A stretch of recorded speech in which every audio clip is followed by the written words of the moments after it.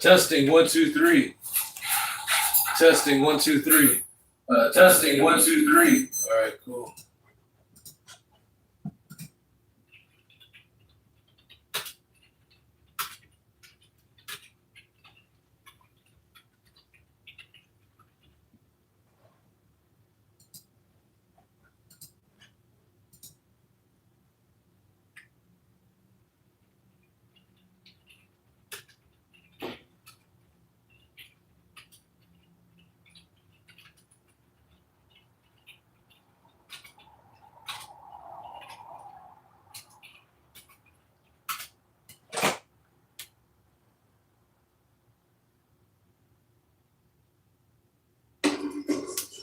Good morning. This hearing will come to order.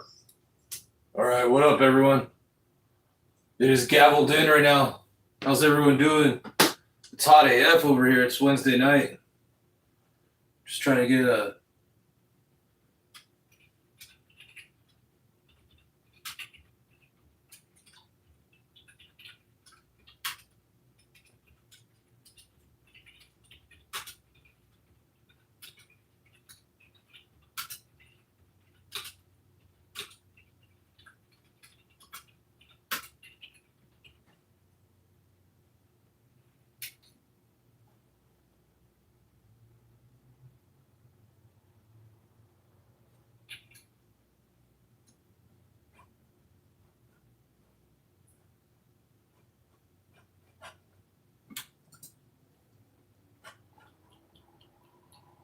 All right, so this is a hearing that happened earlier today. So this is some guy named Jay Clayton. He's having a hearing right now to see, if they accept him or not for the National Intelligence. Yeah, Director of National Intelligence, DNI. Confirmation hearing. All right, let's go. Let's see what this is all about. Please hit the like button, and thanks for hanging out. Feel free to share your opinions. All right, here we go. Of Mr. Jay Clayton to be the Director of National Intelligence. Hey, what's up, Amber Leslie? What's up, Captain Hober? Hey, I've missed you, Amber Leslie. I haven't seen you around. Good to see you. What's happening? Yeah, just a tad bit cooler. I just got back from walking my dog, and it's like 10 p.m., and it's still hot AF. I would also like to recognize the devastating loss we all suffered over the weekend.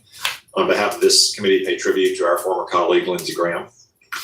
Though Lindsey didn't serve on the Intelligence Committee, as a former chairman of the Senate Judiciary Committee, he was a part of our extended family, and he was obviously a champion for intelligence officers just as he was for our troops. He was a true partner on issues such as FISA, FBI, DOJ oversight. Lindsey ensured the intelligence community had the resources needed to confront our adversaries. Lindsey was a true patriot who led with courage, loyalty, and relentless optimism during his time both as an airman in the Air Force and in the United States Congress. In remembrance of Senator Lindsey Graham's lifetime of service, I invite the members of this committee to honor our colleague and friend by living up to the example he set, carrying forward his love for God and for country. We also welcome his sister and new senator, Darlene, who we all had the occasion to meet yesterday, and who I know will carry forward his legacy in a way that would make him immensely proud, as he always was proud of his young sister. Today's hearing is an opportunity to consider Mr. Clayton's qualifications. So I'd like to welcome him and his wife, Gretchen, to the Senate Intelligence Committee. Mr. Clayton, thank you for once again answering the call to public service. There he is, right there. Loved ones, including those watching from home, thank you for your support during this process. I want to state for the record that Mr. Clayton has provided answers to our standard 40-page committee questionnaire. He has answered in writing more than 200 advanced questions for the record as well. He has completed his FBI background investigation. He has met with most members of this committee, and he has provided more than 5 years of tax returns. This is no small feat, but was helped in large part by the fact that this was his third time through the process. I want to thank all of those persons and organizations who worked to move his nomination at very fast speeds. That includes our committee staff, the staff at the Office of the Director of National Intelligence, the FBI, the Office of Government Ethics, and the White House Counsel's Office. I'd also like to offer my prayers to outgoing Director of National Intelligence Tulsi Gabbard's husband, Abraham, as he battles cancer, and thank Ms. Gabbard for her efforts to streamline the ODNI as she turns, understandably, to her husband's care. This committee is grateful for her decades of service to the country, both in uniform and as a civilian. And I also want to take a moment to thank Bill Pulte for his leadership to date as the acting Director of National Intelligence. The additional steps he's taken to right-size the office of the DNI will help Mr. Clayton be successful on day one of assuming this position. Mr. Pulte has been highly communicative and engaged with me and my staff during his tenure, for which I am grateful. Mr. Clayton, it's my understanding that you intend to finish Ms. Gabbard's work to return the ODNI. Hey, what's up, Amber? Sorry to hear about that. But that's what we're all here for, on these YouTubeville streets. We're all here to boost each other up with morale and hope and friendship. Original size, scope, and mission. I've long said that the right number of staff at the ODNI would number. Here's Carlo. Here's Carlo for you. What's up, Carlo? You want to say hi to Amber? Good boy. There you go. Carlo's kicking it. He's all our friends. Carlo doesn't care about any politicians. He just wants his walks and his food and his bones and his meats. Tuna? You like tuna? Oh, are you hungry? It's dinner time? It's chow? Good boy, Carlo. It's Carlo the Husky. He'll be hanging out with us, making sure everything goes smooth. Yeah, it's still like 100 degrees over here, and it's 10 p.m. over here in Los Angeles. It's wild, y'all. But yeah, these are the opening statements for this Jay Clayton hearing, so appreciate anyone that's hanging out, hitting the like button, and sharing your opinions. Maybe a couple hundreds at the maximum, but certainly not the thousands of recent years. Congress intended the ODNI to be a lean and efficient organization to keep bureaucratic intelligence agencies at bay. But some 20 years later, the ODNI has fortunately become yet another bloated agency that incentivizes bureaucratic fake work as opposed to genuine intelligence work. Mr. Clayton, given your many years as a seasoned professional in both government and private practice, I'm eager to hear how your experiences will inform your plans to return the ODNI to those roots. I look forward to working with you to provide any legislative relief that you deem necessary, such as transferring centers or functions to other government agencies, because while many functions that are needful occur in the ODNI, they don't necessarily need to be occurring there. Additionally, I'm interested in hearing about your efforts to advance America's national security in your current role as the United States Attorney for the Southern District of New York. As U.S. Attorney, Mr. Clayton has gone after some of the worst national security threats, including foreign enemies who put innocent Americans at risk and have American blood on their hands. For example, he's overseen the indictment of Venezuelan dictator Nicolas Maduro, secured the guilty plea of Venezuelan General Hugo Carvajal, and overseen the prosecution of an Iran-backed terrorist connected to multiple attempted terror attacks in the United States. Though these are just a few high-profile cases, let me state for the record that Mr. Clayton has worked hand in glove with our intelligence agencies and counterterrorism personnel to lock up criminals who threaten our national security. I commend him and all those involved for this important work. I'm interested in hearing from the nominee how he plans to apply this experience as the leader of the intelligence community. Mr. Clayton, in addition to streamlining the ODNI, foremost on your to-do list will be helping refocus the intelligence. This guy's funny right here. Every time you think he's finished, he keeps on going. So, yo, man, it's quite an introduction, dude. Let the other guy talk. On operations by being a vocal and uncompromising advocate for its resources. If confirmed, I'll expect you to make the case to the Intelligence and Appropriations Committees for why the funding requests and a supplemental funding bill with great successes. While the Pentagon received money from the Working Families Tax Cut, the intelligence community did not. I'll say here publicly what I wrote to Acting Director Pulte and Director Ratcliffe last month. I do not want to see any more reprogramming requests that borrow from one operational account to fund another. There are plenty of underperforming and under-executing programs across the intelligence community that can be a bill payer for needful operations until Congress can pass supplemental appropriations bills. Now, before I turn it over to the Vice Chairman, I'd like to put on the record that in all my experiences with Mr. Clayton, his reputation as someone who operated with morality, decency, and integrity has proven to be true. The job Mr. Clayton has been nominated for today is not one which he sought, but one which he has been gracious enough to take on. I'm confident that by the end of the day, my colleagues will join me in seeking to get Mr. Clayton's nomination across the finish line. I now recognize the Vice Chairman for his opening remarks. Well, thank you, Mr. Chairman. Let me just echo what you said at the beginning of this hearing in terms of the great loss we all feel on both sides of the aisle of the passing of our friend Lindsey Graham. And as we commented yesterday, he was not on this committee, but he sure as hell acted like he was on this committee on many terms. Clayton, Jay, it's good to see you. It was great to have the opportunity to meet your wife, Gretchen, in the anteroom. And I'm going to start with where the chairman started. And I have addressed this before, but the process we've gone through to get you before this committee is really pretty remarkable. I can't think of any other instance in the history of this committee where a president sends a nominee up, and then in a bipartisan way, we say, we really want to move heaven and earth to get this nominee moving through quickly because of the importance of the position. And then the president decided that the Senate was moving too fast on his own nominee and pulls that nominee for a while, pulls down the hearing, and in the meantime blows up the FISA reauthorization process, which is critically important. Now, I know you had nothing to do with that, and we're probably as surprised as many of us. So I guess congratulations about getting finally in front of this committee. I also want to thank you for your partnership when you were SEC chairman and when we worked on investments in human capital.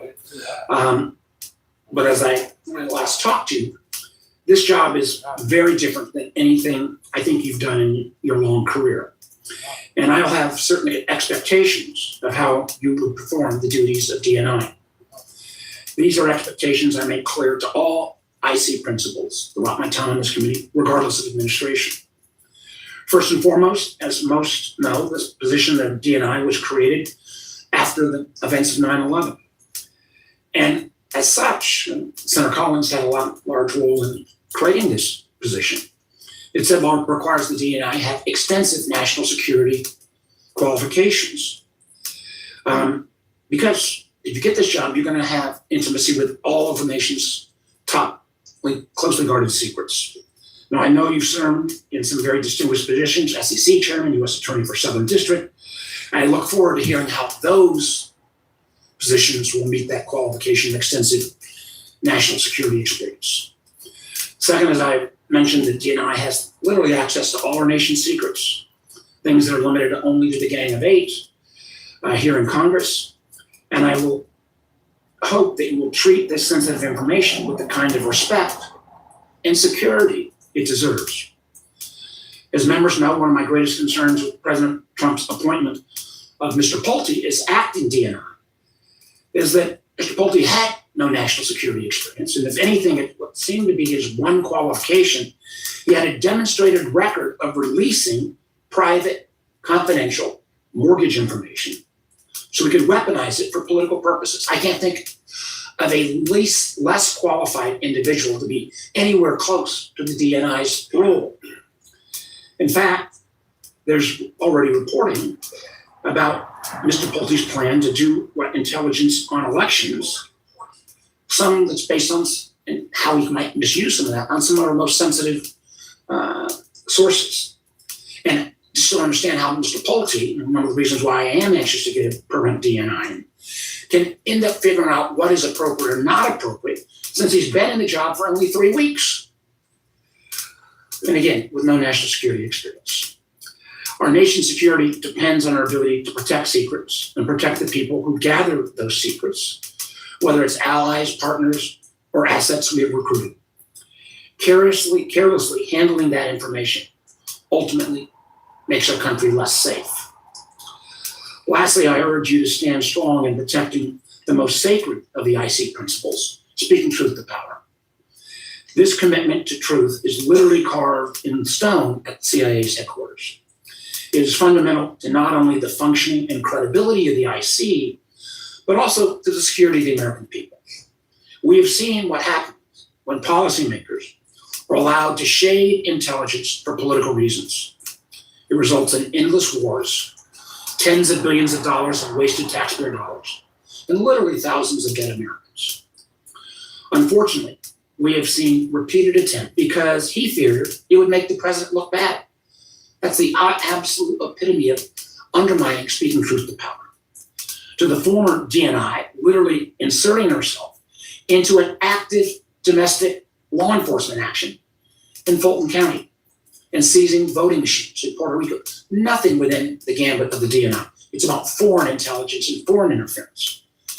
And in fact, recent report suggests that the IC's annual analytic objective survey, where they go out to the whole IC community and say, how do you think things are going, shows a substantial increase in the number of IC employees who say they are concerned about the intelligence analysis being undermined by political interference. Again, the opposite of why your role was created and the opposite of what the goals of the IC should be. I hope that should you be confirmed, you will make it clear that this kind of politicization has no place in the intelligence community. And I ask that you treat the thousands of IC career staff who will be under your charge with the kind of respect and dignity they deserve. They are brave men and women who've signed up to serve our country, and they never get the recognition that our men and women are in uniform get, but they do so much to protect our nation. And as I said at the outset, this is a very different job than many you've had in the past. And in some ways, I believe it's more critical than being SEC chair or U.S. attorney, because in many ways, the IC is our first line of defense in terms of keeping our country safe. In order to make sure we keep our country safe, the IC must also maintain the trust and credibility with the American people, which means objective analysis, keeping itself free from politicization. I look forward to your answers. Congratulations again, and I yield back. Thank you, Mr. Vice Chairman. I now recognize Senator Rounds, who would like to say a few words about Mr. Clayton. Thank you, Mr. Chairman. Today I have the privilege of introducing the Honorable Jay Clayton, President Trump's nominee, to serve as the next Director of National Intelligence. I first met Jay through my role on the Banking Committee when he was nominated by President Trump and confirmed by the Senate to be chairman of the Securities and Exchange Commission in 2017. He's a consummate professional with a distinguished career in both the private and public sectors. The Senate previously confirmed him on a bipartisan basis to serve as the SEC chair, and I'd like to think we were proven correct in judging his character the first time around. It's no surprise President Trump would select him to serve in his cabinet. The DNI has to be a trusted, unbiased voice to provide ongoing intelligence to the president. I believe Jay will do a great work in this role. Jay is an accomplished lawyer with decades of experience, and he currently holds one of the most high-profile and demanding posts in the Department of Justice as the U.S. Attorney for the Southern District of New York. He made the most of his time in New York by prosecuting some of America's worst enemies and threats to our national security. Mohammed al-Sadiyah, the Iranian-Iraqi national responsible for over a dozen terrorist attacks in Europe and 2 attempted attacks in America. Nicolas Maduro and other narco-terrorists. These efforts required extensive coordination with the intelligence community and larger national security enterprise, including the Department of Justice, the Department of the Treasury, the Department of Homeland Security, and the Federal Bureau of Investigation. If confirmed, Jay's experience at the helm in New York will serve him well as DNI. Mr. Clayton chaired the SEC through a period of significant uncertainty for financial markets during the depths of the COVID-19 epidemic in 2020. His success in leadership roles at the SEC and DOJ is strong evidence of his ability to be an effective coordinator as the Director of National Intelligence. Many of the most pressing national security threats we face today are cross-cutting issues that involve technology and economics and go beyond the IC's traditional focus on foreign military capabilities and foreign leadership intentions. Jay's time at the SEC and in the private sector has given him valuable experience with issues that the DNI faces on a daily basis. Cyber threats from state and non-state actors, illicit finance, economic competition with China, and the rapid adoption of artificial intelligence by both our adversaries and our own intelligence community. He brings valuable insight into each of these areas that will serve him and our country well. Jay holds a TS SCI clearance and has worked in highly classified, compartmented environments requiring discretion and security compliance. As a result, he knows firsthand the critical importance of Section 702 and FISA. His extensive experience working across agencies is a quality needed as DNI. He has a working relationship with CIA Director Ratcliffe that will make for a smooth transition into this leadership role. While Jay may not have served in the intelligence community, he has the right mix of practical experience working with the IC, including experience with the Justice Department and coordination with the Department of the Treasury. His professional background is important to the growing demands being placed upon the IC related to technology and economic competition. Further, his diverse experience in the private sector, the SEC, and as a U.S. attorney in a very active district give him the wealth of management, leadership, and organizational experience to succeed in coordinating at all the different equities or with all of the different equities that make up the intelligence community. In closing, I offer my strong endorsement for Mr. Clayton to serve as the next Director of National Intelligence. Thank you, Mr. Chairman. Thank you, Senator Round. Mr. Clayton, before we move to your opening statement, I need to ask you 5 standard questions the committee poses to each nominee who appears before us. A simple yes or no answer for the record will suffice. 1, do you agree to appear before the committee here or in other venues when invited? Yes. 2, if confirmed, do you agree to send officials from your office to appear before the committee and designated staff when invited? Yes. 3, do you agree to provide documents or any other materials requested by the committee in order for it to carry out its oversight and legislative responsibilities? Yes. 4, will you ensure that your office and your staff provide such material to the committee when requested? Yes, I will. 5, do you agree to inform and fully brief to the fullest extent possible all members of this committee of intelligence activities and covert actions rather than only the chairman and the vice chairman? Yes. Thank you very much. After our hearing today, it's my intention to convene a committee business meeting early next week to vote on the nomination of Mr. Clayton and report it to the Senate for a floor vote. Mr. Clayton will now proceed to your opening statement, after which I will recognize members by seniority before the gavel and by arrival after the gavel for 5 minutes each. Mr. Clayton, the floor is yours. Thank you, Chairman Cotton. Vice, you move the mic a little closer. How's this? Okay. Thank you, Chairman Cotton, Vice Chairman Warner, and the distinguished members of the committee. I am honored to appear before you today as the nominee to be the Director of National Intelligence. I would like to thank President Trump for placing his continued trust and confidence in me. I am humbled by this nomination and grateful for the opportunity to continue serving our country. I also want to thank my wife, Gretchen, and our children for their support and their commitment to public service. I also thank the many women and men I have worked with at the SEC and the DOJ. Together, we have built great teams that have delivered for the American people. Senator Rounds, I thank you for those very kind words and for your commitment to the people of South Dakota and our country. I have been fortunate to serve in a broad range of leadership roles in both the public and private sectors. Each position has presented challenges and opportunities. If confirmed, I intend to approach the DNI role in the same way I have approached these roles: mission-focused and team-oriented, taking on the challenges and seizing the opportunities. The mission of the Director of National Intelligence is clear: to ensure that the policymakers and institutions that the intelligence community serves, especially the President, our military leaders, and Congress, receive the best possible intelligence in a timely, objective, and independent manner.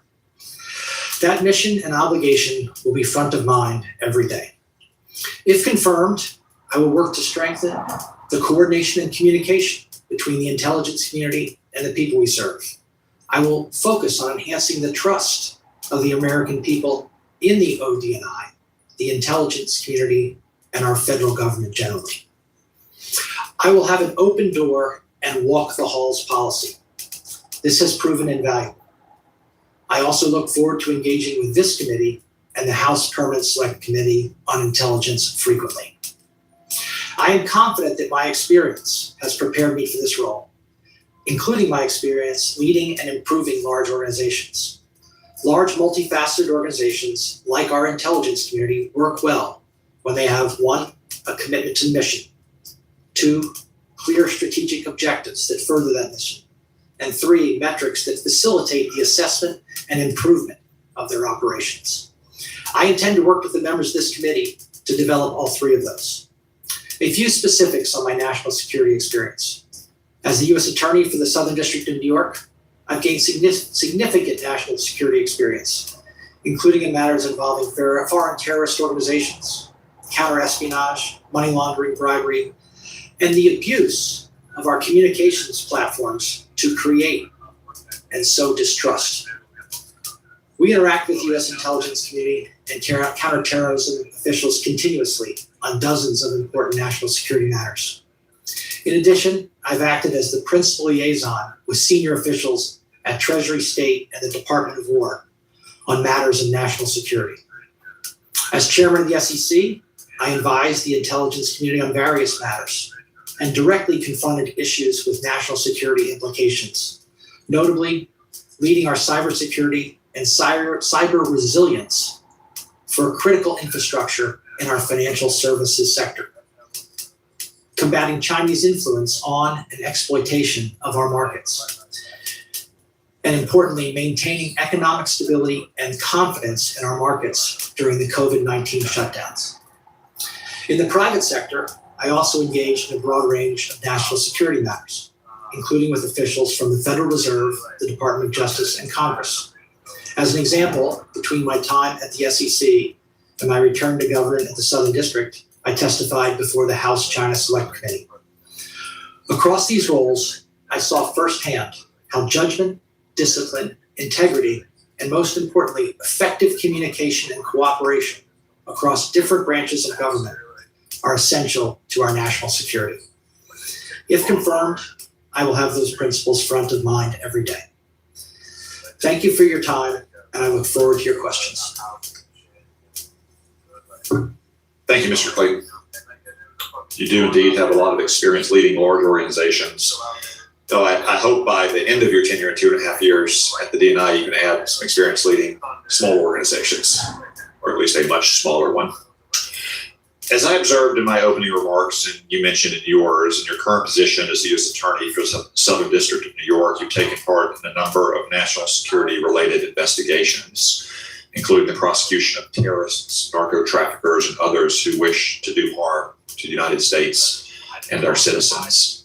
I think it's probably important for many viewers to know that the Southern District may be the #1 national security-related U.S. Attorney's office in the country. Can you speak to your interaction specifically with the intelligence community as part of these investigations and how critical intelligence community collection was for informing the evidence you obtained to pursue convictions in these cases? Thank you. The short answer is extremely critical. And in the examples that you mentioned, the examples that Senator Rounds mentioned, whether it's Maduro and Carvajal, whether it's al-Sadi, the I'll just say multifaceted terrorists who we've recently captured, and our drug interdiction efforts, combating cartels and the flow of deadly drugs. The intelligence community is essential to our prosecutions in all of those cases. And if I may, it's the only game in town. The United States intelligence community combating those global threats is essential, not just for the U.S., but as was mentioned in Senator Rounds' remarks, keeping our European colleagues safe as well. Thank you. You also mentioned your time at the SEC. Now, in my neck of the woods, that's the country's best football conference. But here we're talking about the Securities and Exchange Commission. I think most observers would think, well, that's for the stock markets, and a Wall Street lawyer goes in and hopefully gets fees down and markets do well and combats fraud, maybe tackles new issues like cryptocurrency. But I think some viewers would be surprised at the amount of national security related matters you had to confront at the SEC as well. Could you just go into a little bit more detail on that front too? Sure. Starting at the top, national security and economic security are synonymous. National security and market function and market integrity are synonymous. Our financial infrastructure is essential to our security as a nation. Going beyond that, understanding the economic implications of actions and the likely knock-on effects is a big part of what I believe the intelligence community should be providing to the consumers of information. Understanding the economic consequences of actions is an essential part of intelligence, and it's something that I engaged in frequently at the SEC. And while the Office of the Director of National Intelligence was set up in the aftermath of the 9/11 attacks in the context of wars in the Middle East, isn't that particularly true as we think about our struggle for mastery with China and also checking Russian aggression around the world, that economic matters are vitally important when we're facing traditional nation-state actors like Russia and China. Senator Cotton, Chair Cotton, I could not agree more that our adversaries not only look at kinetic and other what I would call traditional ways to harm Americans, they look at economic ways to harm Americans. Thank you. The Vice Chairman alluded to an address the President will apparently be giving tomorrow night that may or may not be based on some kind of intelligence that's going to be declassified. To what degree, if any, have you been involved in the process for what may be discussed by the President tomorrow night? I'm not involved in that. Because you're not currently the Director I'm currently not the Director of National Intelligence. And in fact, to be involved would violate a core principle, which is you take no actions that would presume your confirmation. I couldn't have said it better. Thank you for helping me establish that fact. The Vice Chairman.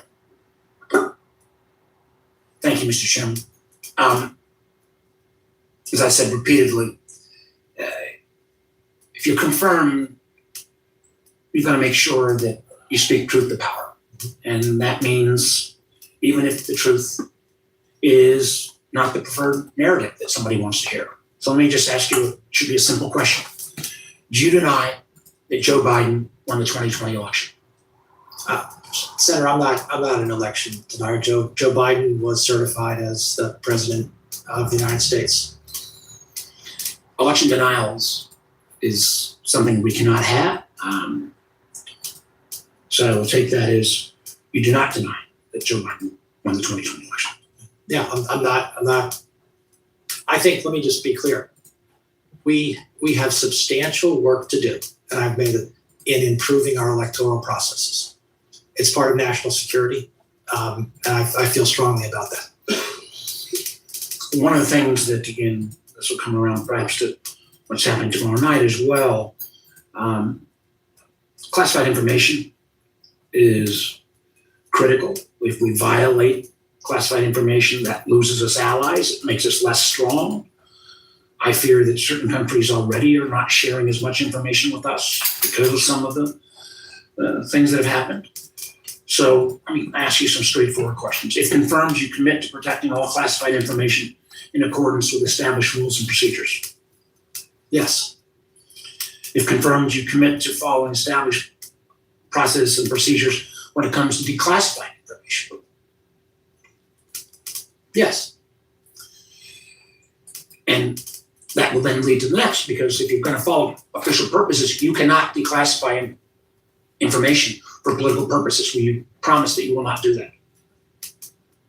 Senator, I promise that my declassification exercises will be consistent with the role, and I believe that there are a number of protections in place across the intelligence community to ensure that intelligence is not used for political purposes, and I intend to adhere to those. Well, that is, in many ways, at least for me, that is the nub of of this hearing. In preparing for this hearing, I have analyzed the procedures that are in place for declassification and other actions that you would take as the Director of National Intelligence. And I look forward to consulting with the people inside the intelligence community and at the ODNI to ensure that we adhere to those principles. It's critically important because, again, we may see some of this tomorrow night or not, but we go around those established procedures. We could burn sources and methods. We could lose allies. It is the ramifications are so great, and it has been treated in such a cavalier way that it's really extraordinarily upsetting to me. Along with classified information comes the analytic tool. One of the things that I pointed out in the recent IC annual survey, the number of IC analysts that are concerned that their work may be threatened by politicization, or if you don't reach the right conclusion, that completely undermines the basis of what the intelligence community set. So, if confirmed, you commit that the ODNI's decisions and analysis will remain free from political pressure and conspiracy theories. Yeah, Senator, the role is to ensure that you, the president in particular, the members of the cabinet receive the best possible intelligence product available, and I do commit to do that. And I do commit to do that. Yeah, if you could bring the whole box. Sorry, I need a space for the papers.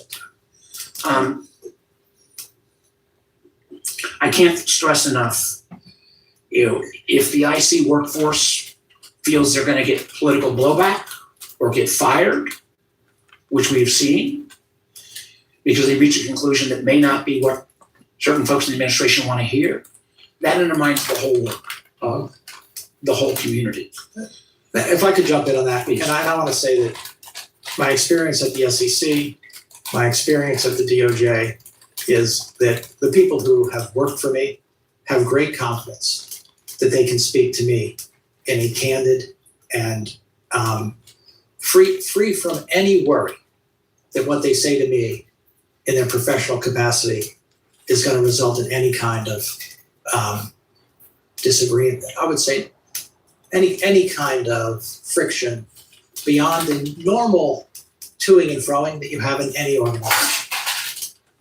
And I will say, let me add a comment to what Senator Round said. In working with you at the SEC, I found that was how you operated, and particularly in taking on certain issues that might not have been politically popular. But this is such a different role, and I'm so concerned that whoever ends up in this role is going to be under a set of pressures that may be unprecedented, and we're going to need somebody extraordinarily strong.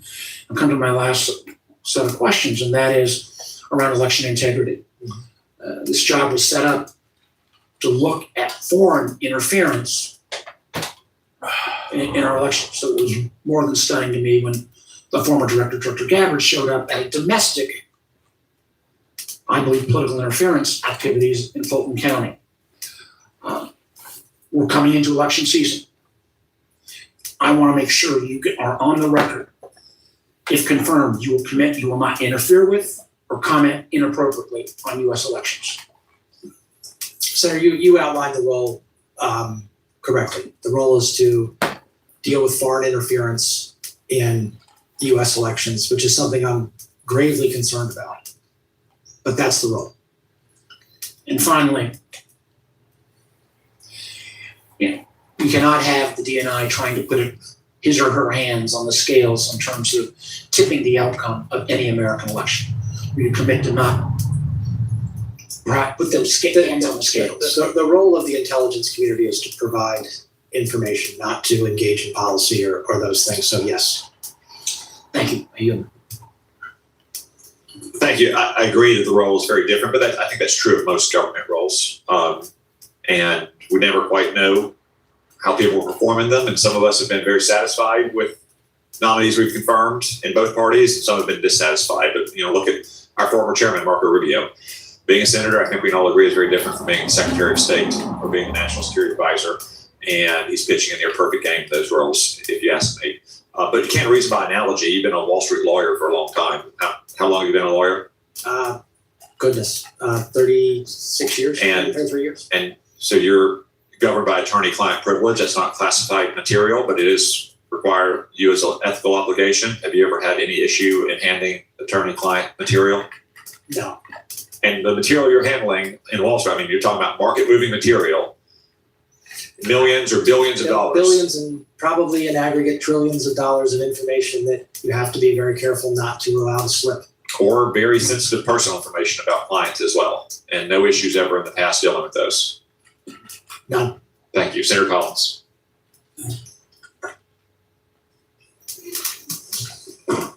Thank you, Mr. Chairman. Welcome, Mr. Clayton. Mr. Clayton, I want to give you a little bit of history of the OD&I. I was a co-author of the legislation that created the Director of National Intelligence, along with Senator Joe Lieberman, Congresswoman Jane Harman, and Congressman Pete Hoekstra in the House. And it came about following hearings that we had and extensive analysis of a failure of the more than 18 intelligence agencies to share vital information that perhaps could have allowed the dots to be connected and the horrific terrorist attack of 9/11 to have been discovered and deterred. I'll never forget a conversation that I had with Secretary of State Colin Powell. He said our intelligence community needed an empowered quarterback to make sure that there was sharing of information and a collective, collaborative approach to intelligence. Instead, what we had was a very siloed approach. And that's why we worked so hard to draft the Terrorist Prevention and Intelligence Reform Act that created the Office of the Director of National Intelligence and the NCTC, the National Counterterrorism Council, which would bring agencies together. So I understand that OD&I has grown far bigger than we ever would have envisioned when we wrote that law. But I am deeply disturbed that some administration officials and indeed some senators have called for not just a reduction in the size of OD&I, but that we abolish it altogether. There remains a critical purpose and mission for OD&I to lead and manage the 18 separate intelligence agencies with worldwide operations that include space, cyber, and human intelligence domains. Do you commit to maintaining the vital role of OD&I and its NCTC?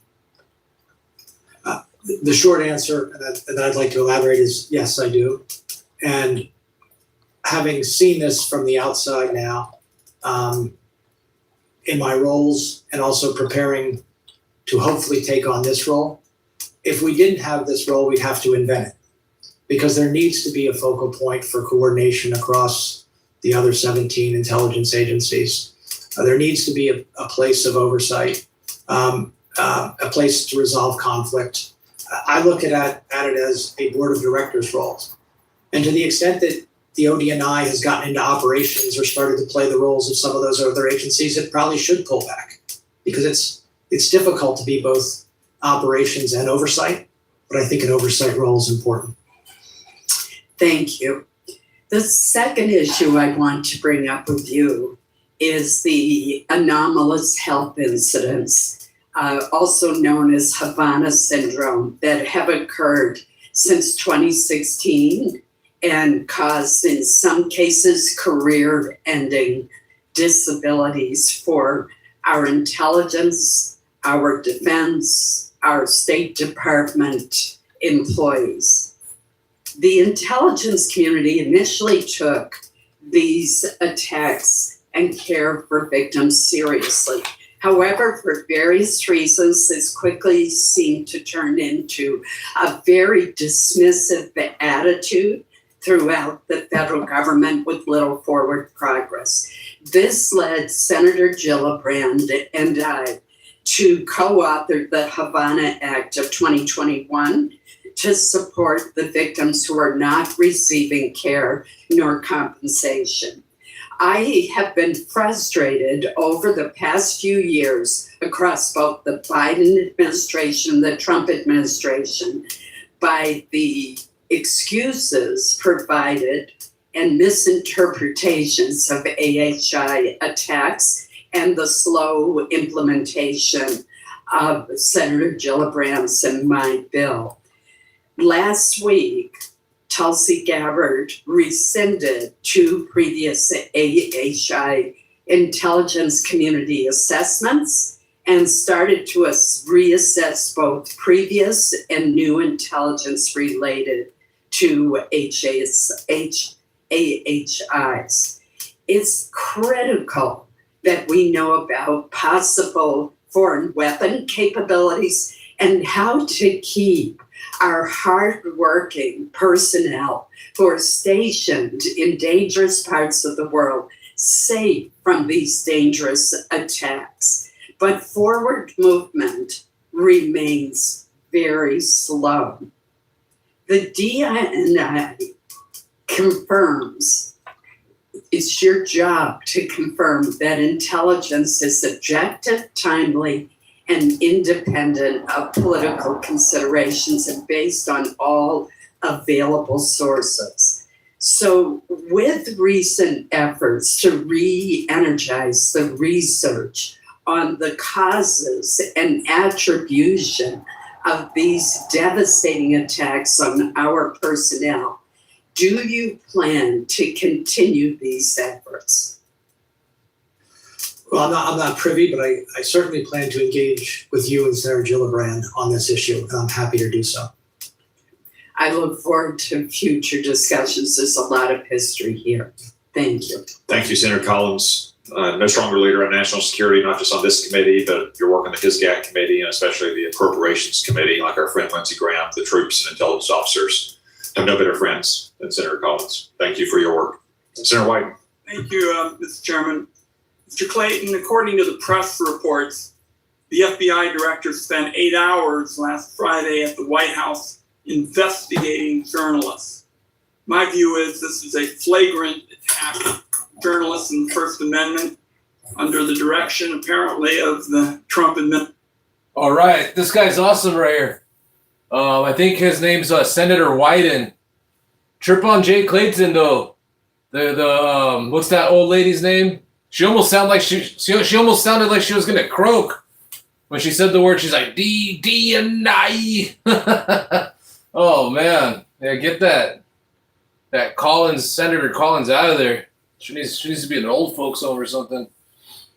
Time for some new blood in the Senate seat in Maine. But yeah, that Jay Clayton guy was like saying like he's like, I'm not privy to it, but I'll be happy to do it. It's like applying at like McDonald's. And the guy's like, hey, do you know how to make a Big Mac? Like, I don't really know how to do it, but I'm happy to do it. When were you directed to issue subpoenas to the journalists and by whom? Senator, I believe you're referring to the reporting around the subpoenas relating to the subpoenas you signed. The subpoenas that I signed. Those subpoenas are in connection with an ongoing national security investigation. I'm happy to talk to you and this committee about our approach to the First Amendment and our efforts in all cases to limit, to the greatest extent possible, any intrusion into the operation of the free press. I'm absolutely committed to and respect our First Amendment and the role of the press. So let me ask you this. It's not even clear that the subpoenas that you signed followed the administration's policy, which requires the government to first make all reasonable attempts to obtain information from other sources. What specific actions did you take before you signed the subpoenas? I can tell you that in all of these cases, we, and not just one person, and this is the way I operate, I operate by asking my team, what do you think? Any action in this regard, you can be assured that it was a consultative exercise with the career prosecutors in my office. So that's what you did beforehand to satisfy yourself that this was important to do, to send these journalists a subpoena and go to their house? To issue the subpoenas, let me say that this is, I don't want to get into this in too great a detail because it's inappropriate. I don't want to get into details. I just want to find out what went on. We followed the processes that Okay. we're required to follow. Let me go to the question of elections. You've claimed in the past that vote by mail is tainted, and I haven't seen any evidence of this. These are your exact quotations. You talk about, dishonesty in mail-in voting, and at one point you talked specifically about a group that was doing it. I think it would be very helpful to get a sense of who you're talking about. You said, and I quote, one group is using mail-in voting dishonestly. So you basically said you got a group out there who are election bandits. Who are we talking about? Now, I would like to see where you're pulling those quotes from because I've been very careful in my words on this. I've been very careful. Look, election integrity. I'd like to see the whole passage. Send you the material. Yeah, that'll be, and I'm happy to answer. But let me tell you, Please. we should be. There are two parts to this. One is access, which is extremely important. Access to the ballot is something that I know this body, many people have worked hard for years and years. The other one is integrity. I'm a big believer that we can have better access than we've ever had before and better integrity than we've ever had before. Right. And some of the constructs around our election, the integrity can be greatly improved. Well, I want to see it because I want to know the names of the people that you're calling dishonest. Because I'm the nation's first senator elected by mail. The second senator was a Republican. And we don't believe that this is tainted by fraud. And I have time for one more question. You said that the country was well served by this agreement that Donald Trump is not going to get audited in terms of his taxes. He went through the whole process.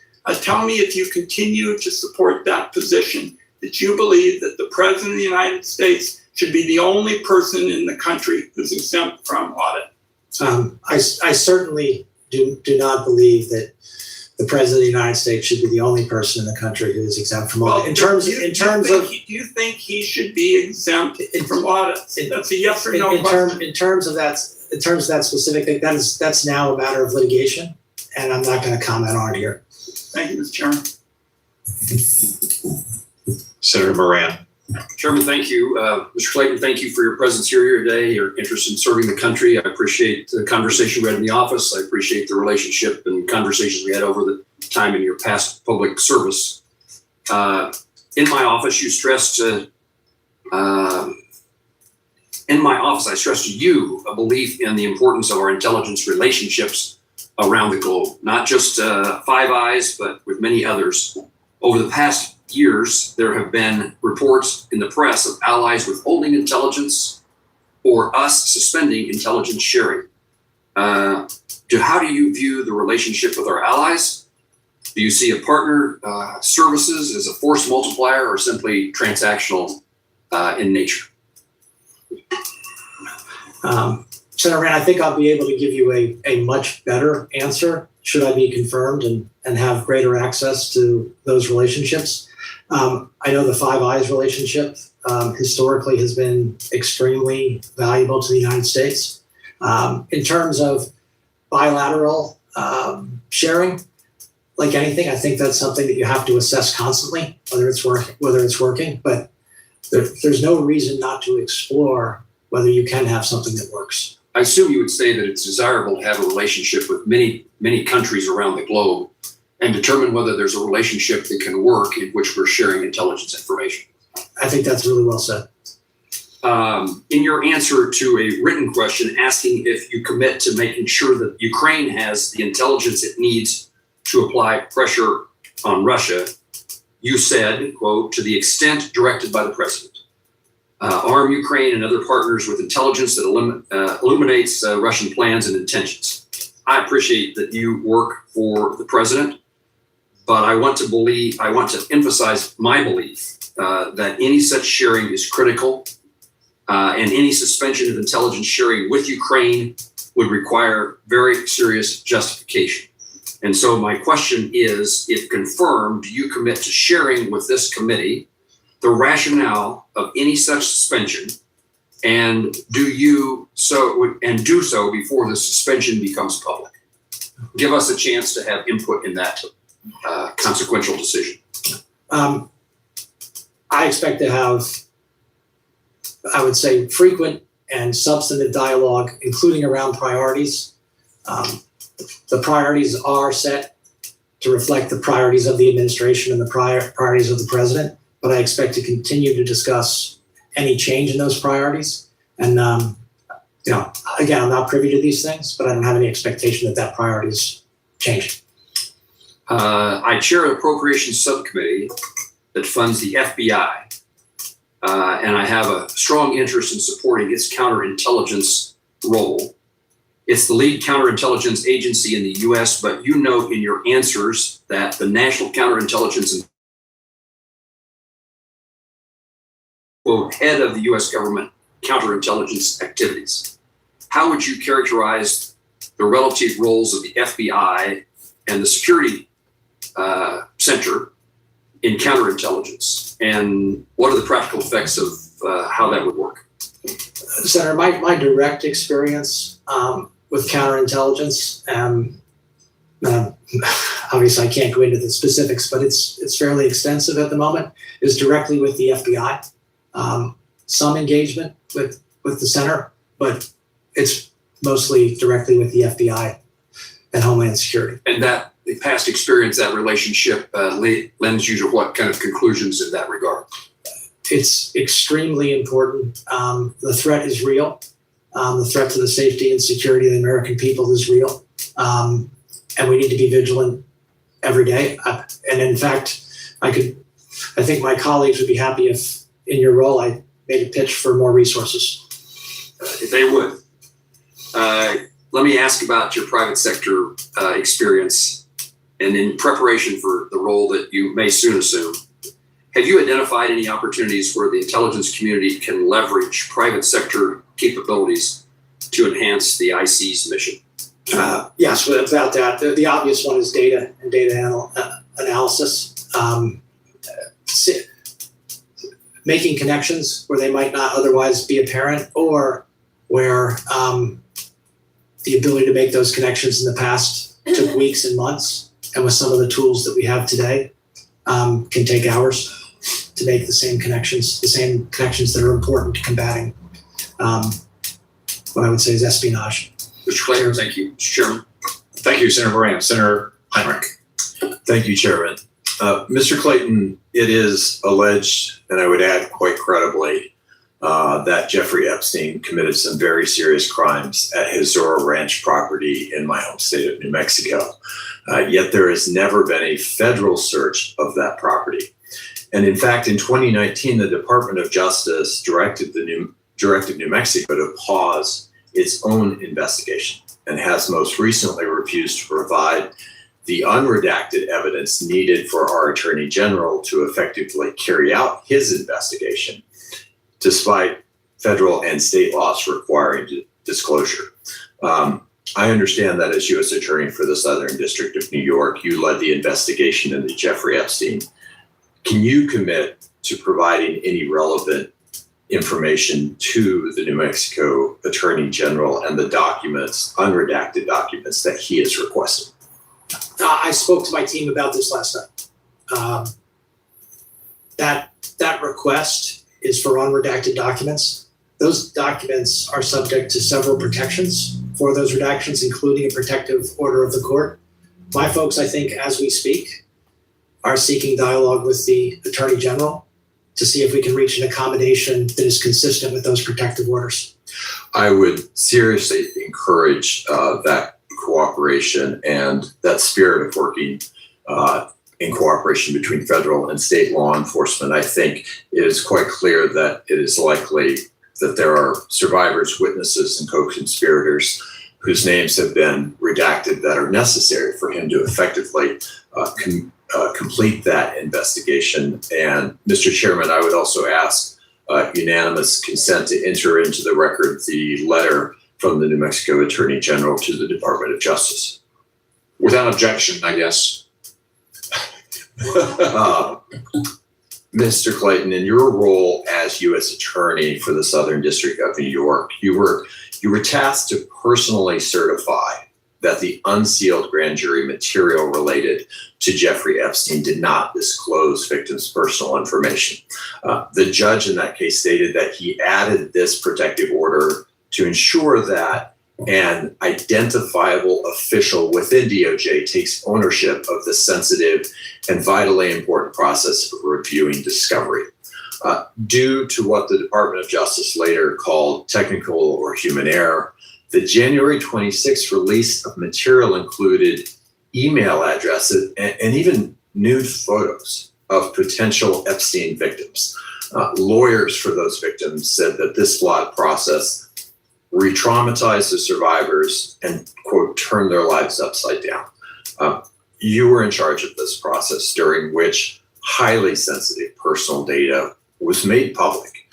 Did you personally certify the material as the judge ordered?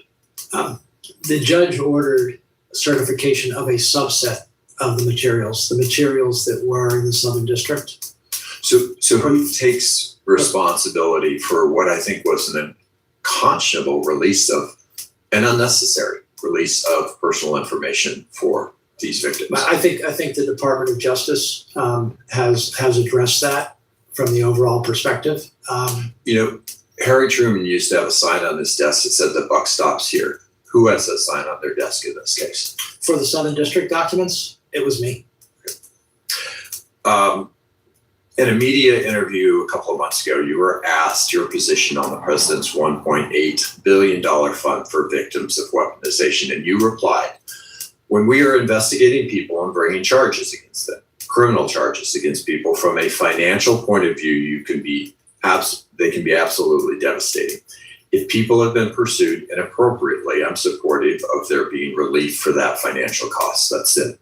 End quote. Do you believe that people convicted of violent crimes related to the January 6, 2021 attack on the U.S. Capitol and on U.S. Capitol Police were pursued inappropriately in any way? Let me say this. Any physical violence against law enforcement is completely objectionable. Would it be appropriate for that fund to be used in cases where people were duly convicted of violent crimes in that case? Let me go back to my comment very quickly. I was not speaking of the fund. I was speaking generally. I think this is a CNBC clip, and I stand by what I said, which is if people have been inappropriately and intentionally subject to prosecution, they should have recourse. Thank you, Mr. Chairman. Mr. Chairman, I just want to let witness know we've got the Fed chair upstairs, but I will be right back. I want to make sure my colleagues know I'll be back directly. Senator Budd. Thank you, Chairman. It's good to see you again. I enjoyed our visit a few weeks ago in the office, and also when I was coming onto the House Financial Services and you were coming into the SEC, I enjoyed our time that decade ago. So as we talked about a couple of weeks ago, did the president ever ask you to disband or dismantle the ODNI or the intelligence community? No, Senator, the president has given me no instructions other than to do a good job. Great, thanks. A little while ago, you and Chairman Cotton were talking about economic security being national security, those two being synonymous. So we've got an intelligence community largely established in 1947, around the Cold War period. So what changes are necessary in the intelligence community to maintain economic security as well as national security? I don't want to say that the intelligence community is currently free from economic analysis and the provision of intelligence, but I do believe that the economic effects of various events should be more a part of intelligence assessments, because economic effect, markets move immediately. Markets react, and then people react to markets. I mean, most interestingly today for all of us is the price of oil. Understanding the dynamics around the current and the long-term price of energy and the price of oil, I think is an essential part of any intelligence assessment. Thank you. You know, the men and women in the intelligence community, they do an extraordinary work. Most of the time, they don't get any recognition. But sometimes there's a few bad eggs. Edward Snowden, Dave Rush, the gold bar guy. So as D&I, you'll also be the executive agent for security, as I understand it. So what's your vision for this role to ensure the security clearance process and also to make sure we find and mitigate, head off these insider threats? I think there are two processes that fall. Hey, what's up? What's up, Neva Under Pressure? Hey, good to see you. Thanks for the jewels. Hey, that's awesome. Thank you. Appreciate it. Yeah, just hanging out on this hot summer night, checking out this Jay Clayton hearing regarding his confirmation for Director of National Intelligence. So we're about halfway through. There's still about 57 minutes left. And then after this hearing, we'll check out another hearing. There's a bunch of hearings to check out. But what up, everybody? What's up, Rapid Burrito? What's up, Bio TT? What's up, Trevor? What's up, Tia and Adja? What's up, Madame? Good to see you. What's up, JFO? What's up, Bear? What up, Larry Hunt? How's it going? What's up, Eric? Hey, Eric, how's it going? Yeah, I hope you guys are all having a good night. Thanks for hanging out, sharing your opinions. Just checking out these Senate hearings on a hot summer night. Classification and please hit the like button. Thank you. classification. The other is overseeing security. It may not be, super interesting, but we need to focus on both of those. I think the consensus that I've heard from people who know more than I do are that both of those are in need of a refresh to be more effective. Thank you. I look forward to staying in touch on that and appreciate your work. Thank you. I think Senator Budd raises an important point. We all love our troops. Troops go through the airport. They're in uniform. People buy them a beer. They buy them a lunch. Some of us may have benefited from those freebies in uniform back in the day. Our intelligence officers don't get that gratitude. So let me just take the moment to join Senator Budd and express our thankfulness for everything they do, since they're not out there getting a beer and a sandwich bought for them when their airports are out of town. But we would be exposed to many more threats if it wasn't for them. Senator King. Thank you, Mr. Chairman. I agree with your comments whenever I meet members of the intelligence community. I say you don't get the flyovers at the football games, but we appreciate what you do. Mr. Clayton, there's been some discussion earlier about the importance of that. I like this guy right here. The Senator Angus King. He's an independent. He's from Maine. Integrity, telling truth to power. The Intelligence Community Directive 203, which goes back more than a decade, says this: independent, that any information from the intelligence community should be independent of political consideration. Analytic assessments must not be. Hey, what's up, Eric Klein? How's it going? By nor shaped by advocacy of a particular audience, agenda, or policy viewpoint. Oh, hey, what up? All the homies are here. What's up? What's up, Edward Thornton? Good to see you. Political judgments must not be influenced by the force of preference for a particular policy. You concur with that, I presume? Yes, So I want to ask a follow-up question to the vice chairman. Who won the 2020 election? I've answered that question. I'm not gonna get into that. You have not answered that question. Could you answer the question? Who won the 2020 election? Pretty simple question. Yeah, I said I'm. So it's A or My answer. No, I'm gonna give you the same answer. It's hilarious. Every single one of these MAGA politicians, whenever they're asked who won the 2020 election, they start to sweat and stutter. It's hilarious. Oh man, the sidestepping they have to do to avoid the question.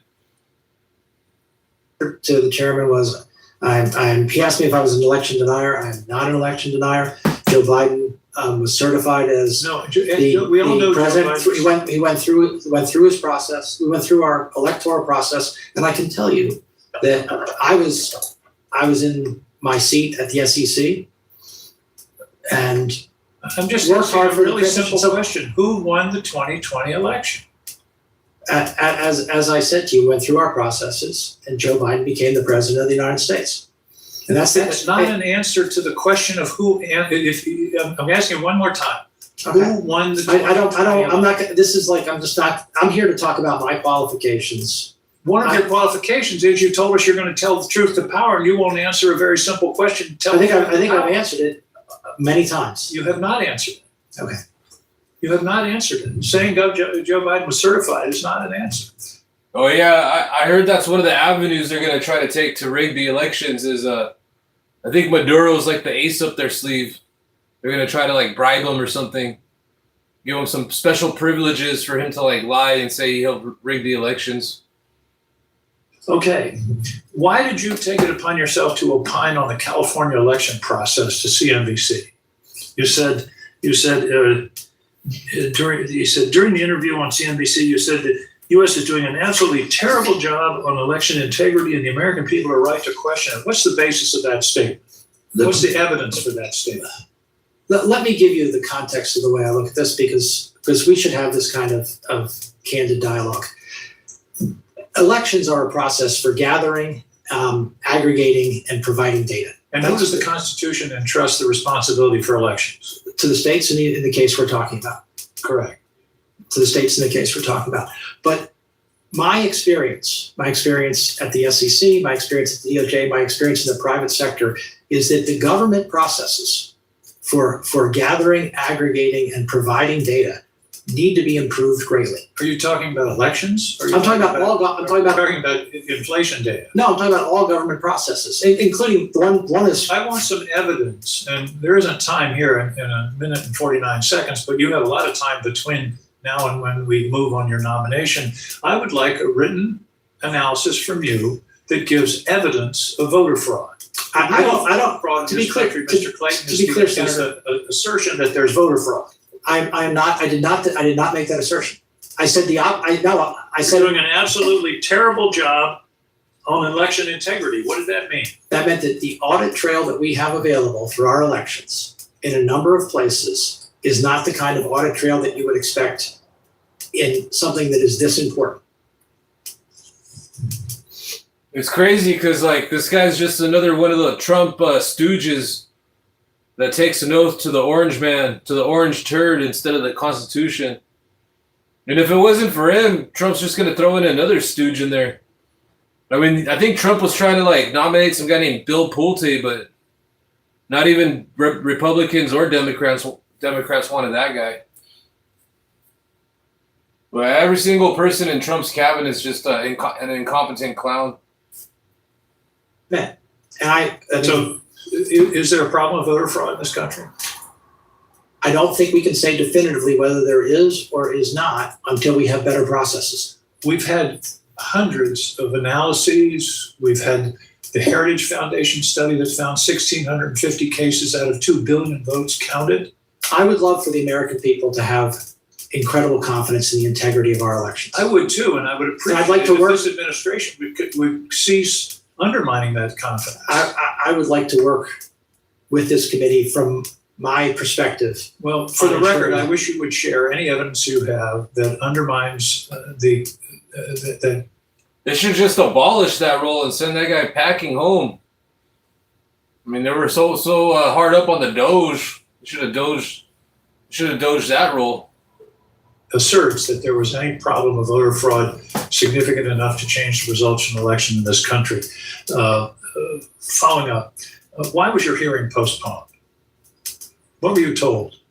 You were going to meet with us in a few hours, and suddenly it was pulled down. Why did that happen? I was requested and respected the request not to attend. Were you given any reason? I'm not going to get into the private conversations. And you testified earlier, just to follow up briefly, you've had no involvement whatsoever with this proposed speech tomorrow night by the president. None, you haven't been consulted, discussed, any involvement. Is that correct? That is correct. Thank you. Thank you, Mr. Chairman. Senator Bennett.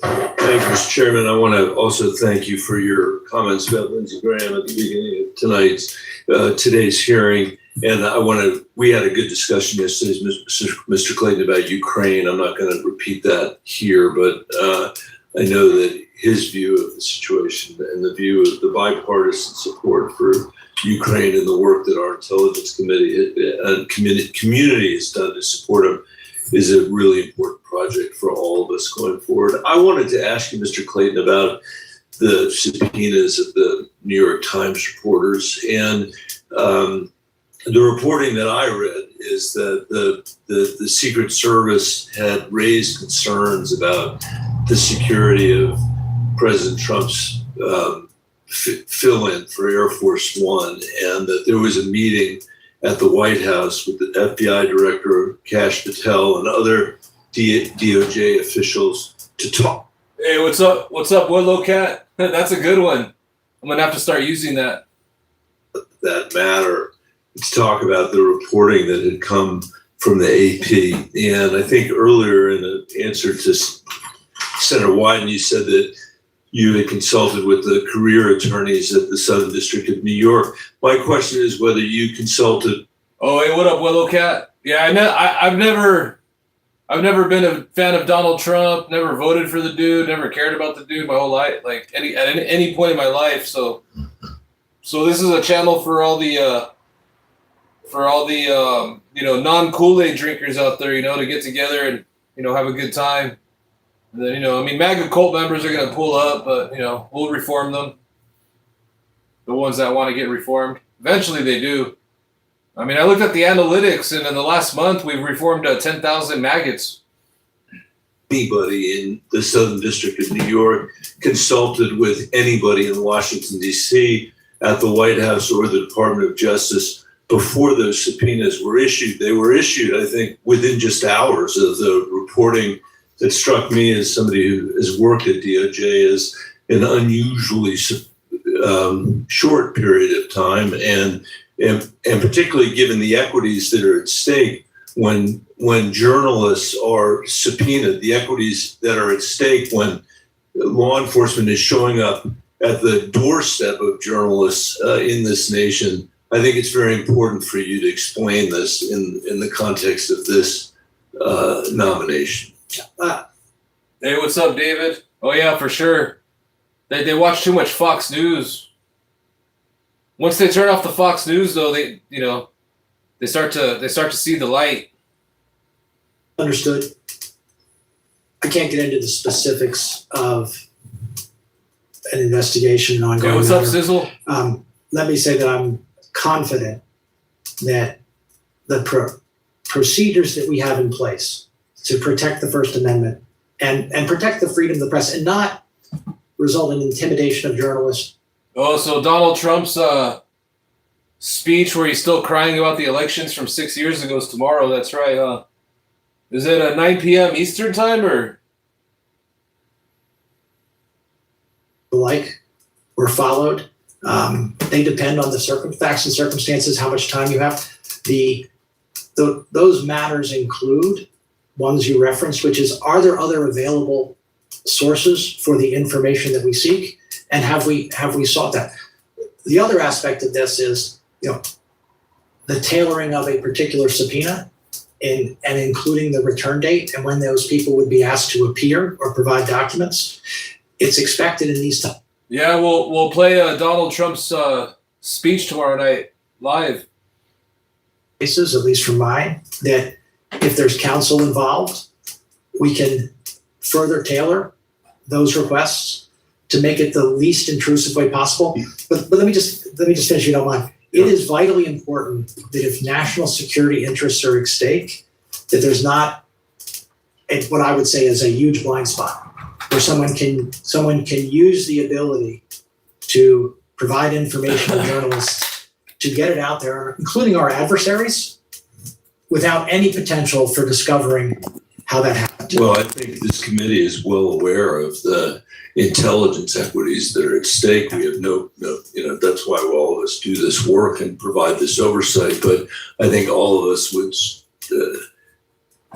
agree that the First Amendment is not some sort of glaring loophole that it's out there. That's something that we need to follow. And so I'll ask you again, Mr. Clayton, did you or anybody at the Southern District of New York have conversations with anybody at the White House or the Justice Department in Washington, D.C., before you issued those subpoenas that resulted in New York Times reporters being served process at their homes? I can say it this way without getting into investigation. The protocols require consultation with the Department of Justice in Washington, and we follow the protocols. And did anybody in Washington, D.C., suggest to you or anybody? Hey, what's up, Soul for Music? Yeah, to be honest, I can't stand listening to Trump anymore. Like, he's always been like, somebody that's been really annoying. But whenever he had a speech, like, I'll check it out, just like clown him, have fun, clown all the maggots. But nowadays, it's like really unwatchable. Like, he literally just says the same stuff over and over again. And he's just like incoherent sentences. Just, he lost any marbles he did have. I don't think he ever had any marbles. He's very low IQ. Your team. Well, I'm just down to watch the Donald Trump speech tomorrow night, just to see, see what kind of bull crap he's going to throw out there. Should issue subpoenas in this case, following the AP reporting of the president coming back on an airplane that was unsuitable for the protection and the defense of the president of the United States. Yeah, I'm not going to get into the details. What I can tell you is that we follow those procedures. And those procedures, for the reasons that I believe firmly, and you believe, protecting the freedom of the press, being the least intrusive possible, require consultation.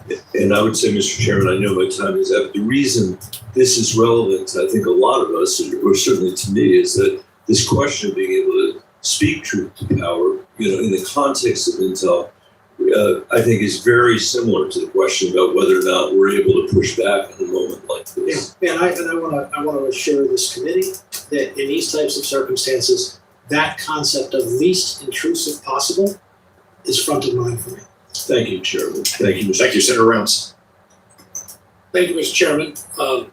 Look, first of all, I do think you're the right guy for the job. And as I said in my earlier recommendation of you to the entire committee, but I want to give you an opportunity to talk a little bit about some of the new technologies that are being involved that we're going to have to address. I don't think we really talked a lot about what artificial intelligence is going to do, and the integration of artificial intelligence, not just by our intelligence agencies, but also by our adversaries. And the focus that we're going to have on the amount of data that we collect and how we're going to have to organize that. I know that you're brand new into this discussion and that you're going to be learning it at a high rate of speed. But can you talk a little bit about your concepts about how we take this huge amount of data that we've got and organize it, integrate it in such a fashion that it's available to be able to make an analysis and to give the best advice to the leaders of this country? We talk about how you see the integration of AI into this process. Thank you. Let me start by talking about it in an area where I know. which is a huge data area, which is the way our markets operate, and the resiliency of our markets, and what I would say is their vulnerability to attack. And AI is a game changer, and we should just all recognize that. I think I commend the Treasury Secretary for leading the way in this, and the Federal Reserve and calling the banks in to talk about what that means. I expect it's the same, or at least it resonates in the intelligence community, that AI is not only an opportunity but a threat. When something's both an opportunity and a threat, you better get your arms around it. Yeah, look, the reason why I asked the question that way is I think that AI is it not only is a game changer, but it's going to be seen by the American public, first of all, as a threat, because they're going to see on social media, they're going to see the misinformation that comes out, deep fakes and so forth.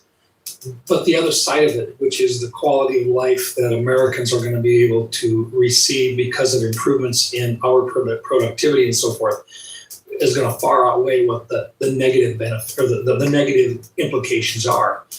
But along with that comes the ability for our country to be able to gather huge amounts of data, a lot of which is going to be of concern to the American people because it's going to be information on them. And they're going to be concerned that government is collecting information on them. Well, at the same time, government, the IC community in particular, has to be able to collect information, not so much on American people, but on the threats worldwide. And I think this is going to cause people to say, okay, are you collecting data on us, or are you collecting data on the rest of the world? And how do you separate that? A lot of that has to do with a lot of the discussion regarding 702 and FISA and so forth. And artificial intelligence is just simply going to magnify that. Can we talk about how we approach that? Because we need the artificial intelligence. We need to be better than our adversaries, collect more data, collect it faster, analyze it better. But we still have to have those protections and the confidence of the American people that we're doing the right things with only the data that we're supposed to be collecting, I think will allow us to continue to move and to protect them. Can we talk about how we do that and how you see that, please? Well, I think the first thing is exactly what you said, Senator Rounds, recognizing that an issue that we're dealing with, I think pretty well, but can always get better, is collect the data we need to provide a good intelligence product without violating people's Fourth Amendment rights, but also in a way that we can control and monitor that. I expect it's just what you said, that AI is going to greatly amplify that collection ability, which amplifies the need for oversight and controls to protect our citizens. I think we should just recognize that that's the case. Yeah, thank you. Look, Mr. Chairman, I just think that this is something that I think our committee is going to be directly involved with. And I think on both sides of the aisle, the implementation of this tool as we speed up the delivery of the decision-making capabilities for our leaders has got to be one that the American people will continue to have confidence in. And I think that's part of the key reasons for having a discussion like this, is to let people know that we recognize that threat is out there and that we're aware of it.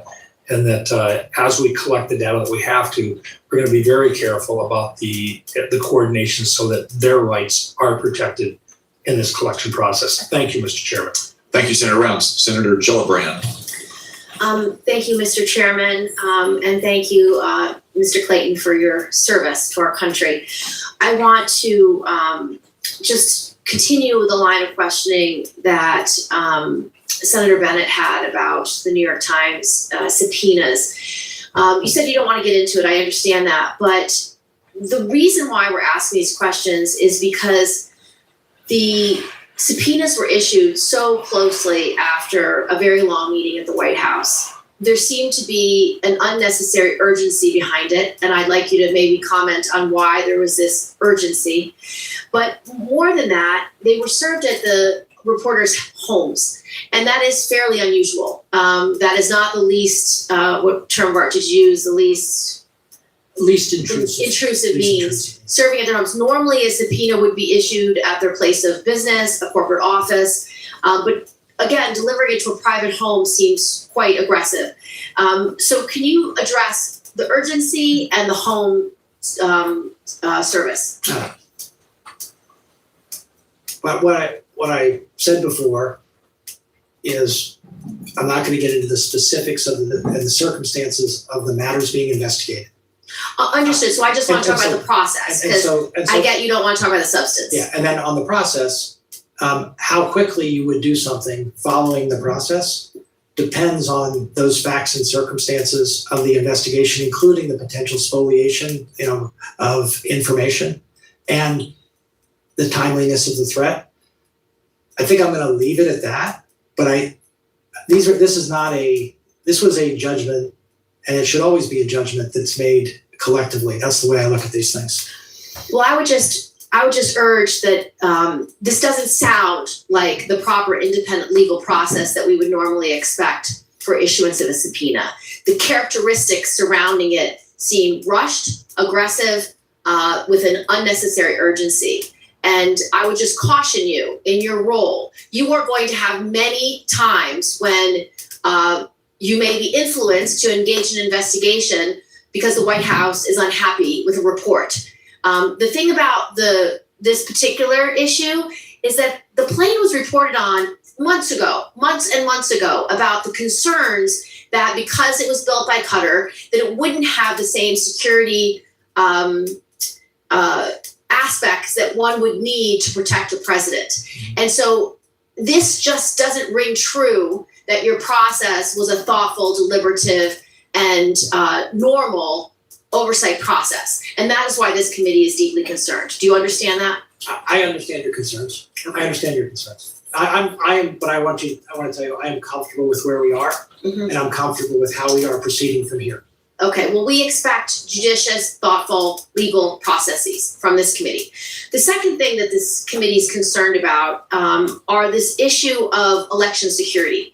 Senator King tried to get you to say, did he win or not win the election?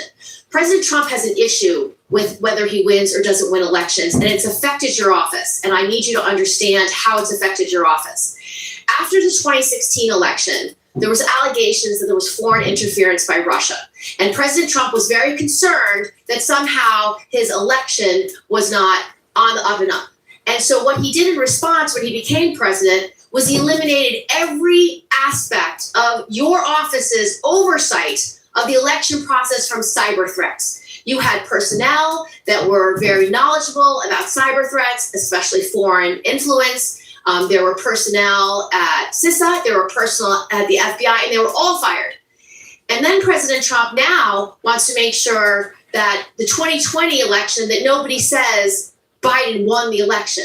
So you can understand why this committee is concerned that you won't say Biden won the election, because it just reeks of this insecurity by the Trump administration about election security. So when you say election security is important to you, I want to make sure that you understand the ODNI has a responsibility towards cybersecurity, towards election security, that's not about voter fraud, but about the influence of foreign countries on our election security. Do you understand that?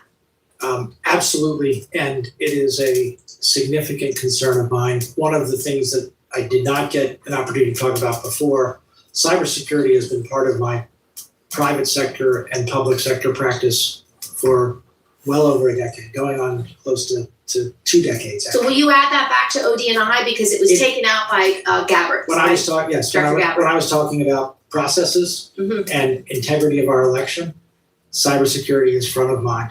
So will you restore the cybersecurity complement to your job, as well as the biosecurity threats, and as well as the Foreign Aligned Influence Center? I can commit to making an assessment, and to the extent that more resources are needed, or more focus is needed, or more coordination is needed. Well, we would urge there are more resources and focus needed in those 3 areas. And I look forward to dialoguing with you on that. Thank you, Mr. Thank you, Chair. Senator Gillibrand. Senator Langford. Sure, thank you. Mr. Clayton, good to see you again on it. You have served the nation in multiple different roles before in leading SEC, and did a very good job there in Southern District of New York, the U.S. Attorney's Office. You've got a very unique experience and background walking in on intelligence. You've handled money laundering, drug kingpins, you've handled international terrorist, foreign terrorist organizations, counter-espionage cases. You've handled a lot of things as a prosecutor in this. My question to you is, how does that experience and knowing what is needed to actually prosecute individuals affect how you approach this task? in helping the intelligence community trying to be able to gather information. Great to see you. Thanks. Good to see you. That the role that you just described is one that I believe draws on a lot of the experience that I've had as a counselor for years, and that is that I want to be respectful that the intelligence community is about providing information and analysis, not setting policy or making decisions. And I look forward to playing that role as ODNI. I think that my experience as a consumer of that type of information will help me provide the information in the way that is best for the consumers I serve. I always worry that people who are the providers of information are providing it for themselves and not for the end user in the most effective way for the end user. Maybe we're doing that, maybe we're not. I hope we are. But I also want to say, as Senator Cotton noted and others have noted, the women and men of the intelligence community are incredible. I look forward to working with them, learning from them, and figuring out how to provide that best possible intelligence product. Okay, that would be very helpful, and it's helpful to all the policymakers to have the best, clearest, non-safe, if I can say it that way, documents to just get the information out so people can make the decisions based on the information that we actually have. That would be helpful, and as a consumer of that, I would assume that makes a difference for you. ODNI started out as a very small entity after the 9/11 attacks, as you know well. It has grown to a multi-thousand person organization. There have been a lot of questions around this dais to try to figure out, is it the right size? We have a lot of people that are detailed from a lot of our intelligence agencies to the Director of National Intelligence Office. Now we're trying to be able to figure out if that's the right places to continue to be able to pull people out of their agencies and pull them over there, or some of them need to return back to their agencies. Obviously, you're not there at this point, but you've led a lot of large organizations. Tell me process-wise, how you walk in to be able to look at, are we right size, right task? Do we have people here that need to actually be there? How do you make those decisions? Thank you. I tried to outline it in my opening remarks. What is our mission? The safety and security of the American people. How do we deal with that every day? We provide decision makers with the best possible intelligence product. What is the structure over the intelligence community with the role that we have, which is supposed to be oversight and integration, not operations? What is the structure that best serves that? That's how I intend to look at it. And specifically, where do people return? Where do they stay? The analogy that is in my mind is a board of directors that oversees a number of subsidiaries. In most cases, that board of directors is fairly lean and relies on reporting from the subsidiaries with some efforts to synthesize, some committees, that is what is in my mind. Not one thing you don't want to do as a member of a board of directors, whether you're in oversight or empowerment or both, is get into the day-to-day of management. You lose perspective. You have handled terrorism cases coming straight out of Iran and threats that have come to us. For 47 years, the United States and American citizens all around the world have faced terrorism threats from Iran and the growth of the proxy terror organizations. What can you tell us at this point, based on your experience from the Southern District of New York and your prosecution side of things, and then also some of the work that you've done in the past, just dealing with money laundering and the movement of money, the most effective way to be able to deal with the threats that we're facing right now from Iran? The threat's real. It's not hypothetical. Look, all you need to do is look at the people who we have arrested in the last year and what they have done. They intend to do our citizens harm. They are well funded, and they are well funded through channels that we need to do a better job of monitoring. Our traditional banking channels, I think, are fairly well monitored. There are new channels, I would say digital asset platforms, other channels where funding takes place that we need to do a better job on. Okay, thank you. I go back. Senator Kelly. Thank you, Mr. Chairman. Mr. Clayton, thank you for being here. I've got a couple very basic questions, and then I want to get a little bit of your opinion on the threats we face if we have time. So can you tell me why Joe Biden was certified as the winner of the 2020 election? I really, I'm going back to my constitutional law here, but I don't want to. It's easy, man. All you got to say is Joe Biden won the 2020 election. It's not that hard. You have debate about this, but I believe he had the most electoral votes. So he won the election. He followed our process, had the most electoral votes, was declared the winner, and who has the most electoral votes? Is it the person that wins or the person that loses? I think that's your characterization. I'm not going to continue. The reason why we struggle with this, and I think it's especially important in the job you're nominated for, is because it seems that. Hey, what's up, Julian Fry? How's it going? Hey, what's up, Paola? What's up, David? What's up, Raptor? What's up, Penny? What's up, Kenneth? How are you guys all doing? Folks who are nominated for these positions just fundamentally refuse to disagree with something the president says. And the problem I have with this is he isn't in the room today. You're going to be in a room with him many times. And at times you should have a difference of opinion. And if you can't disagree with him when he's not in the room, are you going to be able to disagree with him when you're sitting across from him in the Oval Office with a situation room? That's what I struggle with, because this job is different. This job, it's not about softening the edges when the truth is unpleasant. It's about delivering information and making sure the president understands that information. And by the way, people risk their lives to get this information. And if it's not transmitted to the president, if he doesn't understand it, I mean, there's going to be disagreements. We expect that. But I really struggle with this, especially in your position, because you can't disagree with him on this, because he doesn't like the fact that he lost in 2020. As you said, Joe Biden was certified because he got the most electoral votes. That means he won, but you still refuse to say that. And I was sitting at the SEC when this occurred, and I can tell you that maybe people worked harder, but I don't think anybody I know worked harder to make an effective transition to my successor at the SEC. And in terms of your question, I have every confidence that I will deliver on my job candidly, independently, and with my best judgment. But just not in this room. Okay, let me move on. So I want to just hear from you. What do you think our top threats are that we face as a nation today? Let's just talk about the top three. From where I sit today,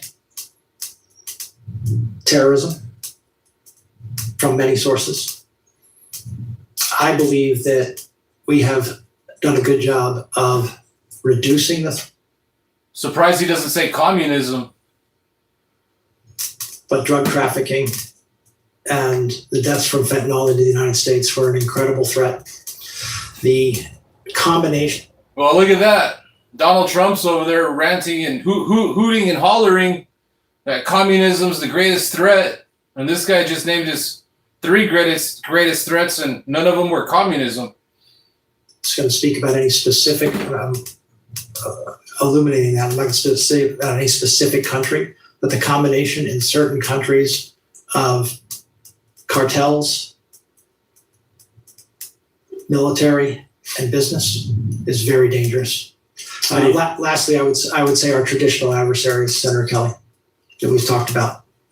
Terrorism, drugs, cartels, and traditional, I assume you mean Russia, China. Russia, China. Okay. And Iran. And with regards to Russia and China, I have about 40 seconds left. What specifically would you do as DNI to help our country deal with those threats? Since we only have 30 seconds, just talk to me about Russia and Ukraine. For Russia, Ukraine, China, one thing that I elaborated before that I think I can be extremely helpful on is the economic strategies that are involved in our engagement with them across conflict and cooperation. You know, we still cooperate extensively with China on the world stage economically. Do you think the economic issue with Russia outweighs the national security risk to our allies? I think that they are very closely tied. How do a number of these threat actors fund themselves? It's like energy, other things. That's extreme. I think you and I have talked about this. Some of our, let's say, most formidable threat actors are the ones who are the most well funded. All right, thank you, Mr. Chairman. Senator Young. Thank you, Chairman. Good to see you, Mr. Clayton. I am grateful for your longstanding service to our country. Thanks to your family for all it's done and all it's prepared to do after you're confirmed. I want to build on some of our conversations that we had in the office, which I found productive, and turn to issues of technology and economic security, which you know are important to me. As chairman of the SEC and more recently as a U.S. attorney, you had a lot of experience in advancing American economic and technology security, especially from manipulative practices of our strategic competitors and adversaries. Maybe you could just speak to that.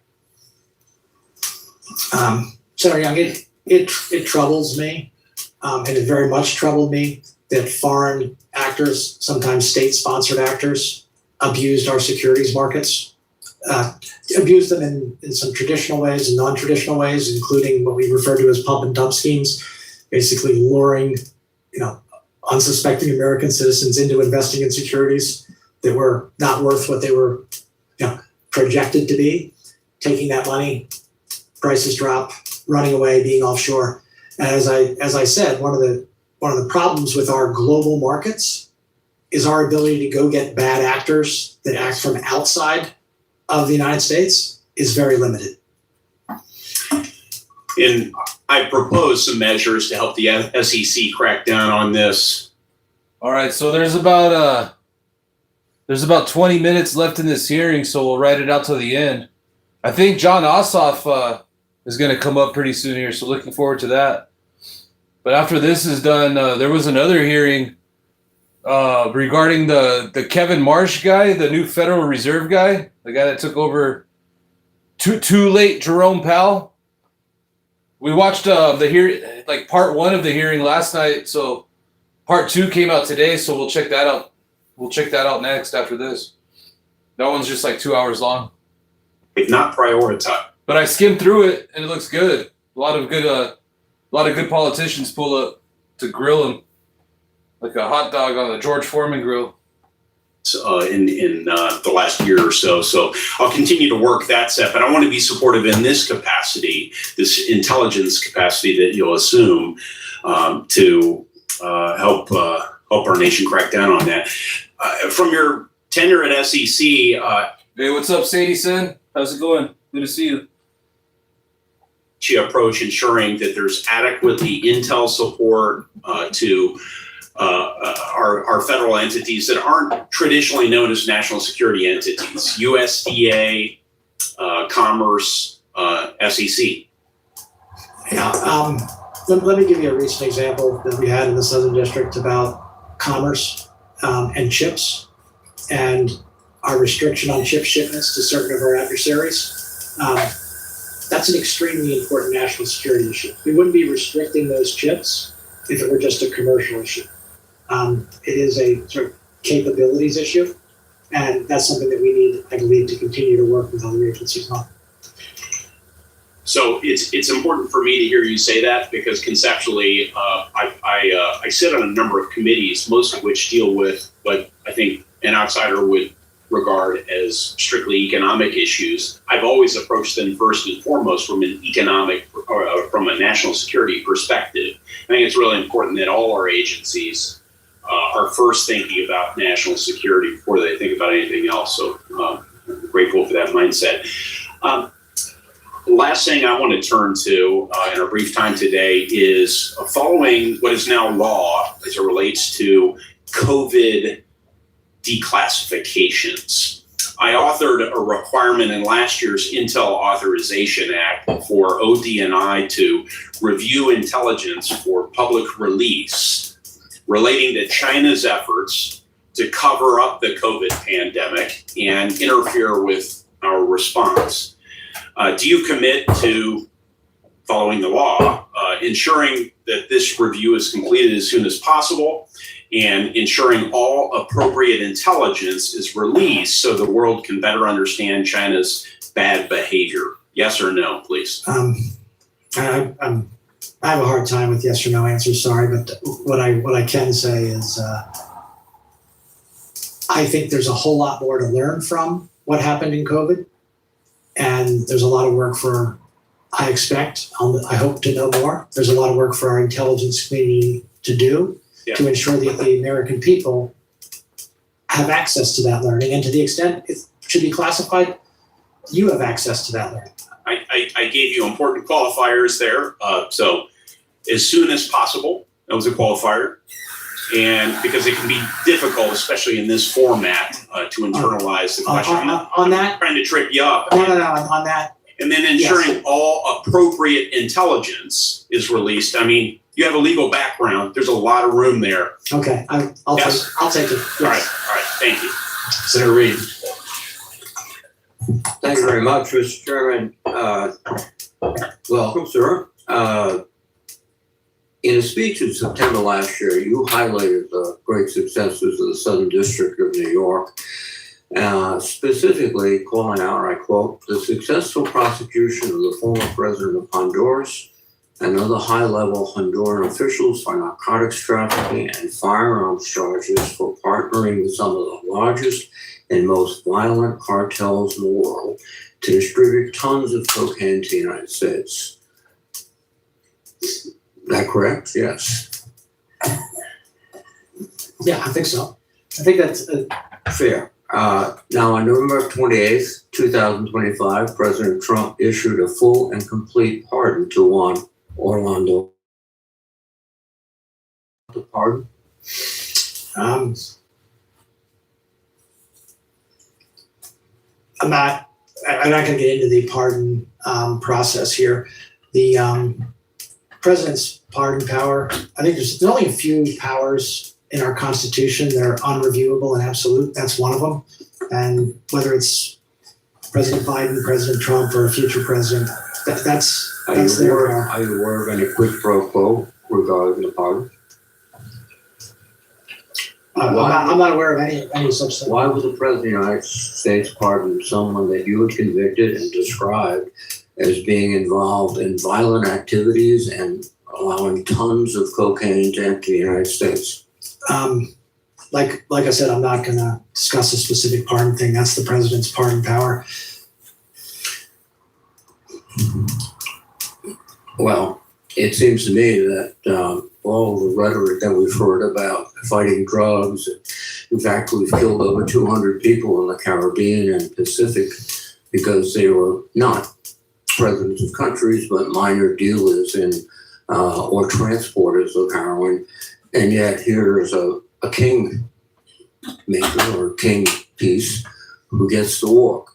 Senator Reid, what I can say, and I want to be very clear, I'm not talking about the specific instance, but in our efforts to counteract the serious drug threat from south of our border, we engage with the Department of State, others on matters of this type. It is a whole of government approach to this type of threat. Thank you. Admiral Paparo, who's an extraordinary commander of the Indo-PACOM, indicated in a testimony report on the Service Committee that allowing China to get access to sophisticated chips would eventually come at the expense of American service members in a conflict. So if we're giving chips to China, we're threatening or at least making it more difficult to survive our troops. President Trump, after speaking with Xi, announced a significant policy change to sell H-200 chips to China. Do you agree with the transfer of these advanced chips threatens our military security and more particularly the lives of our service members? Senator, I'm not familiar with that particular decision, but you raise a point that I'm very proud of what my office and our partners were able to do. Chips that were sanctioned and subject to criminal sanction for being diverted to China, we brought that case. I know, and you successfully convicted people for taking the very same ships and getting them into China. The President of the United States turns around and gives them to Xi. And the logic, I think, of your case was these ships would have been detrimental to the security of the United States. Is that correct? Well, I mean, the logic of our case from a prosecutor's point of view was it was illegal to do it. It was a priority for the Department of Commerce, and we brought the case. Thank you. One of the things that everyone in your business has to do is speak truth to power, and particularly when it's very uncomfortable to do that. After Operation Midnight Hammer, Lieutenant General Jeffrey Cruz of the Defense Intelligence Agency allowed his analysis to go forward, which said that it did not obliterate the atomic nuclear capacities of Iran. And he was summarily fired for speaking truth to power. It's interesting now because we're at war with Iran. And one of the principles is that they have a nuclear capacity that we didn't take out. Now, I think it appears General Cruz was truthful, and he was punished for being truthful.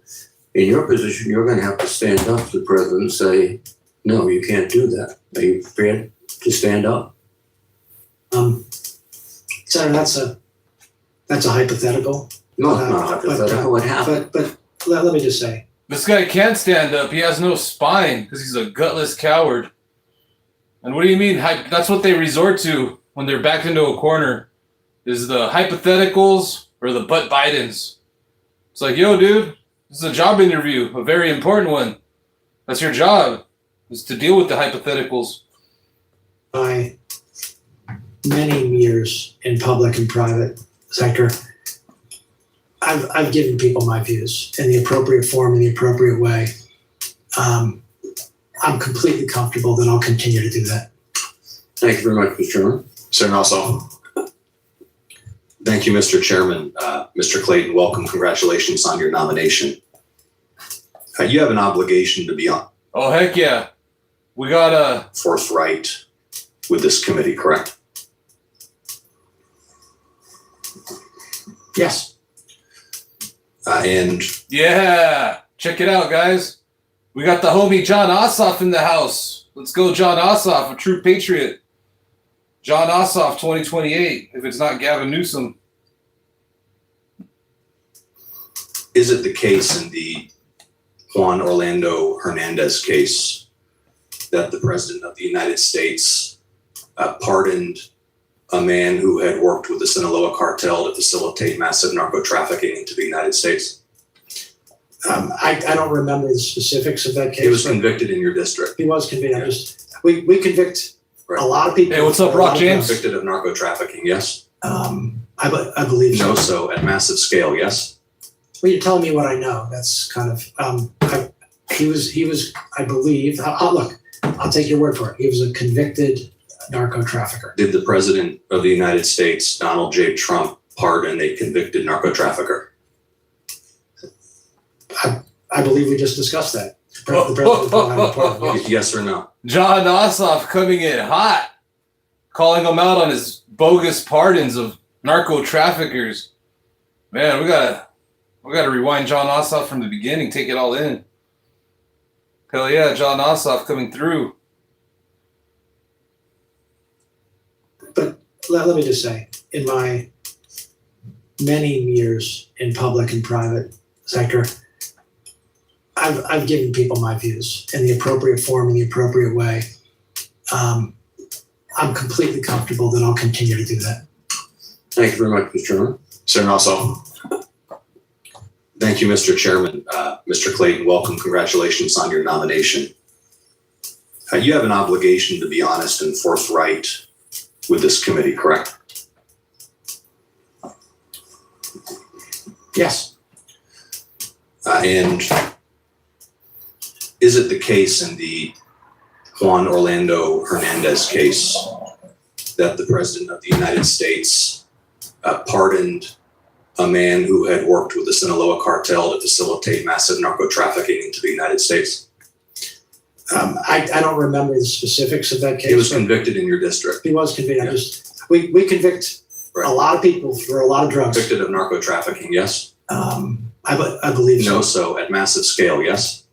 Well, you're telling me what I know. That's kind of, he was, I believe, look, I'll take your word for it. He was a convicted narco trafficker. Did the President of the United States, Donald J. Trump, pardon a convicted narco trafficker? I believe we just discussed that. The president provided a pardon, yes. Yes or no? Did the President of the United States pardon a convicted narco trafficker? Yes. Who won the 2020 election? I'm not going to do that. Hey, Soul for Music. Sorry, I just saw your super chat right now. Must have snuck by me. Hopefully you're still in the chat. But thank you. Thank you for the super chat. Soul for Music says, if Dems lost the mids, there's only one reason. Orange claims elections are rigged, so his base will fall for his BS and use it as a talking point when he loses. Yeah, that's pretty much what he's doing. Hey, thank you.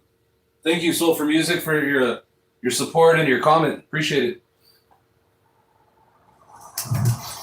This is a job interview. We've established that you have an obligation to be honest and forthright with the committee. Yes, you do have an obligation to be honest and forthright with the committee. Yes. Who won the 2020 election? Like I said, I'm not going to get into that with you. But you do have an obligation to be honest and forthright with the committee. Is anything that I just said not honest or forthright? Yes, you're not being honest or forthright. Who won the 2020 election? I think I've answered the question. We can keep doing this. Well, we're going to keep doing it because you're not being honest and forthright. I'm not going to engage in the theater. It's a simple question, Mr. Clayton. And I've answered. Who won the 2020 presidential election? I've answered it. You're here asking for the support of senators to lead America's intelligence community. We've established that you have an obligation to be honest and forthright with this committee and with the American public, but you refuse to answer a simple matter of fact about the 2020 election. Is that right? No, that's not right. Then answer the question. Who won the 2020 election? I have answered. Answer it. What is your answer? I've given you my answer. What is your answer? You refuse to answer a basic question about who won a presidential election, but you asked to lead America's intelligence community? Isn't it humiliating to be unable to answer this question? Hey, what's up, Penny? That's hilarious. For sure, California's got the best fruits and nuts. Have to indulge the president's delusions? We know, you know, everybody in this room knows the truthful answer to that question. Why can you not give it? I think I gave you the answer. Are you aware that Director Gabbard was present at the Fulton County raid in Georgia earlier this year? You discussed that with me yesterday in your office. Are you aware that Director Gabbard was present at the Fulton County raid earlier this year? You brought it to me. What is going on here? You've said at the beginning of this you have an obligation to be honest and forthright with the committee. I'm asking a very simple question. Are you aware that Director Gabbard was present at the Fulton County raid earlier this year? Yes or no? Are you aware? I was. You won't answer that question either. I just said I was made aware of it by you yesterday. The first time you learned that Director Gabbard was present at that raid was in my office yesterday. It was the first time that in my recollection I've thought about it recently. Now, was I aware of it before? What?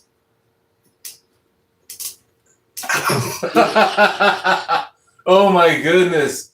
The word salad that this guy has to do.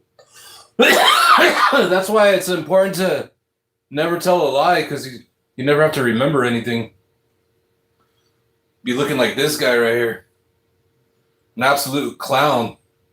I mean, You brought it to my attention yesterday. I had not So thought, you had not known. I had not thought about it until you brought it to my attention yesterday. Your answers lack credibility. Your testimony lacks credibility. You're being evasive and you're not being candid or forthright. And everybody across the country is going to watch this and know that. Are you aware that former Director Grabber testified that her presence at the raid was, quote, requested by the president?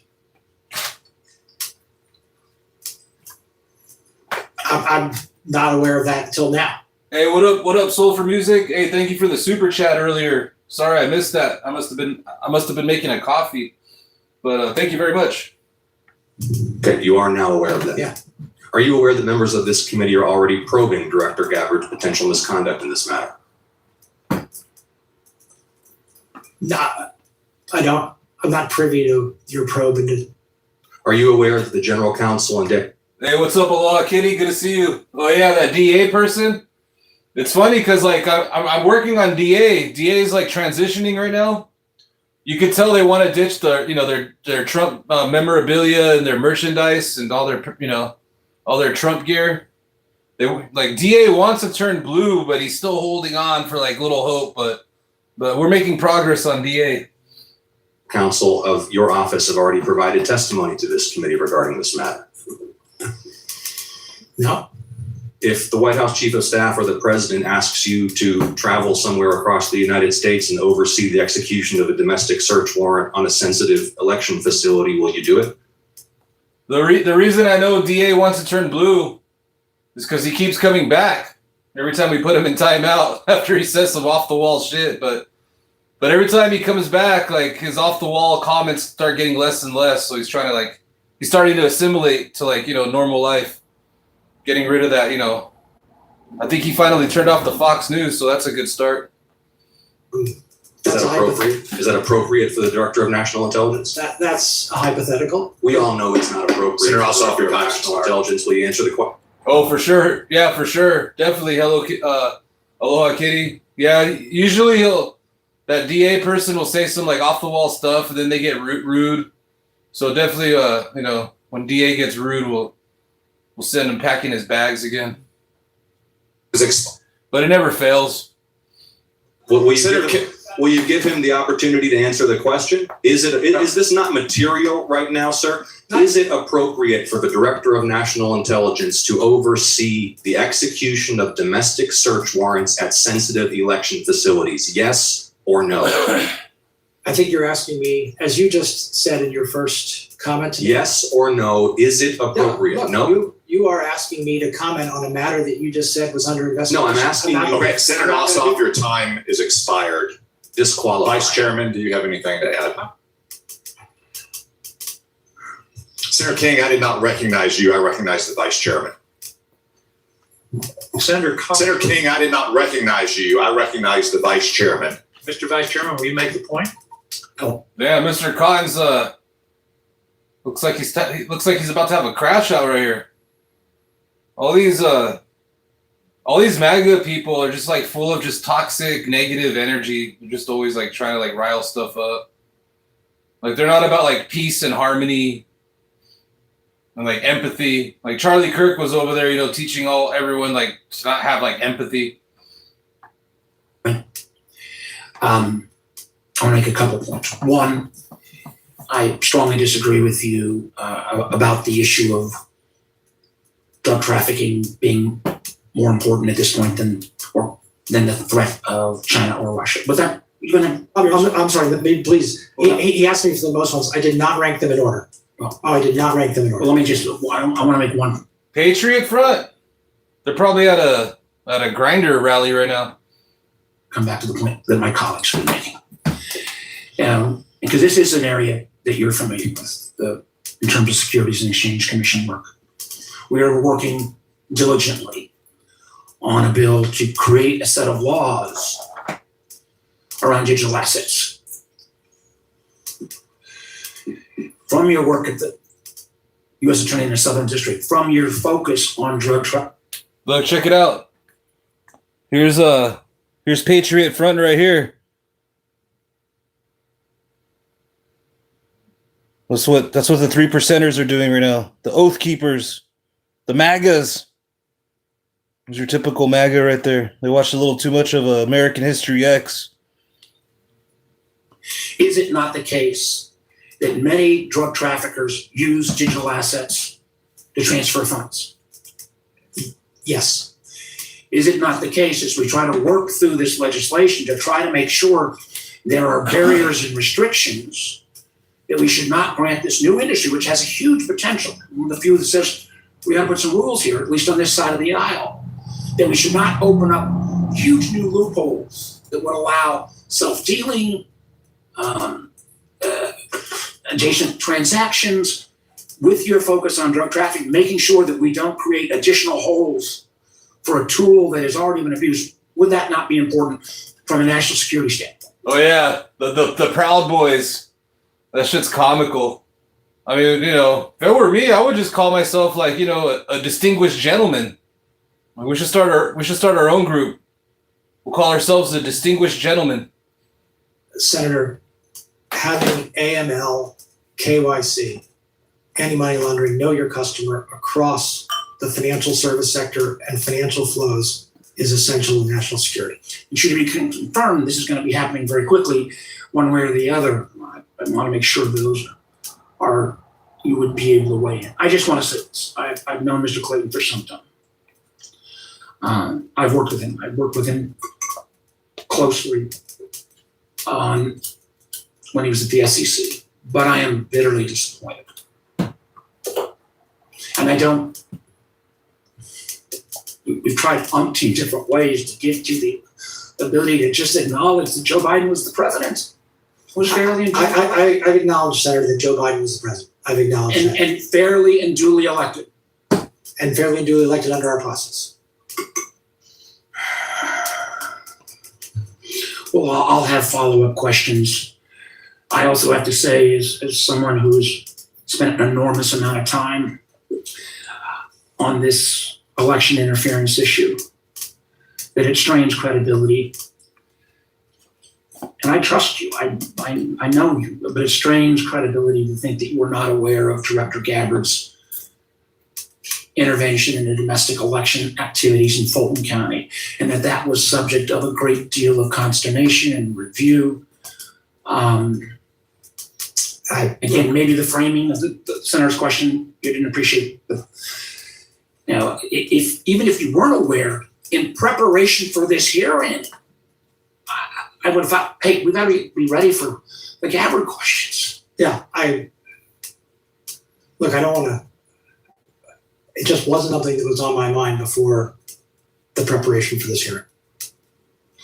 The idea that you acknowledged in your opening comments and to me that the role of the DNI is to look at foreign malign influence. It is outward looking. It is not to participate in domestic law enforcement on a case that I believe you can have a completely different view of this, and my Republican colleagues probably do, but on a case of relitigating a 2020 election activity in Georgia. To say that wasn't on your agenda of an issue that would be asked. No, after Senator Ossoff raised it, it was. And to be clear, the ODNI's role is principally outside the United States. Intelligence Committee role is principally outside the United States. Yeah, John Ossoff really grilled that guy and exposed him with all his lies. Mr. Chairman. Thank you, Mr. Clayton, for your testimony today. Mr. Chairman, do we have time for any follow-up questions? No. They're not in second round. The Capitol Police will receive the annoying or remove the annoying lunatic from the crowd. Mr. Clayton is aiding Israel in laundering money for World Liberty Financial and the digital asset infrastructure, and the committee knows it. I apologize. That's awesome. Some dude was in the crowd calling him out on Netanyahu's war crimes, and he kept talking. And you could hear them He didn't see it, but you could hear his voice just getting lower and lower as they're dragging him out. To lunatics for comparing that guy to him. Mr. Clayton, thank you for your testimony today. As a reminder, we expect to have a vote next week. Members, questions for the records will be due today at 5:30. Mr. Clayton, I trust you can respond to those no later than 5:30 on Friday. This hearing is adjourned. All right, so they just gavelled out. All right, so let's go check out this So that was Jay Clayton right there, the Jay Clayton hearing. We'll see if he. I guess he's probably gonna get confirmed. I mean, if it's not him, it's gonna be some other stooge. I mean, regardless, Donald Trump, all he knows is just a bunch of stooges. So let's go to the next hearing. Let's see. It's the Federal Reserve guy, Kevin Warsh. All right, let's see if I can find it. Let's see. Oh, here it is. Yeah, this one came. This is part 2 of it. It's around the scrap. Yeah, this one came out today. We watched. I kind of skimmed through it, and it's worth watching. There's a lot of good politicians that pull up. So I'll rewind it to the beginning here. All right, here we go. Good morning. But yeah, we watched part 1 of this yesterday. There was part 1 of this hearing came out yesterday. So this is part 2. This is titled Republicans and Democrats Grill Federal Reserve Chair Kevin Warsh in Senate Banking Committee Hearing. All right, here we go. They're about to gavel in. Today the committee welcomes Chairman Kevin Warsh for his first semi-annual monetary policy hearing since taking office. I know it's been 7 weeks, but it probably feels like a couple of years. We are really happy to have you with us and really excited about the direction of the Fed. Today is about how the Fed is serving the American people and how Chairman Warsh is working to combat years of mission creep at the Fed and restoring the Fed's credibility, especially to the general public.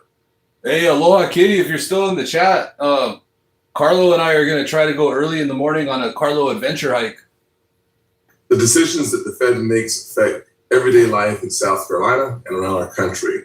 For example, those decisions affect the mortgage payment a couple is trying to afford, the credit card bill a single mom is trying to pay down, and the decisions a small business owner makes about whether they can afford a loan or not. Frankly, the Fed even has impact on the interest rate environment. As you know, Ranking Member and I have spent over a year working on a housing bill that will actually help us increase housing supply, help us expedite the. Oh, nice. What up, aloha? Yeah, just because it's been so hot, I'm gonna try my hardest, but I think I'm gonna do it. We're gonna wake up at like 6 a.m.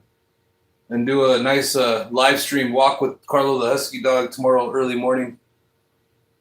The building a house at the lake. Reform. They'll create more diversity in housing selection at the end, the removal of the chassis requirement. These are important issues that will make housing affordability incredibly easier, but it will never get to the main point of interest rates. Interest rates is something that you control that we don't control. We want you to follow the facts, however, because that is really important for the long-term durability of our economy. But in North Charleston, where I grew up, families do not talk about monetary policy, Kevin. They just don't talk in those terms. But they fully understand the principle that when prices rise faster than paychecks, it's really hard to make their ends meet. That is why affordability must be at the center of our conversation.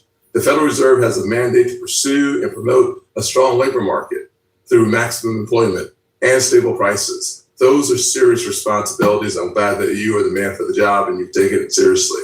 They require clear thinking, steady leadership, and the commitment to follow the data, no matter the political ramifications. It also requires understanding the forces shaping our economy, including AI's impact on jobs, wages, productivity, and prices. Independence is not a slogan. It is a responsibility. And the best way for the Fed to protect its independence is to stay focused on its mission. For too many years, the Federal Reserve drifted into issues outside of its core responsibilities, and America paid a price for it. Mission creep makes the Fed less accountable and undermines public trust. I am encouraged by the steps that you are taking to reform our central bank. That starts with a more disciplined approach to how the Fed communicates, moving away from overly detailed predictions about where interest rates might be going in the next several months is a helpful step to make sure the Fed is able to adapt when conditions change. Families, small businesses, and markets are better served when the Fed follows the data in front of them. not a forecast, that may change in an instant. Less guessing and more discipline will help the Fed stay flexible, credible, and focused. The 5 independent task forces that you set up also sends a very important signal that the Fed is willing to start from its core principles and pursue thoughtful reforms to deliver on its statutory mandate. You and I had a quick conversation before walking in here, and I wanted to note that I think that the working groups are fantastic. Frankly, I think that the composition of the working groups is really important. One of the things that we talked about was the balance sheet working group. I must concede that I'm a fan of Abraham Lincoln's approach of these team of rivals. It seems like you have Jeremy Stein, who you might know Jeremy, from Harvard, as well as the former governor of the India Central Bank, Mr. Rajan. They have very nicely put competing approaches and philosophies about the balance sheet.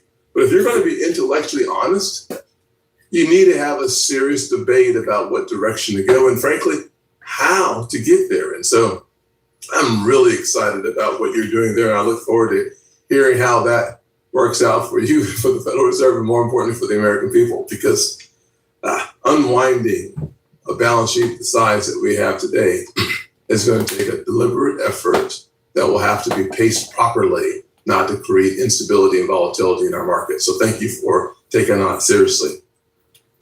As AI reshapes the economy, the Fed should understand its impact on jobs, productivity, and prices, and the financial system without using technological change to expand its mandate. That same discipline should guide the Fed's approach to bank regulation.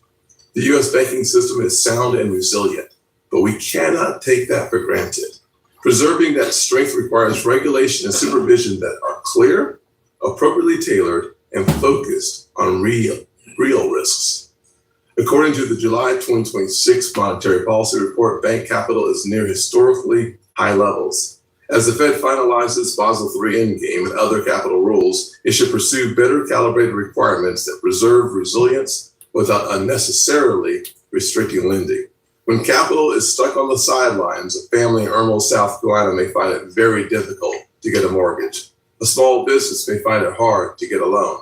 A community bank may spend more time satisfying Washington than serving its own customers.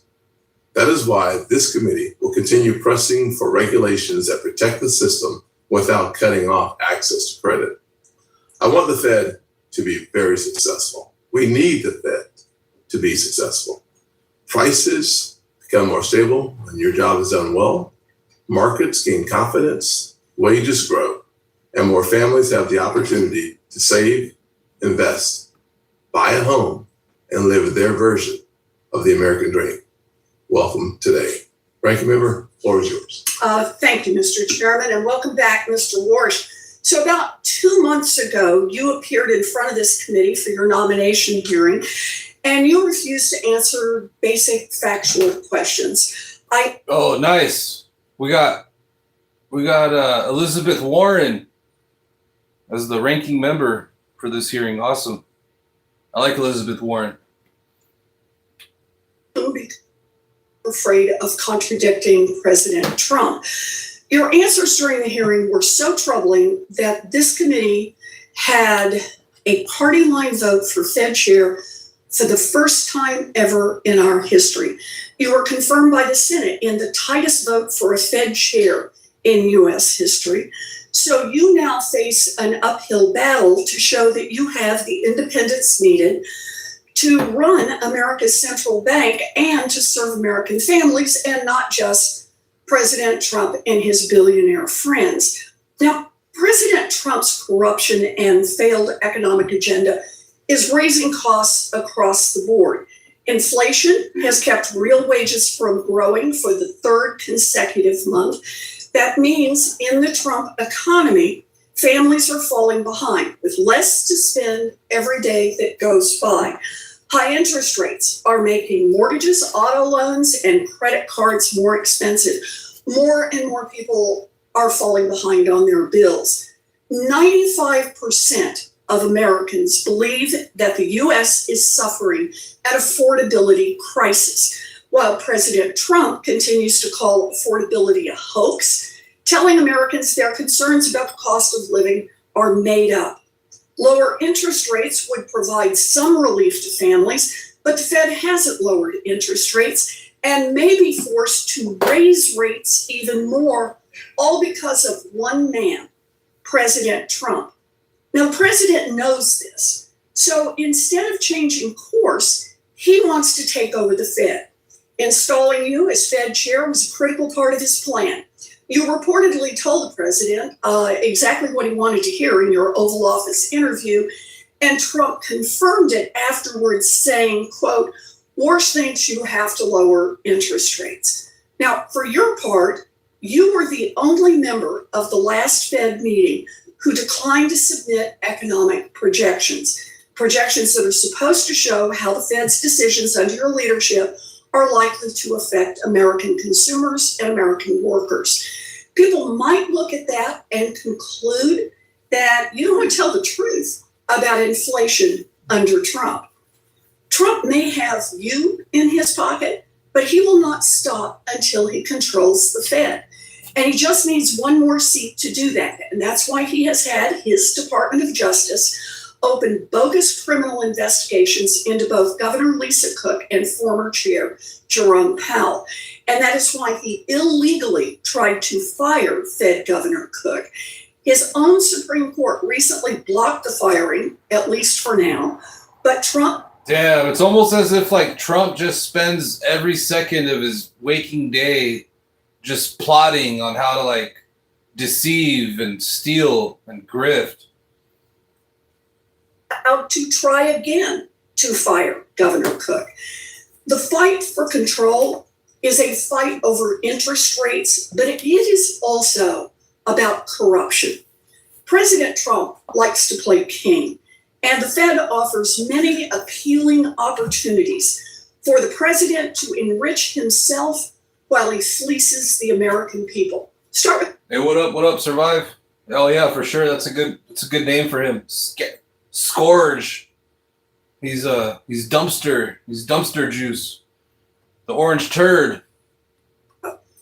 Trump's family crypto company is World Liberty Financial, the centerpiece of the crypto enterprise that let him rake in $1.4 billion in 2025 alone.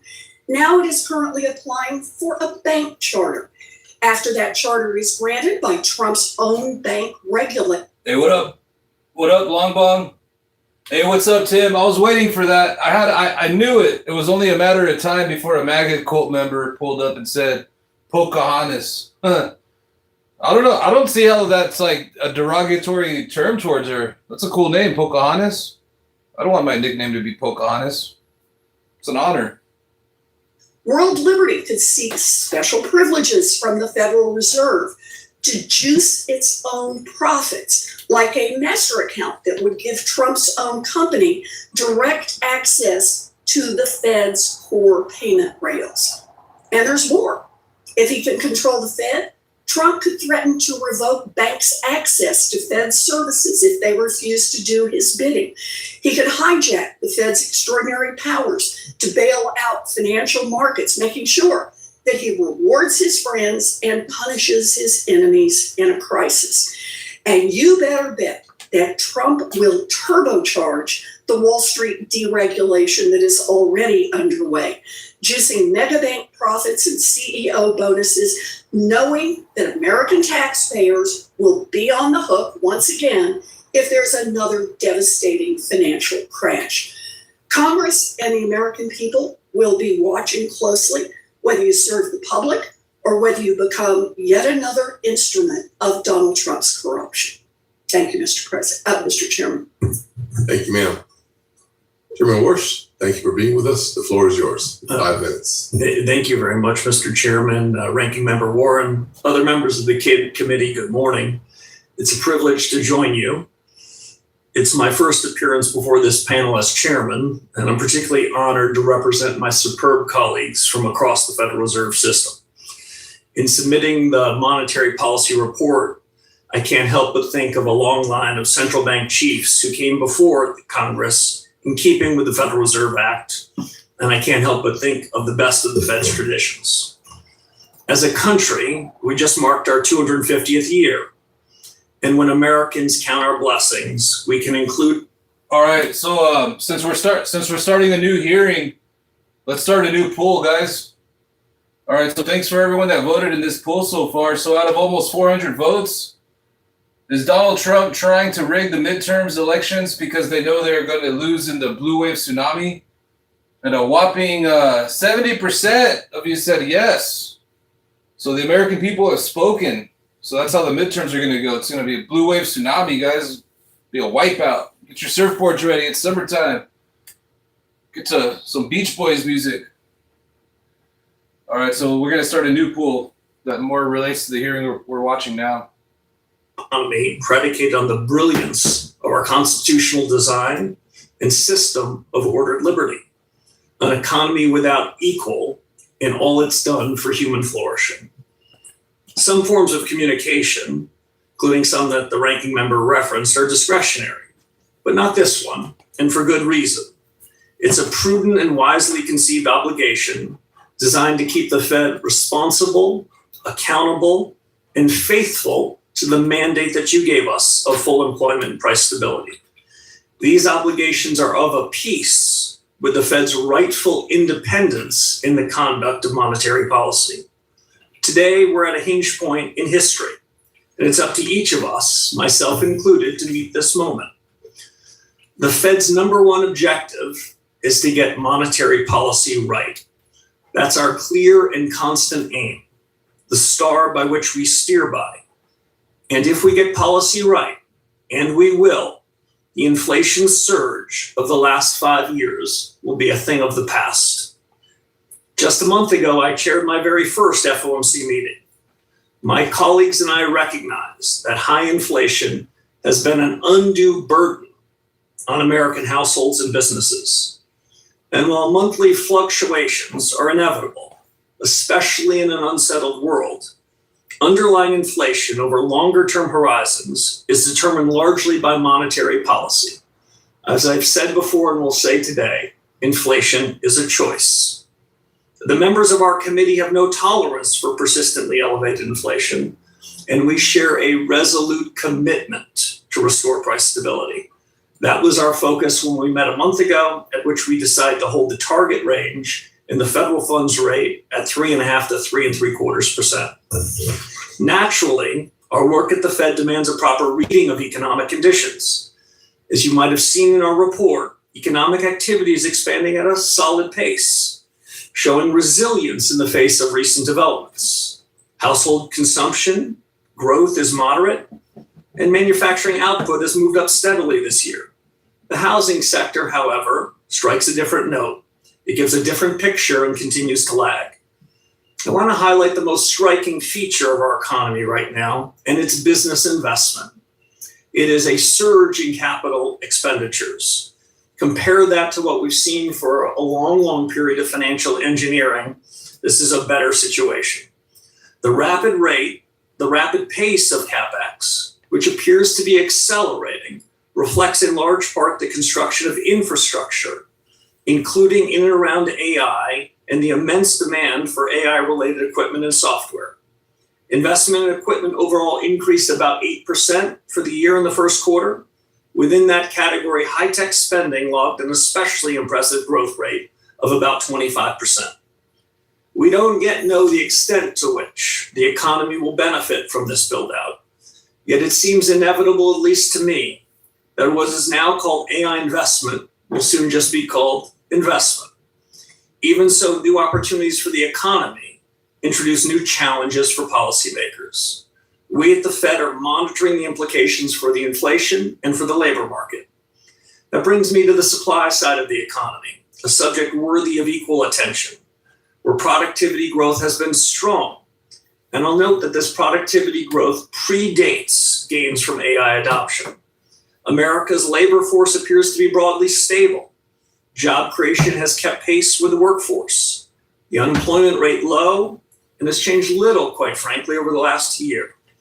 We're seeing relatively few layoffs and only slight variance in the rate of job vacancies. Solid growth in nominal Where the heck is he getting these stats from? The federal government stopped sharing all that information. I've been heartened by the welcome I've received and by the encouragement of my colleagues. We have a duty to point the institution forward, to take a fresh look at current practices, to make sure we're serving our objectives, and we're going about it systematically. As the chairman referenced, I appointed a task force in each of 5 areas that are central to the conduct of monetary policy. I'll just reference them and close. First, Fed communications. Second, our balance sheet policy. Third, our use of existing data. Fourth, productivity and jobs. And finally, the Fed's inflation framework. Our purpose here is to make better decisions in the conduct of monetary policy and put these years of high inflation behind us. We are the Federal Reserve, Mr. Chairman, and as determined as ever to fulfill our mission.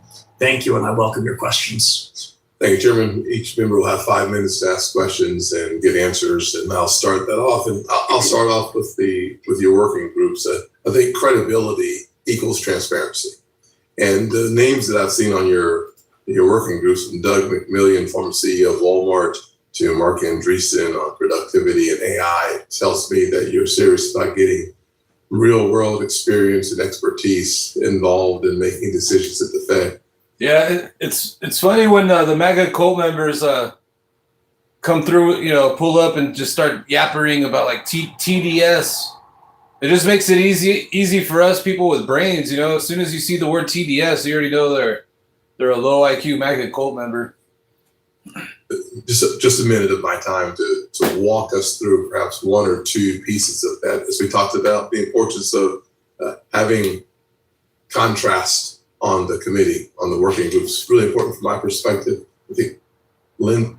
They're actually kind of doing you a favor whenever they say TDS, because you don't have to sit there and waste your time and try to decipher if there's somebody that has a brain or not. Like, they do you the favor and let you know. To having more confidence in the Federal Reserve, I want to give you a minute to talk about one part of it, and then I want to move quickly to AI. All right, let me be brief, Mr. Chairman, but you're highlighting something that's awfully important. All institutions, including the Federal Reserve, which I am so proud to lead, filled with great people, on occasion, we need to bring new ideas to the fore. And after 63 months of inflation above the Fed's target, it struck me that any new leader should arrive at this organization and look to the very best minds that we could find. There's a lot of great ones at the Fed, but there's a lot of great ones that aren't even in the economics profession.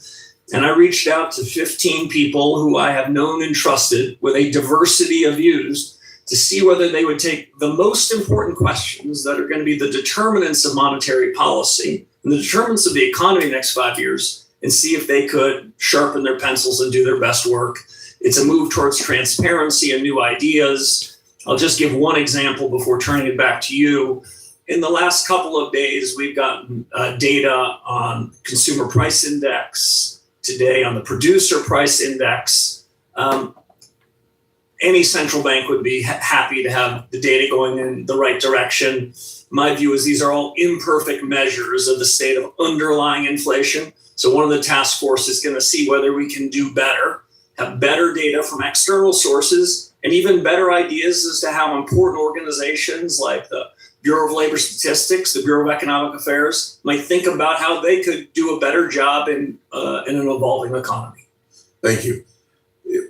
We met just a few weeks ago with Dr. Phelan, who's slated to be the head of the president's economic advisors. So we talk a lot about artificial intelligence and the impact it will have on our economy and whether or not it will destroy jobs, create jobs, and ultimately at the end of the day, his conclusion was it'll create more jobs. Artificial intelligence has an opportunity to change how we do so many things, and much of the debate for me can be bifurcated into automation. Things go away, and augmentation. People make more money because production goes up, and you've argued that perhaps there's a way for us to see a reduction in interest rates because of that. Oh man, Long Bong, yeah, he had like some kind of like press conference today, like a summit or something over there with Pete Kegsbreth in Pennsylvania. Yeah, I try to watch some of that. It was like nails on a chalkboard. And usually, like, I can, like, watch, those Trump, like, speeches, but nowadays, Trump just literally says the same things every time. It's like the SAVE Act and just the same old crap. The communist and trans people and whatever else he likes to, say. He just says the same. He says, or he destroyed all, Iran has nothing. He says, like, he destroyed everything Iran has, when it's clearly not the truth.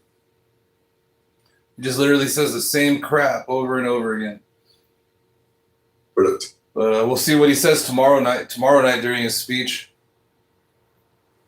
one of the things standing in the way of that conversation is, yes. And sometimes, like, if I can't stand watching a press conference, like, I'll watch Midas Touch's breakdown of it. That way I don't have to, like, watch the whole Trump speak. But nowadays, I can't even watch the Midas Touch breakdowns of it just because just hearing Trump is just ridiculous these days. Kind of where data centers are. I mean, it's always been ridiculous, but now it's just predictable. Real headwinds. New York has basically banned them. We have a moratorium in parts of South Carolina because of issues like electricity bills, water use, aesthetics. So getting to the future that we're talking about, and frankly, beating China in this AI race might come down to something as important as electricity bills and water usage, which could prevent us from having a serious conversation about productivity gains. Thoughts? Yeah, I can't think, Mr. Chairman, of a more consequential change to the U.S. and global economy in my adult lifetime than the surge of investment and the potential in around AI.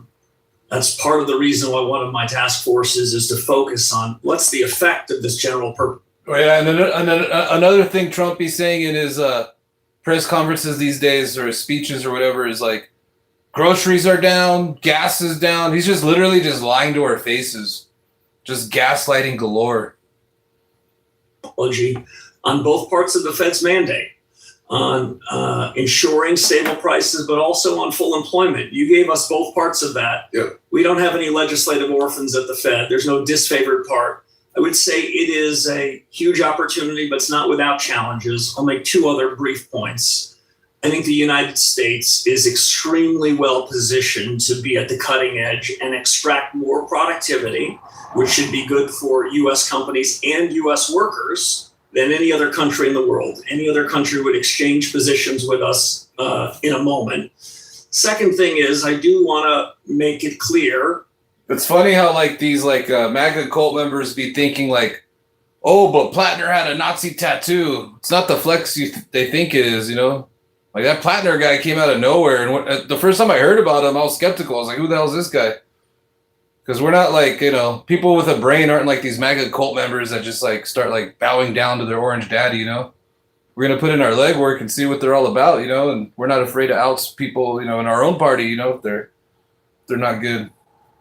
But MAGA cult members, their orange daddy can never do no wrong. He's like their god, like, literally. Near term, I think this investment is probably quite good for jobs as we're building out the infrastructure. And over the long term, my best guess is that this will improve American productivity and will improve the real wages and will help us on full employment. But between the short term and the long term, it can have a disruptive effect. And we're attuned to that. And that's part of the reason why I wanted to shed some new light on it with some outsiders. My time is up, but I will submit one question for the record around the issue of indexing our regulatory thresholds. We've seen so much growth in the last since 2019 that our institutions might need to see a little recalibration on the thresholds that we have put upon them. Ranking Member Warren. Thank you, Mr. Chairman. So the Federal Reserve has long been plagued by a culture of corruption and coziness with Wall Street. Over the last 5 years, at least 6 senior Fed officials have been implicated in serious ethics scandals related to personal stock trading and self-dealing. But instead of trying to repair this broken culture, I'm concerned that you seem to be embracing it. At the time of your nomination, you owned more than $100 million worth of shares in private investment vehicles called. All right, awesome. We got Senator Warren calling this guy out on all his corruption. Juggernaut Funds and THSDFS LLC. And you refused to disclose the underlying assets to the Senate and to the public. You say now that you've sold those shares. In other words, somebody wrote you a check for more than $100 million days before you entered office. Chair Walsh, who wrote that check? Senator Warren, this is a discussion you and I had in the public square 7 weeks ago, and I'm thrilled to tell you that I have fully honored the obligations I had under the agreement I had with the Office of Government Ethics. Yeah, and there is continued disclosure, which I'm happy to make as consistent with the agreement. I asked you a very specific question. Who gave you $100 million right before you were sworn in? Was it a billionaire who has business with the Fed? Was it Stanley Druckenmiller, who's made billions of dollars betting on what the Fed does? Or was it a different billionaire? Who gave you the money? I will fully comply with the Office of Government Ethics. That's not an answer. Well, it is an answer, actually, Senator, because there are obligations, It's and I will $100 satisfy million them. that you got just before you were sworn in, and you won't tell the American people where it came from. Let's go to another incident. As you know, the Fed imposes a blackout period where senior Fed officials are prohibited from talking about economic issues with outsiders. The idea is to, quote, reinforce the public's confidence in the transparency and integrity of the monetary policy process. In other words, no one gets some special insider information from the Fed. But shortly after your first FOMC meeting as chair, right in the middle of the blackout period, the Fed's vice chair for supervision, Michelle Bowman, was reportedly the featured guest at a secret dinner hosted by Bank of America for its head. Vance has no chance. He has the personality of like a potato. He's a Mr. Potato Head. And Wall Street clients. At this closed-door dinner, she reportedly spoke about both monetary policy topics and regulatory policy. Now, I've called on the Inspector General to review her conduct, but you're the guy in charge. As chair, you set the tone on culture. Did Vice Chair Bowman provide any non-public information to the attendees at that secret dinner or discuss any regulatory policy matters that are subject to open comment? Hey, hard right. You got a sick and twisted mind, man, to be saying a comment like that. Periods. Senator, I agree with one of the premises of your question, which is I do set the culture. Good. After my very first week at the Fed, I sent a letter to the 21,000 people at the Fed outlining our culture. I appreciate that, but we have very limited time and a very strict chairman. So can you just answer the question about the vice chair and her secret meeting? Sure, I'm happy to the extent I can share it with you. The vice chair has been an excellent colleague in my first 7 weeks. I'm aware of the letter you sent to the Inspector General. Out of an enormous respect for him, his investigation, what he chooses to do with it, I'm going to leave to him to do without trying to micromanage that. So you I'd be interested in the judgments that he comes to. So you will support his investigation. Have you made your own investigation? Did you ask her if she spoke at a secret meeting during the blackout period? I agree with the suggestion that the Inspector General is an independent actor, and I'd be very interested in his discussion. You just said you're the guy in charge. Did you ask her about the secret meeting that took place? Did you ask her? I can answer a simple question, which is I wasn't at the meeting. I don't know the facts. No one. But I'd be very interested in the fact finding being done by an independent inspector. Did you care enough to ask? How can you be chair and not ask her own vice chair whether or not she violated the blackout period, violated the law? I think it'd be inappropriate for me to prejudge facts that are being discovered by an independent actor. I don't know how you prejudge them if you don't ask. Well, I don't know how to prejudge them if I wasn't in the attendance of a meeting. Did you ask? She's been an excellent colleague. Did you ask? I've asked her a lot of things Did you about ask? supervision and regulation. Yeah, I We've been think that's busy one doing more a lot of question real you work don't in wanna the last answer. 7 I gotta say, I'm gonna take the same time. Oh my goodness, these MAGA politicians, man, they're the worst. I just gotta say, You hope so. the tone that you are setting is one that seems to invite corruption, and that's gonna be a real problem. We Mr. had Brown. a 7-week Senator Warren and Damn, this guy right here, this Kevin Marsh guy, fuck, this guy's in charge of the Federal Reserve, guys. What an incompetent fool. We're doomed, guys. Oh, man. I'm just waiting for the midterms, for the wipeout. a tone of performance, accountability, responsibility, and integrity. Senator Reynolds has the floor. Thank you, Mr. Chairman. Mr. Warsh, welcome to your first meeting. Thank you, Senator. Let me give you an opportunity. I think I've got some questions that I think are important with regard to the Basel III and what we're going to do with it. But before we get into that, I think you've been basically harassed a little bit in terms of making accusations to you. Let me give you just a minute to perhaps respond in a just straightforward manner to some of this stuff. Anybody give you $100 million? No, Senator. No one did any such thing. Possible that you may have had assets that were sold based upon an agreement that you had as you became the nominee for the chairmanship? Yes, I had earned assets over a long period of time and went over and above any ethics agreements and have sold or in the process of selling, have nearly completely sold everything that I had earned during that period and have rolled those into the equivalent of cash and T-bills. So basically away from investments based upon the market and back to treasuries. Yes, exactly right. I thought that was the prudent thing to do given the responsibilities and the importance of setting the tone at the top. Culture is the big driver of a lot of things. And in my first 7 weeks, Senator, we're doing our very best in the best of the Fed's traditions to get the culture right, to get the strategy right, and to get policy right. And if we can do those things, all of which are to the left of the decimal point, might not be of such great interest to people that are trading on Wall Street. But I think the decisions we make to the right of the decimal point can be better. So we can do a better job of fulfilling the. I mean, yeah, for sure. The midterms definitely is going to say a lot, you know. But in the meantime, that's all we can really do, you know, is just vote, you know, get the message out to people to, like, you know, to not vote for any of these orange bollock and meat riding politicians, and you know, stay positive, be a role model to everyone around you, be the best you can be, exercise every day, eat right, just stay ready. You don't got to get ready, you know.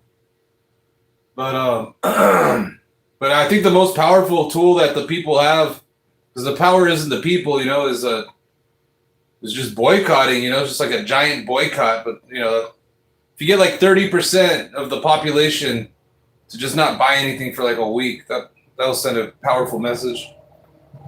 You gave us. Yeah, the ranking member had asked a question with regard to another member on the committee, Nikki Bowman, and you indicated that if there was an accusation being made as to an inappropriate meeting, that if the inspector general was doing it, that you were going to be hands off on it.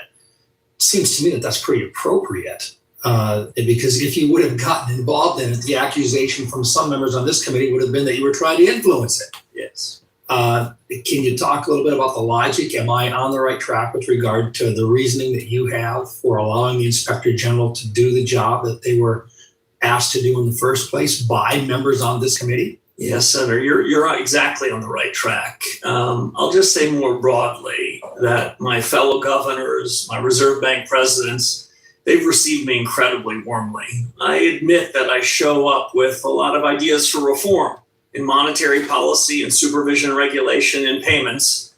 Oh yeah, I was watching part one of this last night, and the more I look at them, I don't know if you guys remember that show called Growing Pains from the 80s, that's starring like Kirk Cameron. Remember, Kirk Cameron had like his homie, he had like his best friend, his name was Boner. This guy looks like Boner from Growing Pains. a short while for 7 weeks, but instead of an institution acting inert, what I found is my colleagues are really open-minded to change. What I found is we're going to have a good family fight. I'm not imposing ideas. That's part of the idea of the task forces the chairman referenced. But we're going to try to be better at our jobs, fulfill our mission, be accountable, be responsible, and do it all with the utmost integrity. That's my intention.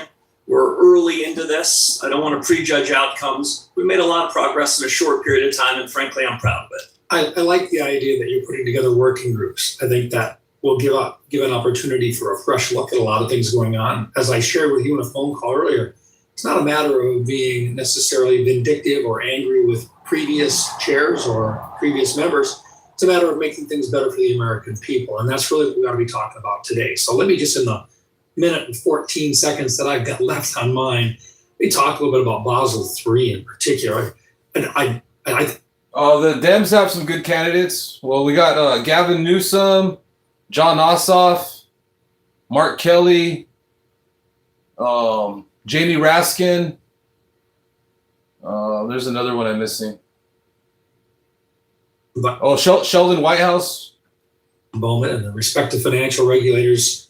I think you've done a good job in terms of your roles with regard. But I think, I think John Ossoff. Hey, John Ossoff, that would be a blowout right there. John Ossoff would take the House. Basel III re-proposal that was issued this March. The 2023 proposal would have substantially increased common equity capital requirements for Category 1 and Category 2 banks by approximately 19%, failing to strike a balance between maintaining resiliency of our banking system and doing so without hampering lending. I think this is a really critical item, and next to what artificial intelligence is going to do in terms of our productivity, I think it's one of the biggest issues out there. With the June 18th comment deadline now behind us, are there any other categories of feedback that you're weighing more heavily than others, such as the adjustments to leverage ratios or anything along that line? And if I could, is there going to be a go-live date this year sometime? Any idea when you might actually be able to talk about when this thing's going to go public for us? Senator, well, thank you for your question on supervision regulation. As I mentioned before, I've shown up with a lot of ideas for reform, not just in monetary policy, but in supervision and regulation too. When I was before this committee some 20 years ago, there was a debate about what the Basel process should be. Boy, we should get to the bottom of that 20 years later. And we should end up with a set of reforms in the United States that makes our financial system and our banks safer, sounder, and more competitive. It is that competition which provides better and more agile credit to the real economy. The Basel endgame, Senator, is not America's endgame. I am happy to work with international regulators to try to find common views, but we're going to do the right thing for the U.S. economy. As you mentioned, we're out for public comment. I'll be very interested in the comments before we go final with a proposed final. Let me just say, this is already off to a good start. We're going to stay around 5 minutes, period. Thank you. Senator Reid, the floor is yours. Thank you, Mr. Chairman. Chairman Walsh, I want to see if I put a cap on this discussion between Senator Warren and Senator Rounds. When will you disclose who brought your assets? When? I believe there's periodic requirements under the ethics laws, and I'll fully comply with them. I think the next reporting requirement is at some point next quarter or so. And you will fully disclose who you sold your assets to? I'll fully comply with the law and the ethics agreement. Thank you. AI is making a huge impact on everything we do, particularly the banking system. And as you're aware, an interagency governmental group, Congress, Treasury, Energy, et cetera, has authorized the major banks, the 8 major banks, to use Mythos to evaluate their security. Would you agree that it's important for all financial institutions? Vance has changed his identity like 5 times. Access to these types of AI tools so that they could analyze their operations for cyber vulnerabilities? Yes, I think the broad financial system has new vulnerabilities with these new technologies. I wouldn't want to just isolate Mythos, though. The other large language models have rival products. The efficient frontier has changed even in the last month. But as these new models find their way more broadly, our banking system and frankly, the Federal Reserve needs to do all we can to patch any vulnerabilities that we have. What are you doing to ensure that these mid-sized and smaller banking institutions have access to whatever AI tool is appropriate as quickly as possible? Yeah, so I share the sentiment, Senator Reid. We are not the deciders as to who has access, but I have not been shy in sharing my views with authorities across the government about the vulnerabilities and have been asking for access, not just for the Federal Reserve, but for other institutions, to a whole range of these new artificial intelligence models so that they can protect themselves. If you said to me, what worries you over the course of the next several months, I want to make sure that we're as protected as we can be from foreign actors that want to do us harm. Well, let me stay with AI, but change the focus a moment. Recently, Governor Waller and New York Fed President John Williams have warned that AI investments may be increasing inflation. And many economists have similar warnings. So are AI investments current drivers of inflation? This is one of the good family fights. Let me give my own view on it, which might be somewhat nuanced from the way you just described it and some of my colleagues. The shock of AI, the supply shock of AI, has an effect on demand and supply. We see the effect on demand much more quickly. We see it in the capital. Yeah, we're literally living in like that movie Idiocracy. It's like, why can't Trump just get a candidate out there that actually has like credentials? Like, he's got to bring up all these like stooges that have they're just incompetent, no experience. Well, we all know why, because he can easily control them. He just wants people he can control. I reference. So he can continue his crime spree. You see it in the prices of chips that are going up. We're inferring, which is just a fancy word for guessing, when the effects will happen on the supply side of the economy. I don't view a one-time change in prices as necessarily being inflationary, because I think there's a supply response. In that way, this is different from a foreign conflict and what it might do, which tends to reduce the supply side of the economy. Will it increase measured prices over the course of the next 12 months? I suspect it will be. Whether that's inflationary or not, that's up to the Federal Reserve, and we're going to have something to say about that. Like of the 325. Now, one of the interesting things of the 325 million people in this country, you got to pick this guy. Not this guy, but the Kevin Warsh guy. Our economy is becoming more and more productive. But one of the disappointing things is that household pay is not rising relative to that productivity.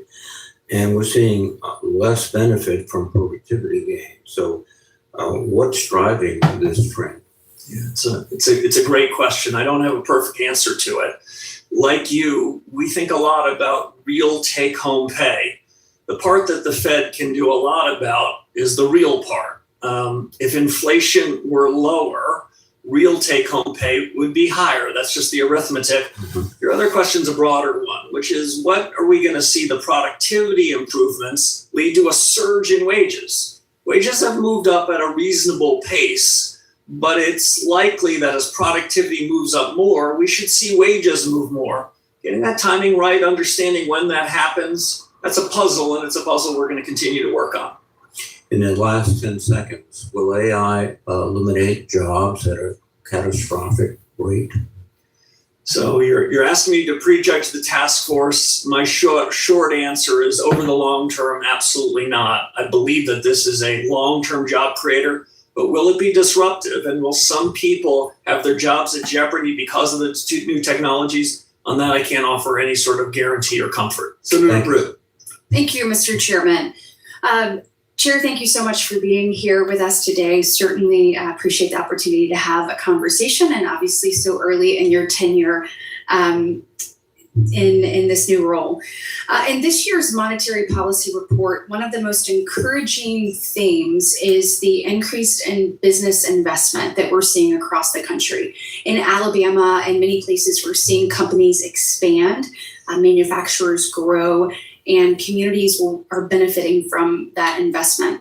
I believe that these are good signs and that they're also important for the future because they help us determine whether America remains the most competitive economy in the world. My question for you is, as you look at the economy, what data tells you that today's investments are laying the groundwork and the foundation for a stronger long-term growth and greater American competitiveness? So it's a great question, and thanks for highlighting the capital investment boom. This is what most countries are searching for. This is the seed corn for the next group of job creation and productivity. To be honest, over the last dozen or so years, we have been waiting for the surge in business investment. I know in some academic accounting sense, this is leading to a surge in prices in the next 12 months. I don't want to sound dismissive of it. The surge in prices is real, but I'd sure rather the most successful companies in the world investing in property, plant, and equipment than doing a share buyback. I just saw today that that Trump, he's such a big baby, he still has the tarp in front of the Kennedy Center. Like, he probably figures if he can't have his name up, then Kennedy can't have his name up either. What a sore loser Trump is. What an egotistical maniac. I'm encouraged by it. The trend is our friend here, and this business capital investment is contributing massively to the GDP we've seen in the last 12 months. My colleagues know I'm not big for forward guidance, but I would guess that trend continues. What gives me optimism about it? Well, hey, what's up, Paola? Hey, no problem. Thanks for hanging out. Hope you have a good Thursday out there. Oh yeah, for sure.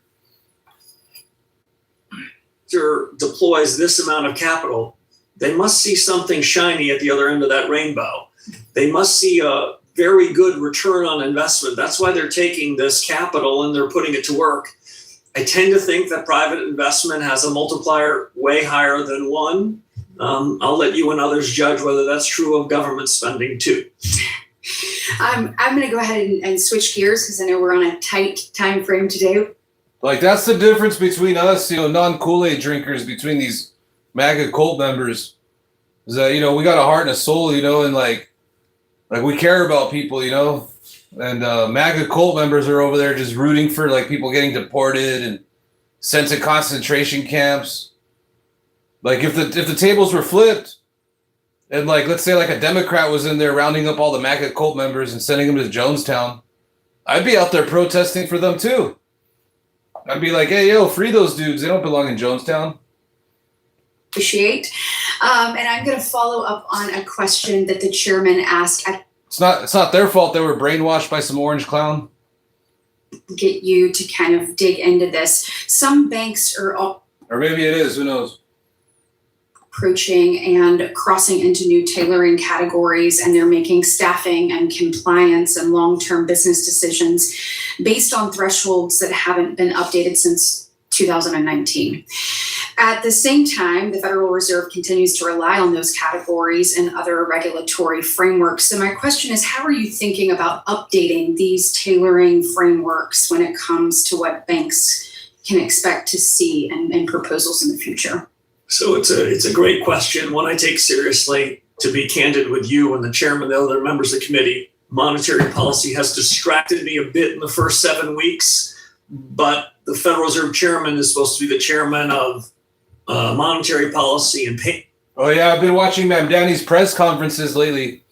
Like earlier this year when he first became mayor, I was watching all his press conferences, but then all kinds of the Venezuela raid happened, and the Trumpstein files and the Trump's war of choice happened. So I wasn't able to pay attention to Mamdani for a while, but lately I've been watching Mamdani's press conferences, and yeah, he's making moves in New York. He's getting people fat to where they got to get to 6 minutes faster, lowering the rents.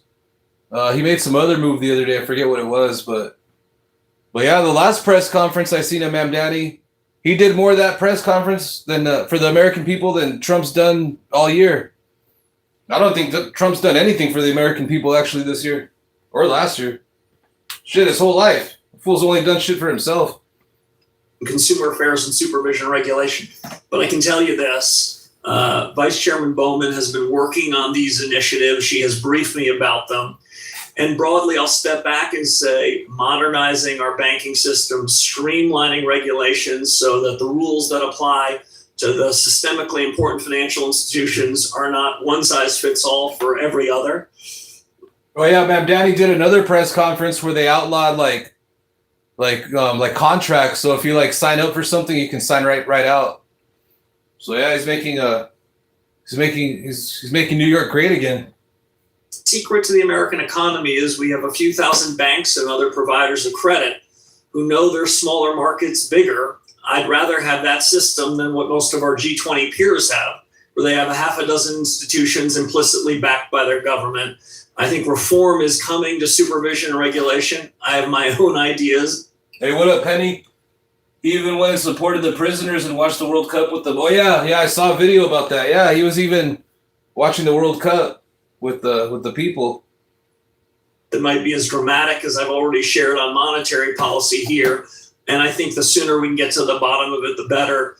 If I could say one more thing, the reforms we've been putting in place over the last 15 years coming out of Dodd-Frank, as we learned in the Silicon Valley Bank example, the first... I heard Melania was actually Epstein's escort. Example, they didn't work perfectly. My predecessors had very little choice but then to do another overall bailout. We don't want that to happen again. So we want to tailor the rules and the capital so they serve the best interests of the U.S. economy, which I describe as a system that is safe, sound, and competitive.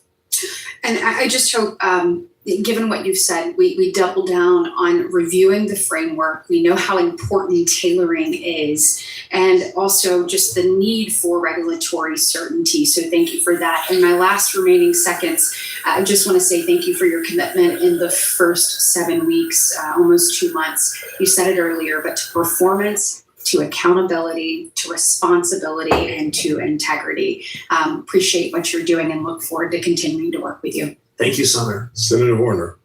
Thank you, Mr. Chairman. Chairman Warsh, it's good to see you again. 7 weeks in, you got a hell of a job.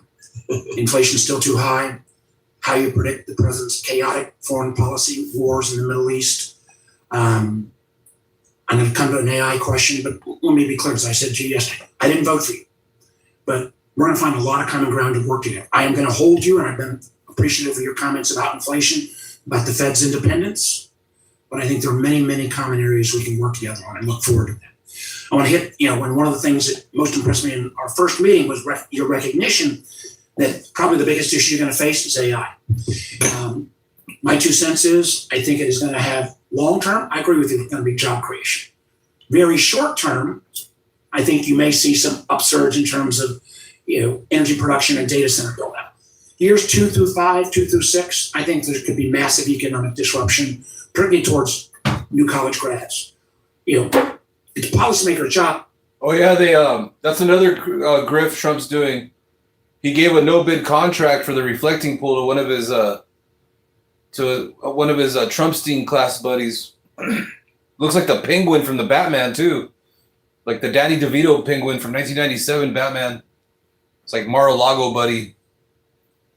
But yeah, they emptied the reflecting pool. I think I seen a picture of it recently, and there's no 350-foot gash. This is going to have the potential effect. I hope I'm wrong, but I'd take a bet with you that 3 years out, we could see 30% recent college grad unemployment. If we see that, what do you see as the Fed's role is in terms of urging your actions, but also helping us sort that out? Senator, first of all, I appreciate it. I promised to... Don't say nice things about me. He's got me on a clock. Answer my question. All right, good. Well, let me just say... I do indeed. Let me just say this. I appreciate that you haven't given up on me. I haven't given up on you. I haven't given up on your colleagues. I'm the independent head of a central bank. No matter how people voted, I'm going to be serving all of you. This doesn't count against my time.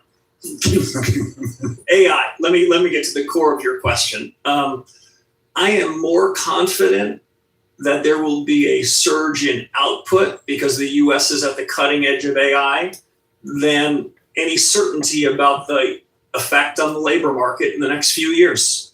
The United States will be a winner. That is my informed judgment. But this is a time filled with both challenges and risks. We take both parts of our dual mandate seriously. Do I believe that the productivity improvements over time will be structurally disinflationary? I do. I believe everything technology touches ultimately gets cheaper. Your background, I think, would be consistent with that. What are going to be the effect on the labor markets in years 2 through 5? It's a fair question. The way I would frame it to you on college graduates, if you're a new college graduate, AI is probably native to you. You've been playing with AI effectively since your high school years. I feel as though you likely have the skills and the intuitions, the same way that people of my generation or younger were native to the internet. If you've already been in the workforce for a while and you're a little resistant to change, that's where the encouragement needs to be to think about how these skills can make you more productive. These are fair questions. I don't have easy answers, but I do have a task force that's already thinking about it. We have to work together on it, because if we hit this bump, and I think it's going to come, we gotta collaborate. Now, Senator Reid asked a very good question about Mythos, and I 100% agree. Mythos is already yesterday's news, right? Because these models are coming out so quickly and they pose such security risks. I think it's incumbent, because of the risk it provides to our financial system, that at some point you're going to be. And I'm asking you now. I think personally, I believe we need some level of mandatory testing be pre-release because of the potentially draconian and dramatic. Hey, what's up? What's up, Soul for Music? Hey, thank you for the support. Thank you for the super chat. Appreciate you. Oh yeah, for sure. That's what we do, because I like to watch a lot of live streams, and I like to watch these like political, like current event stuff, like hearings and rallies and stuff. Like I'm watching it anyway, so I might as well live stream it, hang out with YouTubeville, interact with people from all around the country and the globe. So appreciate anyone that's here, hanging out, sharing your opinions. But yeah, it's kind of like, we're having a YouTubeville watch party. It's kind of like we're all kicking it, like, in the same living room, but, we're all in different parts of the globe, wherever we're at, But yeah, sometimes for me, I don't know. I'm sure for a lot of people too, is, like with your coworkers, family and friends, you can't really like talk about like politics really, I mean, you can, but what's the point? But when you're talking about it, like with just people, random people, like on the internet, and they seem pretty cool. It's pretty nice to interact and, share everyone's feelings. We all want to be heard. We all want to hear what everyone has to say. Now, how long? But yeah, thank you for the super chat. I appreciate you. And shout out to, you said you were from somewhere. Let's see.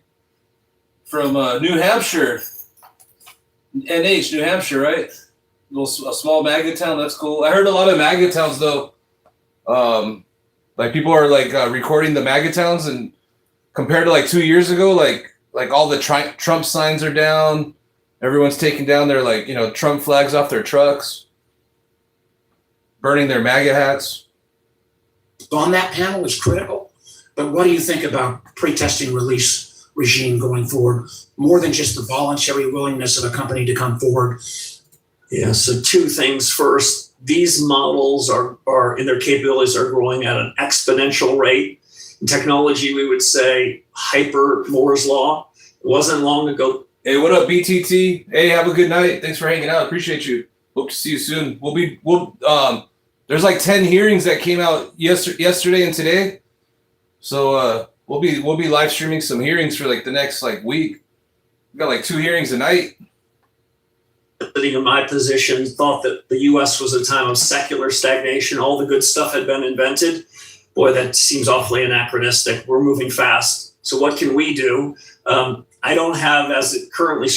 Actually, this morning, because it's technically now it's tomorrow. Now it's Thursday. Yeah, this morning it's going to be a Todd Blanche Part 2 hearing. That should be good. The Part 1 was awesome. John Ossoff and some other politicians really grilled him, exposed him. for the phony that he is. Decision rights as to who has access. But I do have a bully pulpit, as you mentioned, and I'm unafraid to share my views with the Treasury Secretary and others. The cutting edge is moving very quickly. Key institutions are vulnerable. The sooner they can mitigate their vulnerabilities, the better. I'm looking forward to. Well, I hope that you will be willing to advocate moving on beyond a voluntary regime, because the downside risk. 12 seconds. Quickly address the role of all of the Federal Reserve banks and your vision of what the role they should be. So very quickly, I'll just say this. We should be good stewards of taxpayer money. We should be consolidating functions where we can. But my mental model, Senator, as I mentioned to you yesterday, is we should have 12 centers of excellence. I've got more than 12 problems on my plate. And if each reserve bank were to develop an expertise on something that matters to our remit and the American economy, I'd encourage them to develop that advantage. Senator Ricketts. Thank you, Mr. Chairman.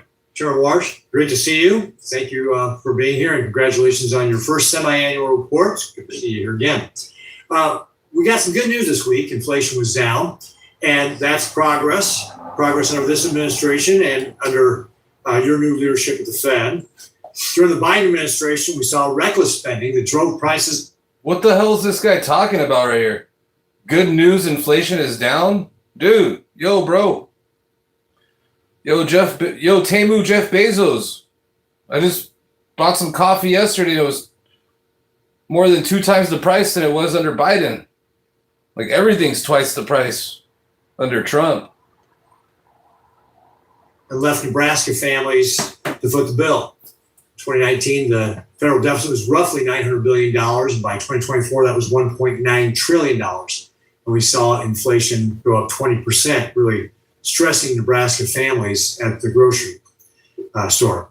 Cleaning out this mess is going to take discipline, and it's going to take reform.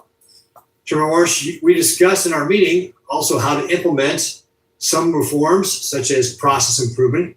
We talked specifically about Lean Six Sigma and the opportunity there. You promised to have a reform-oriented Federal Reserve, and we're willing to break up or make a break from some of the mistakes in the past. I commend you for that. I want to work with you to see it through. One of the most important places to start is with the Fed's balance sheet, an issue I've consistently raised with other Fed governors. The Fed expanded its balance sheet dramatically during the pandemic, peaking at nearly $9 trillion. Since 2022, the Fed has shrunk it down to about $6.5 trillion in December 2025. And I'm glad to see that the Fed was making progress over the last few years, but the balance sheet is still not down to pre-COVID levels. Actually, the balance sheet is rising again and now stands at around $6.7 trillion today. Chairman Warsh, do you see the balance sheet increasing again as a trend in the right direction or the wrong direction? Senator, thank you for the question. I've been focused on the Fed's balance sheet, frankly, since my last day at the Fed some 15 years ago into the present. I don't want to prejudge the conclusions of this balance sheet task force. Whereas the chairman said, I put together a team of rivals to fiddle with it, to evaluate it, to come up with their own judgments. But I'll give you my predilections. Monetary policy is made currently through at least 2 material instruments, interest rates and the balance sheet. In fact, we grew the balance sheet, created quantitative easing when I served the last time in the darkest days of the crisis, because we'd already cut rates to 0. So expanding the balance sheet had the intent of helping markets clear, but it was also another tool of monetary policy. I still believe that is true. Wasn't that supposed to be temporary?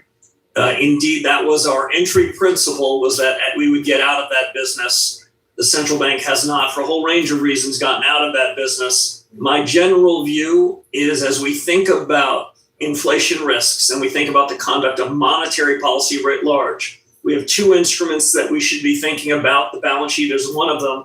I'll make only one other point. Monetary policy needs to be architected, needs to be designed by the policymakers around the FOMC. The plumbing, the operations, how we do that is conducted by the New York Fed. I want the architecture to drive the plumbing, not the plumbing to drive the architecture. We're going to make a monetary policy decision with respect to the balance sheet.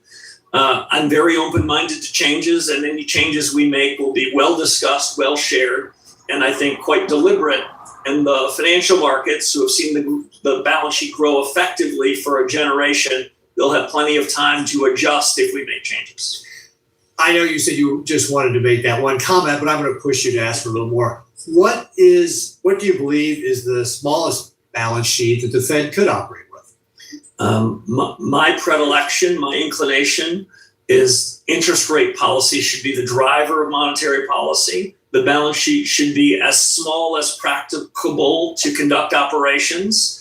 And the balance sheet can expand when there's a crisis. The balance sheet can also expand if an institution needs liquidity. That's part of the reason why we've created a discount window. But a permanently large balance sheet with a duration of assets that are larger than the duration of assets of treasuries, for example, that are held in the broader public markets, boy, that sure seems a little bit more like fiscal policy that I'm comfortable with.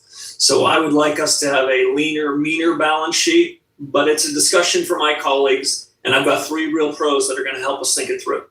All right, well, I have run out of time, and I'm sure the chair will be happy that I'm going to maybe give done before it reaches 0. Thank you. But I do have a question I'll follow up with for the record on scams, because this is something that the banking industry is telling me they're increasingly seeing, and it's costing people who have deposits a lot of money. So I'll follow up. Senator, we're opposed to scams, but I'm happy to follow up. Good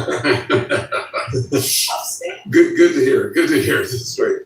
Senator Van Hollen. Thank you, Mr. Chairman. And Mr. Chairman, we agree on that point. Let me turn to the headline inflation numbers that came out yesterday at 3.5%, above the Fed's 2.2% target. Prices are too high for families and we need to get them down. I think we can agree on that. At your press conference a few weeks ago, you said that higher inflation in part, and I quote, reflects supply shocks that have driven price increases in certain. Wait, didn't Donald Trump recently say that he loves inflation? Including energy, unquote. In other words, a reason that we're seeing prices go up is that the supply of products and services has dropped in some areas of the economy, right? Yes. And I do think it's important that the public understand the causes of some of these supply shocks. You would agree, would you not, Mr. Chairman, that the war in Iran has caused a supply shock in the energy markets? Yeah, the military conflicts have caused the price of oil to be higher than it otherwise would. Absolutely right. And Americans are paying the burden of that as we go.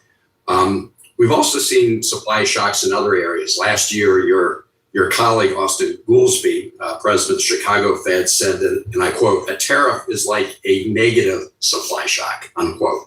And we've seen plenty of tariffs. Obviously, we have the Supreme Court decision that may bring those down over time, the impact of it.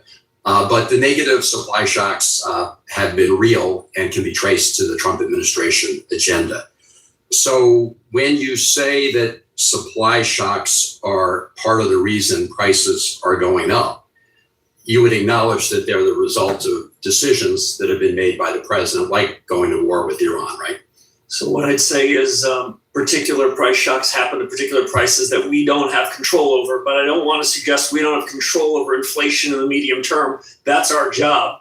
But screwworm affects beef prices, other things that affect oil prices and milk prices, and I understand that has an effect on people's household budgets. Oh yeah, indeed it does, and I think we've seen the price of Donald Trump's over there giving everybody screwworm and explosive diarrhea.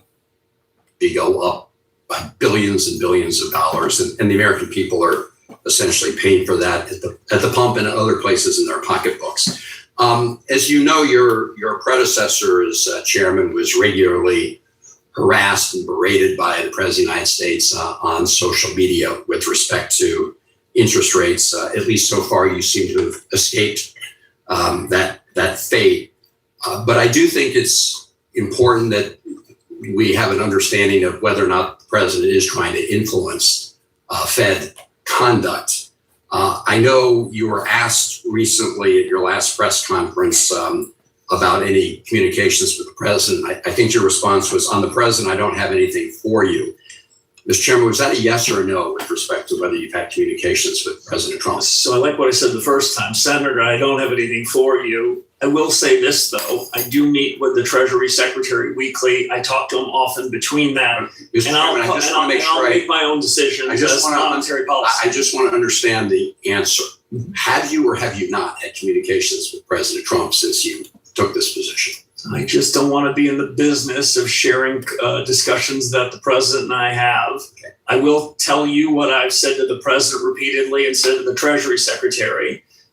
They chose an independent guy to do an independent job, and that's exactly what I plan on doing. And I'd like to think over the last 7 weeks, given the decisions we've made and the things we've done, that it's not just words, it's actions now to start to demonstrate that. So, Mr. Chairman, I mean, I think it's important. I take from your answer, you've had communications, you don't want to disclose the content.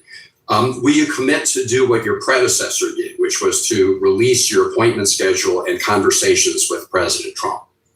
I don't know what the past practice was. I will be in full compliance with the law. As I understand it, there's an ongoing FOIA request on my calendar, and I will share it consistent with the law. Well, this was the first one's already come out. I think this was this wasn't in response to any legal requirement forced by FOIA. It was a question of transparency, and I do think, given the president's past record of trying to influence Fed behavior via social media, with respect to your predecessor, if he's trying to influence Fed behavior through private conversations with you, I think that needs to be something the public is aware of. And I'm asking you whether you will commit to disclosing when you have conversations with President. Oh yeah, that's a prerequisite to become a MAGA politician. That's like the first thing they ask you is how good are you at dodging questions? And if you're good at dodging questions, then you're in. You're a MAGA politician. Senator, I can offer you this assurance. The president has not, before I took this office, before I raised my right hand, he has not tried to influence the conduct of monetary policy. And if he tried to, I would continue to keep my head down and do the job. I don't have a long record, but I've got a 7-week record. And before that, I had a 25-year record. And I think that should count for something. I appreciate that. I hope you'll just follow. Hey, what up? What up, Caleb? Good to see you. Your predecessor. Senator Kennedy, the floor is yours. Oh shit, Kennedy. Senator Van Hollins. This guy's hilarious right here. Oh man, I just like this guy because he cracks me up.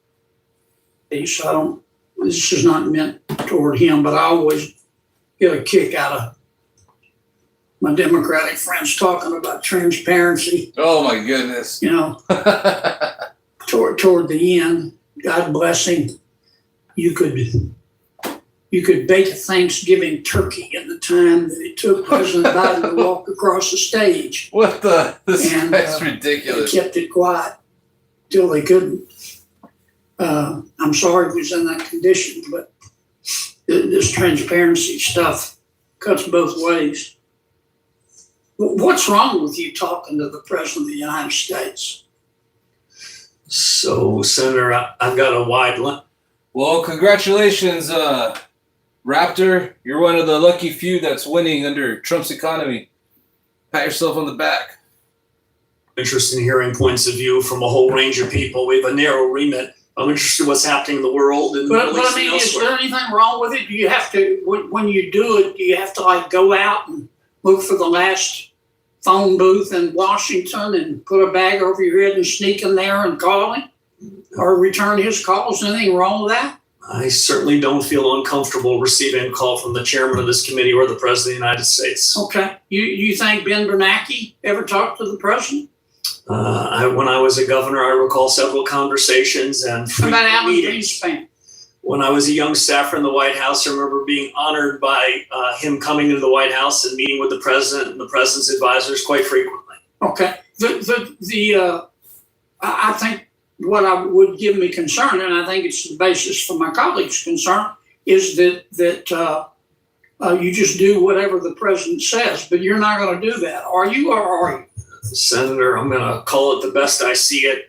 The president never asked me to do anything inappropriate, and if he did, I wouldn't do it. I would follow the law and do my best to follow the remit you gave us. Okay, so in the last year or so, recent past, I'll say, the Fed cut rates 3 times because they were worried about the labor market. Is that a fair assessment? That's my sense of what And they did it before. worked. It worked, correct?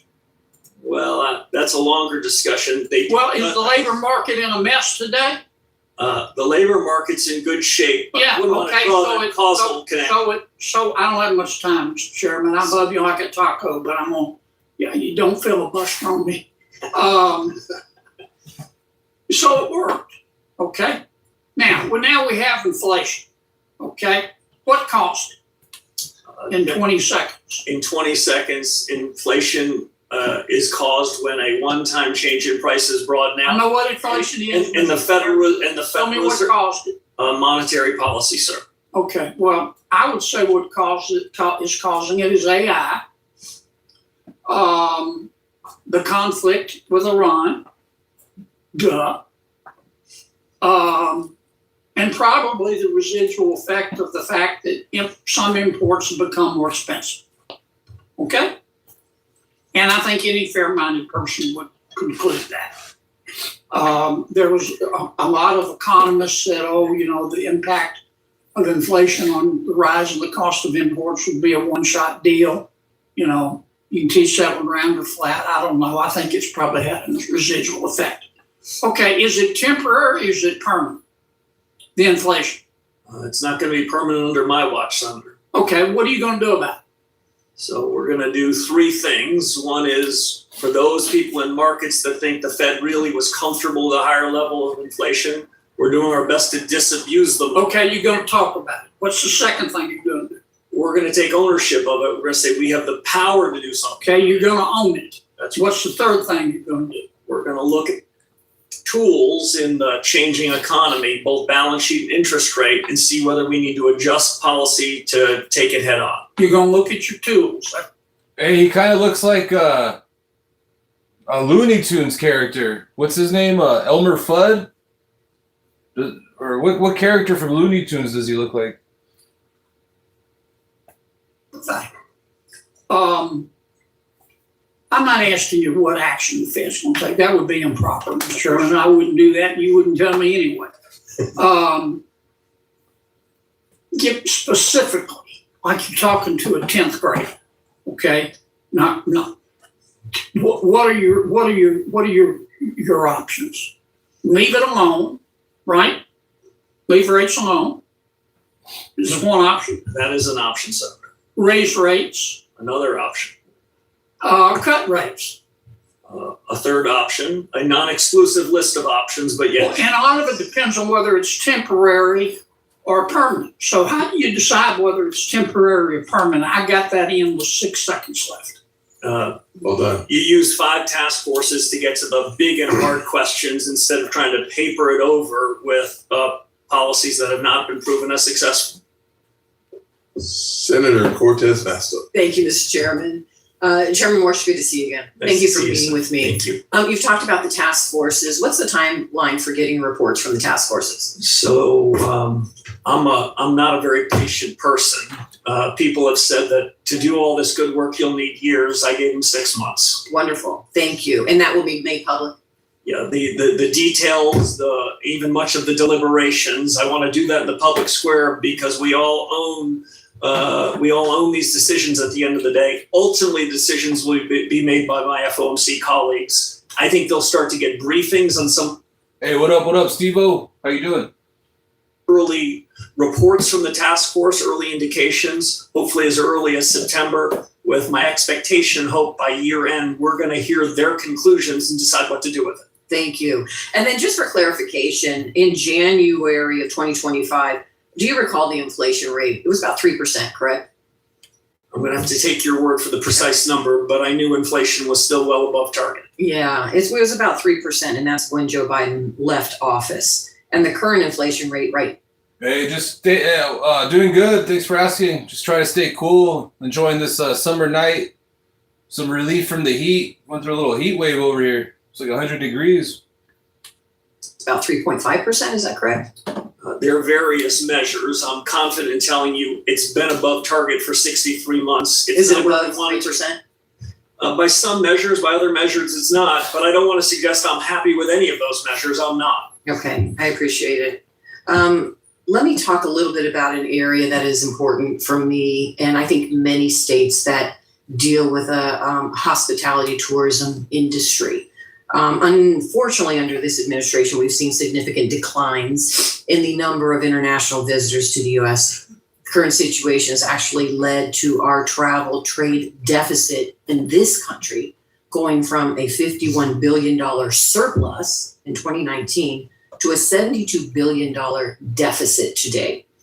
How does the Federal Reserve governors consider the specific impact of higher unemployment, lower wages, and reduced economic activities in communities with large tourism economies like Las Vegas? So we are. Wasn't Trump claiming that he's gained like $21 trillion for the country since he took office? I'm pretty sure that's all lies, but didn't he say that? Consumers of this information, we are keenly interested in the good side of the economy and the services side of the economy. My view, which is not universally shared in the economics profession, is that there's no limit to what this economy can grow. Productivity-led growth can move higher, and that doesn't tell me it's inflationary. But we care about the services part of the economy, and we're trying to take that into account when we try to make decisions about the dual mandate. Well, I appreciate that because you're right. Your dual mandate is maintain stable prices and full employment. Let me tell you what's happening in the hospitality industry because of the policies of this administration. When you talk about full employment, it is not happening. What I am hearing from people in my state is that it's not necessarily full employment with good wages and livable wages. They're patching together multiple low-wage jobs because they are taking down from full employment to part-time employment. Do you consider that in your analysis, going from full-time employment to part-time and many individuals having several part-time jobs? How do you calculate that into your analysis? So we think hard about it. You heard in my opening statement the clear judgment of my colleagues and me, which is the labor market broadly looks in balance, but I don't want to make that sound like it's easy for hardworking Americans in your state and other places. There's a lot of dynamism happening in the economy. There's a lot of structural change. And during periods of transition, it's often true that the labor markets in aggregate look better than people feel in different parts. And during disruption, they try to recreate a job they had before through the gig economy and other means. We take it into account. Overall, I would say the labor market part of our mandate looks pretty good. The price stability part of our mandate looks less good. All right, and I am concerned because not just Las Vegas, but many tourism-based industries and hospitality, what we're seeing is lower full employment. And I would hope, and this is a conversation I've had with previous chairs as well, I would hope that you're considering that it is a large sector of employment across the country. And I know you made a statement that rise in prices is not necessarily inflationary, correct? At what point do you consider it to be inflationary? Is there a timeline associated with that? So when an increase in prices in a particular category like oil or like milk or eggs, when we see that broaden out and affect the generalized price level, that's something we can do something about. That's the way I think of inflation. When prices go up, I know it hits your constituents every day. I'm not trying to sound dismissive of it, but I also don't want to say that there's much that we can do about cattle prices or milk prices today. But there's a lot we can do to make sure that the entire grocery aisle doesn't have higher prices, and that's what we're committed to do. Thank you. Senator Hagerty. Thank you, Mr. Chairman. Chairman Marshall, on July 18th, almost a year ago today, President Trump signed my legislation, the Genius Act, into law. A thorough rulemaking process is absolutely vital to ensure that U.S. dollar dominance exists here in the digital age. And I look forward to seeing the Federal Reserve's ongoing work in this matter. I just want to make that point clear. It's important, it needs to be done, and very much appreciate the Fed's attention to it.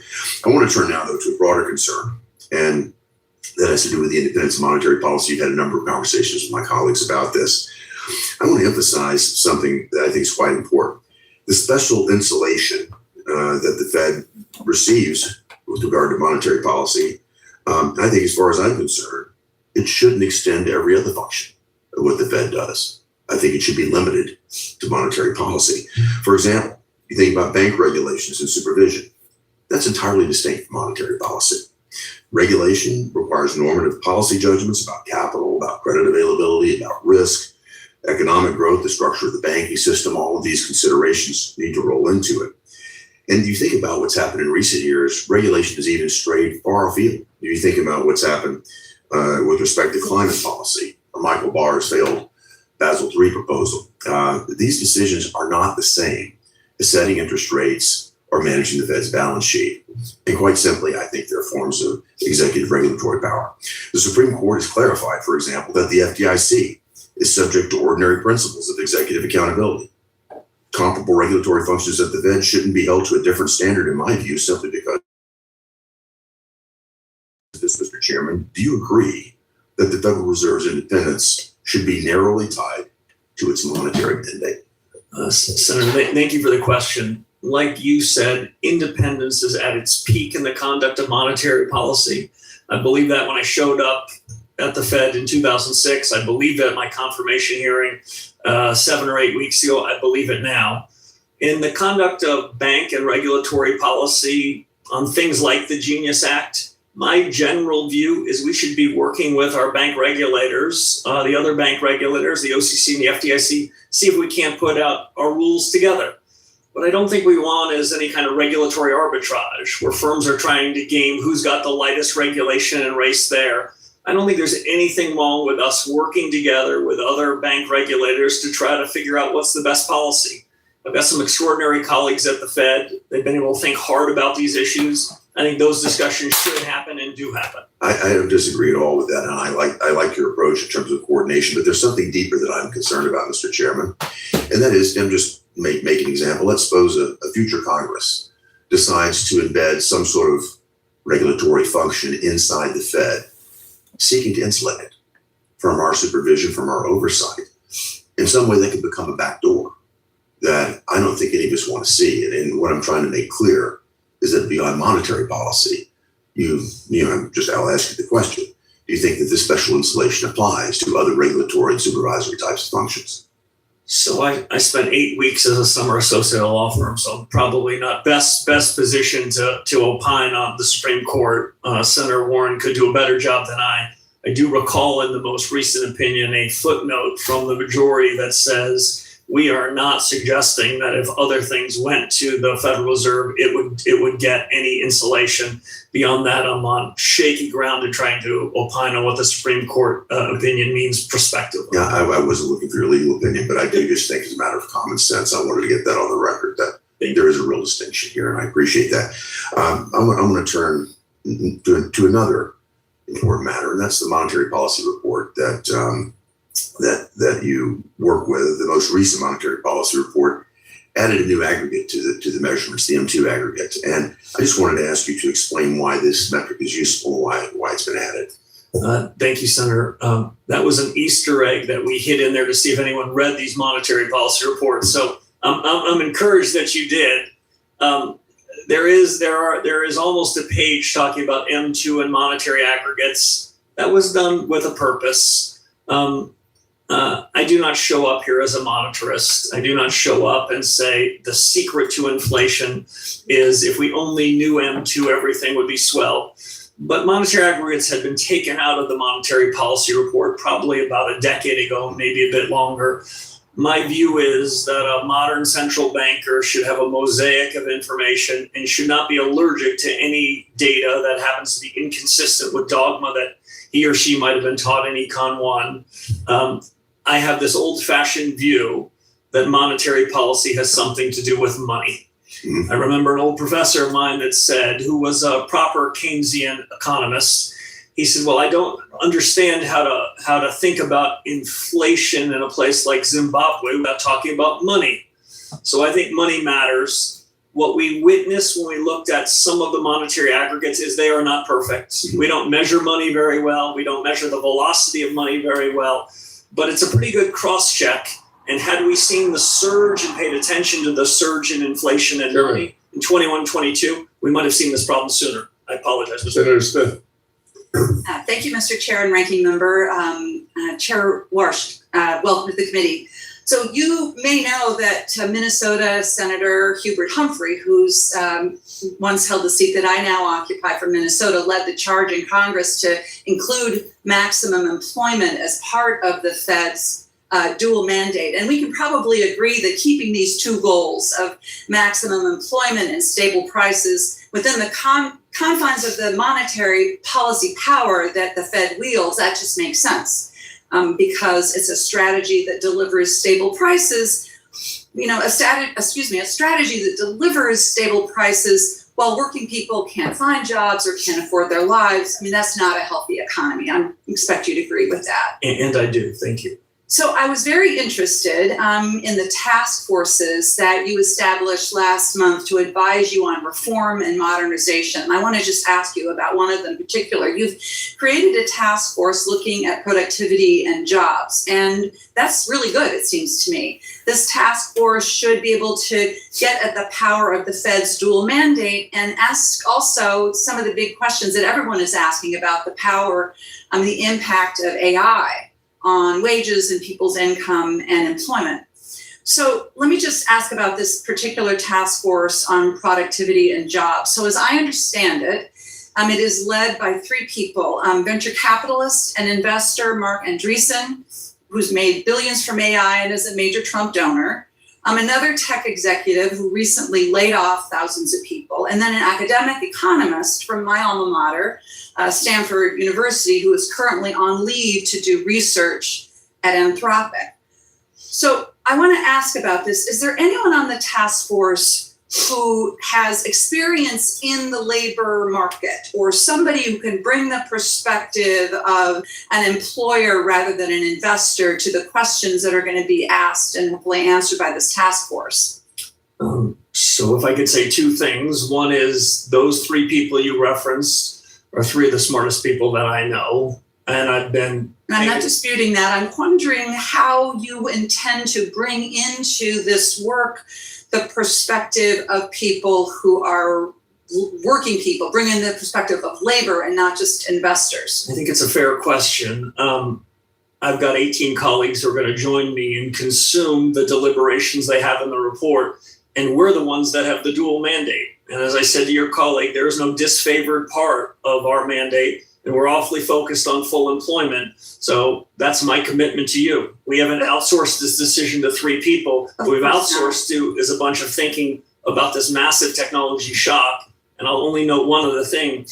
Chad Jones, that professor that you mentioned, his academic work, he's an academic, I'll admit that. But I'm not opposed to that. I'm just trying to But his academic work has been very, very focused on what is the effect of the labor markets of these technology shocks, both the good and the bad. And I think that history he can bring to bear to the work of the task force. So can you understand why a task force that is led by people in large part who are likely to get richer by AI might not be the most credible people to folks on the ground who are doing the work, who are worried about what impact this AI is going to have on their jobs. And there's the concern, of course, is that the productivity that is expected to be delivered by AI, if that actually happens, that the benefits of that productivity are going to accrue to capital and not to labor.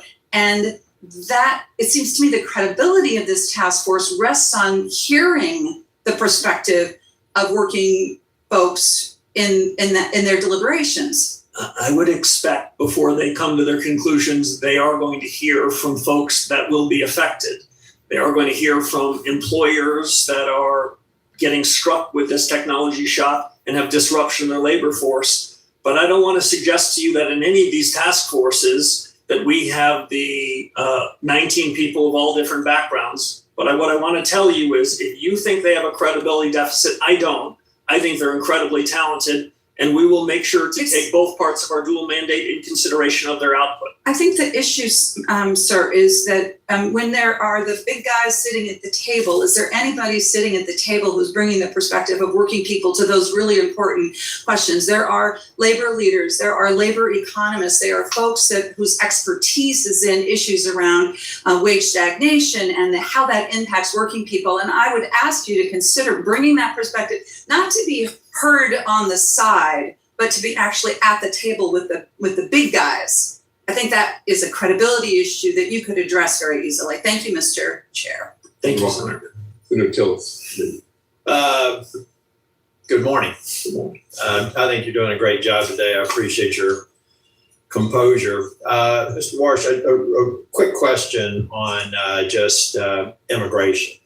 You know, some people are proudly discussing how we had almost net zero immigration in the last quarter, but we're starting to look a little bit like China, Japan, European countries in terms of our replacement rate, in terms of natural replacement rate. So if net immigration were to remain near zero for an extended period, how would that change your estimates on GDP, the neutral interest rate, and the amount of non-inflationary job growth the economy can sustain? And in some ways, it touches on, I think, Senator Cortez Masto's question too about jobs unfilled, but just curious. Thank you, Senator. You sure didn't toss up a softball there. The way I think about it is immigration policy is set by you and the administration, but we are. Yeah, I mean, I don't want you to talk about policy. What I'm trying to do is communicate to the American people. We can make the mistake of Western Europe, Japan, and other industrialized nations, or we can fix this population growth problem. If we don't, these are policies, then how does that make your job more difficult if we were to sustain the current trajectory? The way those decisions affect us is it affects potential GDP. The biggest, hardest decision we make is what can this economy produce? How fast can we grow? Potential GDP is a function of two things. How many hours are we working? People in this country working. Just in a word, because I want to ask a few other questions. And then second, productivity. If, at the end of the day, if the worker hours are constant, we need a productivity boom. Just a real quick question. Would you be thrilled to know that we could guarantee zero net growth for the next decade because that would make your job easier? We're going to take the number of hours the American people and your policies produce, and we're going to do it the best. We got a problem. You can't fix it. But what I'm saying is if we're trying to make your job easier, having this on the agenda is not going to make your job easier. And I understand the position you have to take, but I want to point to something that people are high-fiving and talking about net zero immigration growth as if it's a good thing. It's only a good thing if you want to repeat the mistakes of Western Europe, Japan, China, and other nations that didn't get their replacement rate right. You know, and bringing in great people that may have been born in Colombia, aspire to become a senator, for example, those sorts of things. I mean, you didn't get it right every time, but no. Mr. Warsh, I told you also, and just for the American people, do you have a magic wand where you can just walk in and convince 7 people of the FOMC to vote exactly the way you want them to? Perhaps I wish I do, but I do not have such a wand. So you are one of a body where you have to gain consensus to make an interest rate move, right? Monetary policy move, right? Yes, and it's a consensus-led organization. And based on some of the comments from even Governor Waller, who we consider to be, pretty hawkish just this week, he's not guaranteeing that we're going to be able to lower interest rates anytime soon based on data-driven decisions. Did that just occur this week? In a speech, I think, up in New York. There are a diversity of views. I wouldn't want to dwell on any one of them in particular. No, it's okay. But what I'm trying to explain to people who think the president can give you a call or you make a decision, it happens. That never happens. Wouldn't have happened under Powell, wouldn't happen under you, wouldn't happen under anybody who's responsible chairman.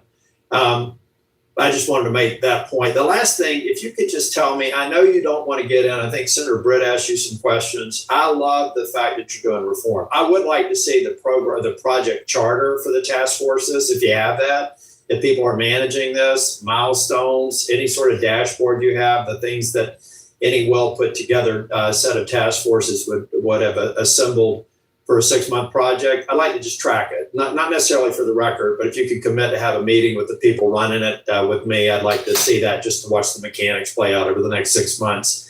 And then lastly, if you can, I believe Silicon Valley Bank is a classic example of why the Fed needs to have its independence on monetary policy, but on bank examination and supervision. I believe a U.S. senator should minimally be able to go into a SCIF and understand why banks like Silicon Valley Bank had multiple matters requiring attention and then matters requiring immediate attention well before they fail.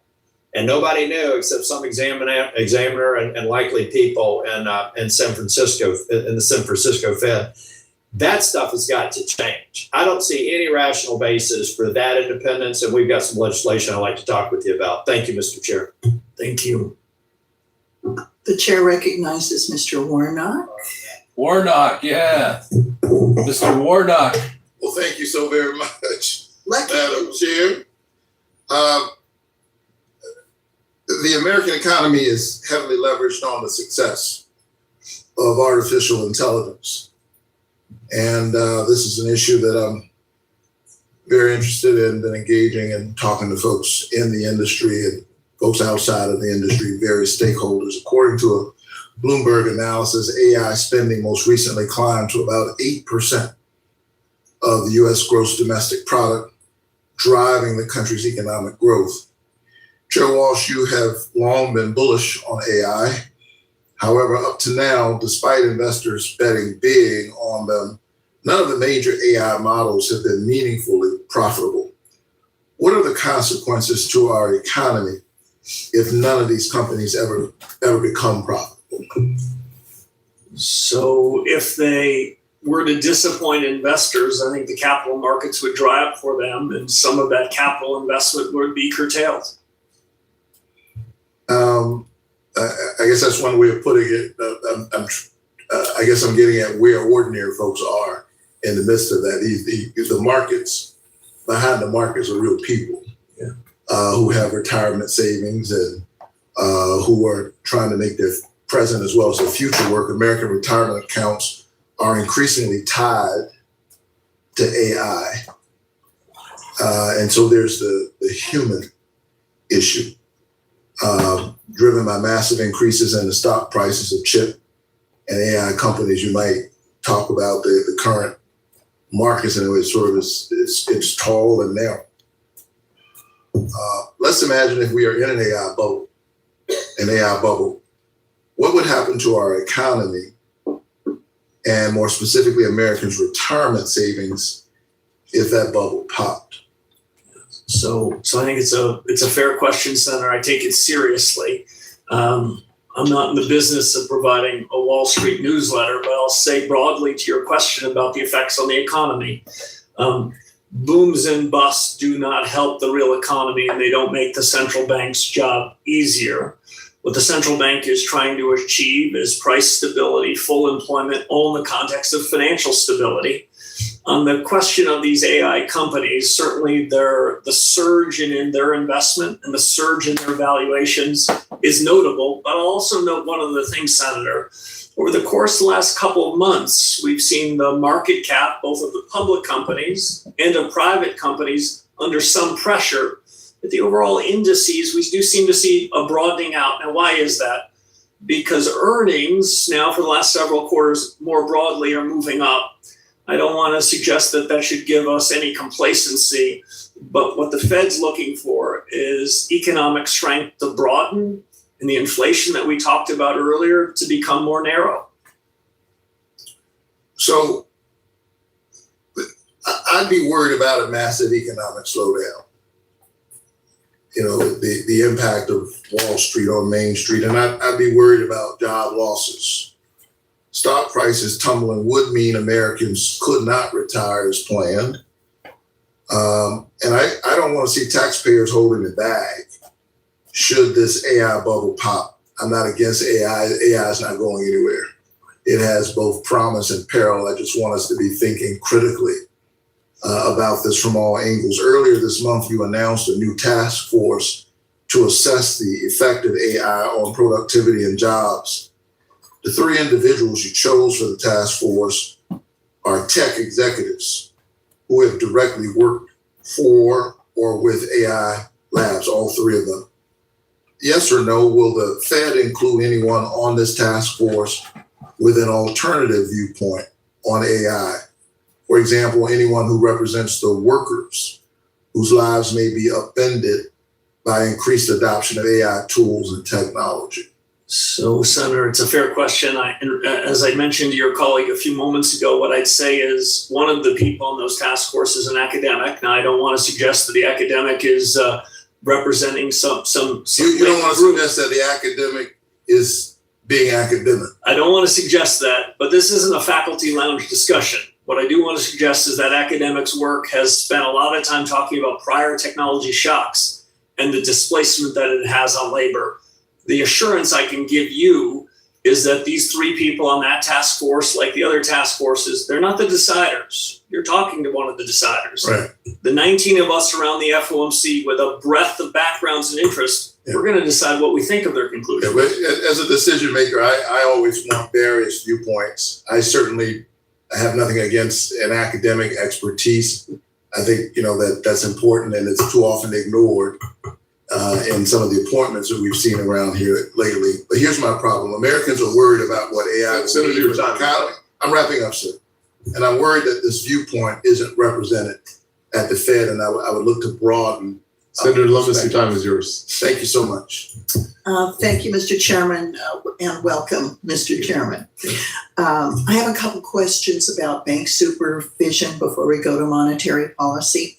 The first one is Vice Chair Bowman has ordered an independent review of the supervision of Silicon Bank and Signature Banks. And I think that's a really good thing. I applaud her and support her efforts there. So have you instructed your staff, including the attorneys in the legal division, to cooperate with this independent review? Yeah, I don't think JD Vance is happy with his life.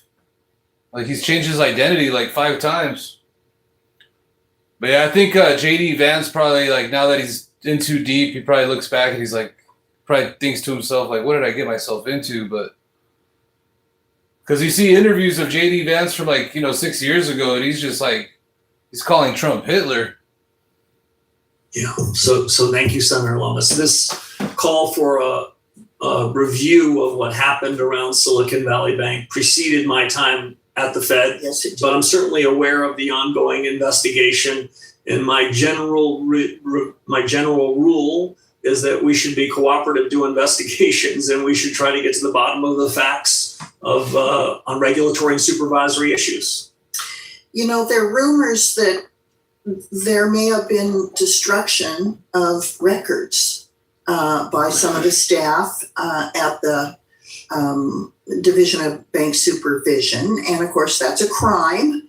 So if records relating to the supervision of these banks were intentionally deleted by staff before you were at the Fed, before you ever became chairman, will you order your staff to assist in recovery of these records and cooperate with law enforcement? Yeah, so I made a bold statement to one of your colleagues before that I was opposed to scams. I can make a bold statement I'm opposed to criminal activity. I have no reason to believe there's any criminal activity here.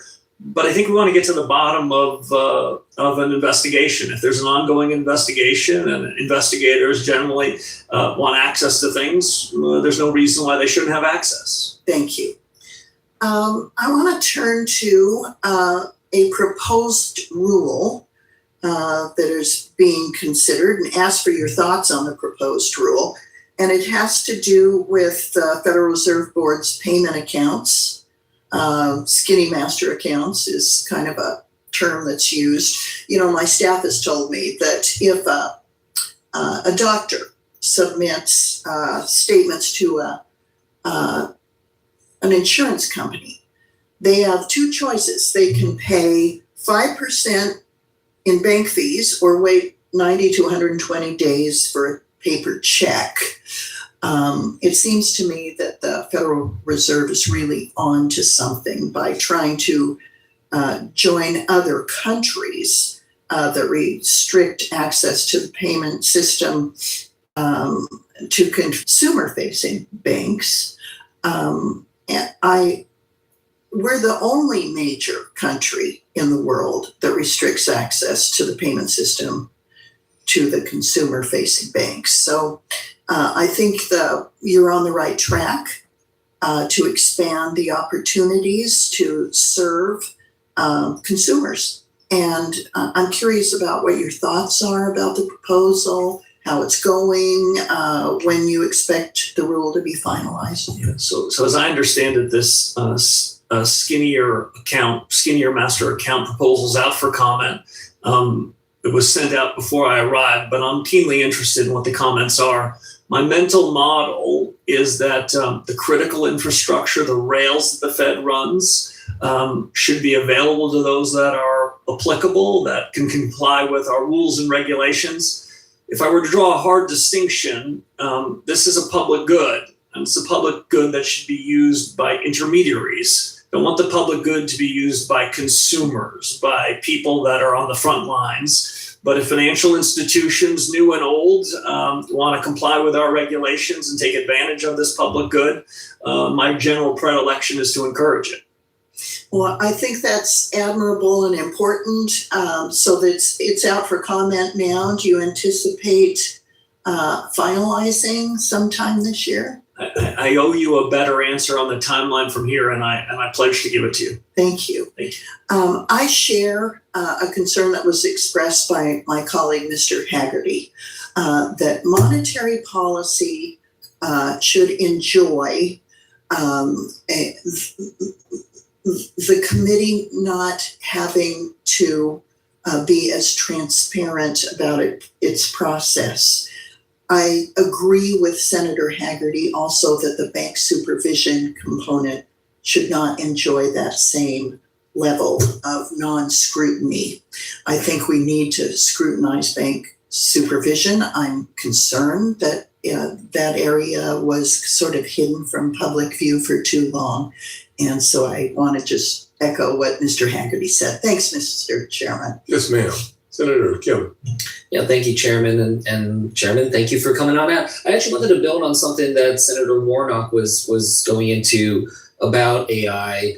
And I guess I wanted to ask you, I've seen some public reporting that there was a report produced by Treasury staff for Secretary Bessent, the Federal Reserve, and other financial regulators that outlines the risks associated with the AI boom. Are you familiar with this report? I can't say that I've read that report, but it's certainly a discussion that the Secretary and I have had. Is that something we can follow up on, get a sense of where the status of this report is? Yeah, I'd be happy to both engage in the report and share with you my views. Yeah, but regardless of the report itself, from what I understand, it's raising concerns that that much of our financial system right now rests upon AI meeting expectations for productivity gains as profitability, and as well as raising concerns about the concentration in a small number of firms that are heavily reliant on private market financing, specifically invested in data centers in particular. I wanted to just get a sense, do you agree with these underlying economic risks, or do you believe that analysis is overstating the risks? So I think this is the most important change in our economy in my adult lifetime. I think it has plenty of opportunities and also plenty of risks. I take both of them seriously. Yeah, I mean, it's something I'm trying to grapple with too. So I'm not expecting that you have a fully baked answer right now, but I hope we can work on this together, because I do think when we're looking at that future, trying to think through the data, I'm trying to think through what data is going to allow us to understand how exposed we are, what the concerns are. And I guess I would just ask you, as you're looking at the data, how would you assess our economy, the state of our economy, if you were to isolate out AI, which I know is driving so much of our growth right now? How is the rest of our economy doing? So it's a fair question. We can start to do a little bit of that. So I mentioned in my opening statement the importance of capital expenditures to aggregate GDP. A good share of that CapEx boom is broadly in and around infrastructure related to artificial intelligence. Not exclusively, but it's part of the real story here. If I were to fast forward 12 months, whether these AI models continue to grow in their efficacy on some exponential curve or not, most of this CapEx is going into things like data centers, new sources of energy. And let's say there was a disappointment on the returns and what AI could do. Many of these investments have alternative uses. But if the question is really how much productivity do we expect to ultimately get from AI, the answer is I don't know, but I'm optimistic that over a longer time horizon, it'll be quite good for the United States and good for both parts of the dual mandate, lower prices and a stronger labor force. Well, I hope we can work on this together and try to get a clearer understanding of just how much risk there is. And look, I'm glad to hear about this, this task force that you're putting together about the productivity side. I will just say the concern amongst young people in particular is very potent and very real. And we have to come up with an answer to them to help them feel reassured right now. Because I get it, they are, as you said, more native in the technology. But that doesn't necessarily help them when the companies themselves are saying, we don't need to hire as many, junior associates or other jobs, especially on the more entry level side of things. No matter how much native fluency that they have or understanding and skills, if the businesses are saying, we don't need as many people at the younger, lower end. And so as you're dealing with this task force, I hope it's something that can interact with this committee. I hope we have a chance to be able to talk to some of them and hear from them in that capacity. But I also say, we need to make sure we're speaking human about this and not just getting kind of caught up in this. So I just wanted to flag that for you. One last thing I wanted to just touch base on is, Senator Reid mentioned the concerns about whatever we want to call it, mythos proofing or AI proofing, using AI to be able to shore up our vulnerabilities. A number of us have been talking to some of the financial sector, other critical infrastructure. I guess I just wanted to ask you, does the Fed have all it needs to be able to kind of shore up our vulnerabilities, patch up any vulnerabilities? Has that been a process that you all feel have confidence in so far? Also to a yes or no answer. Yeah, I'm working on it, and I look forward to working with you on it as well. Let us know how we can help. Yeah. Thank you, Senator Moreno. Thank you, Mr. Chairman, and thank you to you, Chairman Walsh, for being here. It is such a pleasure to have you here compared to your predecessor. I can't explain to you in words the feelings that I had when your predecessor testified versus the feelings of having you here. So truly appreciate the hard work. Some quick questions. You obviously think we have a whole regulatory structure around banks. What's happened to deposits in American banks since last August? Have they gone up, stayed the same, or gone down? Generally speaking, there are differences, but generally speaking, deposits held in banks is moving positively over that period. And you worry about that. Of course, you watch that, because if you had a massive deposit flight, that would be a problem, correct? I worry about it, but I also use it as a helpful input. When average deposit balances are up, sometimes that could be for good or bad reasons. My sense of the underlying growth is more good than bad. Right, but as a banker, if the bankers want deposits to go up. Sure. And I just find that interesting as a data point, Mr. Chairman, because we've talked about, or we've had testimony anecdotally from the bank CEOs saying that stablecoins were going to drop deposits in banks. And I just want to point out for the record that the exact opposite has happened. So as they say, that was a bunch of blankety blank argument. Okay. You have two mandates. Let's talk about full employment for a second. If we have incentives that we put in place here legislatively for Americans not to work, does that round counter to your objective of full employment? It doesn't make the Fed's life any easier. Right. So if we actually incentivize somebody from actually participating and being productive in a workforce, that's not good. Things like, for example, we did the working families tax cuts last year, which is to put in place where you have to verify twice a year whether you're working, volunteering, or studying, would be a positive demotivator for not working, correct? Meaning it encourages work. I can't opine on the policies you make, but for the implications of the Fed, we're in the business of assessing potential growth. The more hours that are worked and the more productive those hours are, the stronger the economy can be. Which is good when you're in it. Yep. And if you had tens of millions of people entering the country illegally, it makes your challenge of full employment more difficult also, correct? I'm going to steer clear from immigration policy and leave it with you and the administration. So pretend they're just naturally grown humans on the soil of America. If you have dramatically more humans in the United States looking for work. By definition, it makes full employment more difficult, correct? So if those people are employed and are working and are productive, that's a good thing. No, if they're not employed. Well, that can be a challenge to one, if not both parts of our mandate. Okay, let's talk about data centers really quick. So if you felt, or the Federal Reserve felt, that data center investment was driving inflation, what is the tool that you could use to combat that? So I think that investment in data centers and in AI generally do affect the demand side of the economy, and we can see it, and we can see prices move up.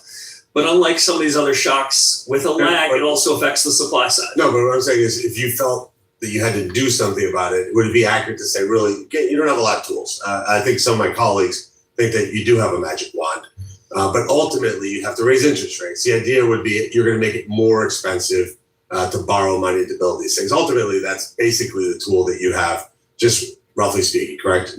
We have powerful tools to deal with what we deem to be inflation above target. Right. So you would raise interest rates if you really is the tool that you'd use. Does it make any sense for us to be thinking that if inflation is being caused by data center investment, and the answer would be to look to the Fed to raise interest rates, when in reality you have government that's providing tax subsidies, which is lowering the cost and thus encouraging more irrational investment? Doesn't it make more sense to say, let's not do any tax subsidies? Now, we can't do that here at the federal level because a lot of these subsidies are coming from cities, counties, and states. I actually believe, and I think, Chairman, we should think about providing 100% federal tax on these subsidies so that if a company wants to take subsidies from some state, tax it at the federal level 100% to discourage it, because I think it is absolutely insanity for us to use taxpayer dollars to subsidize multi-billion-dollar companies. And by the way, those incentives don't exist.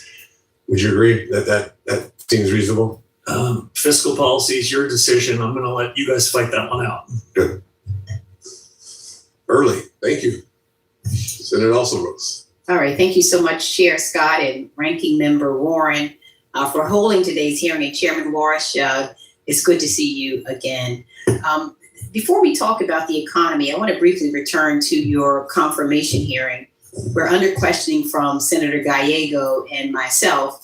You said that the president never, quote, generally or specifically instructed you to lower interest rates. And your testimony at the time did contradict reporting by the Wall Street Journal. So Senator Gallego and I sent you a letter on April 26th clarifying your testimony, and we have not yet received a response. So as we stated in our letter, President Trump told the Wall Street Journal that he thinks you have to lower, his quote was, he thinks you have to lower interest rates. And under your sworn testimony in this committee, you said that the president never generally or specifically instructed you on interest rates. And so I wonder whether you will just commit to responding to our letter. Sure. I stand by every word that I said at my confirmation hearing. And now I have a 7-week track record subsequent to that. And you can judge not just my words, but my actions. And I'm happy to continue the discussion with you about this topic if you think it's fruitful.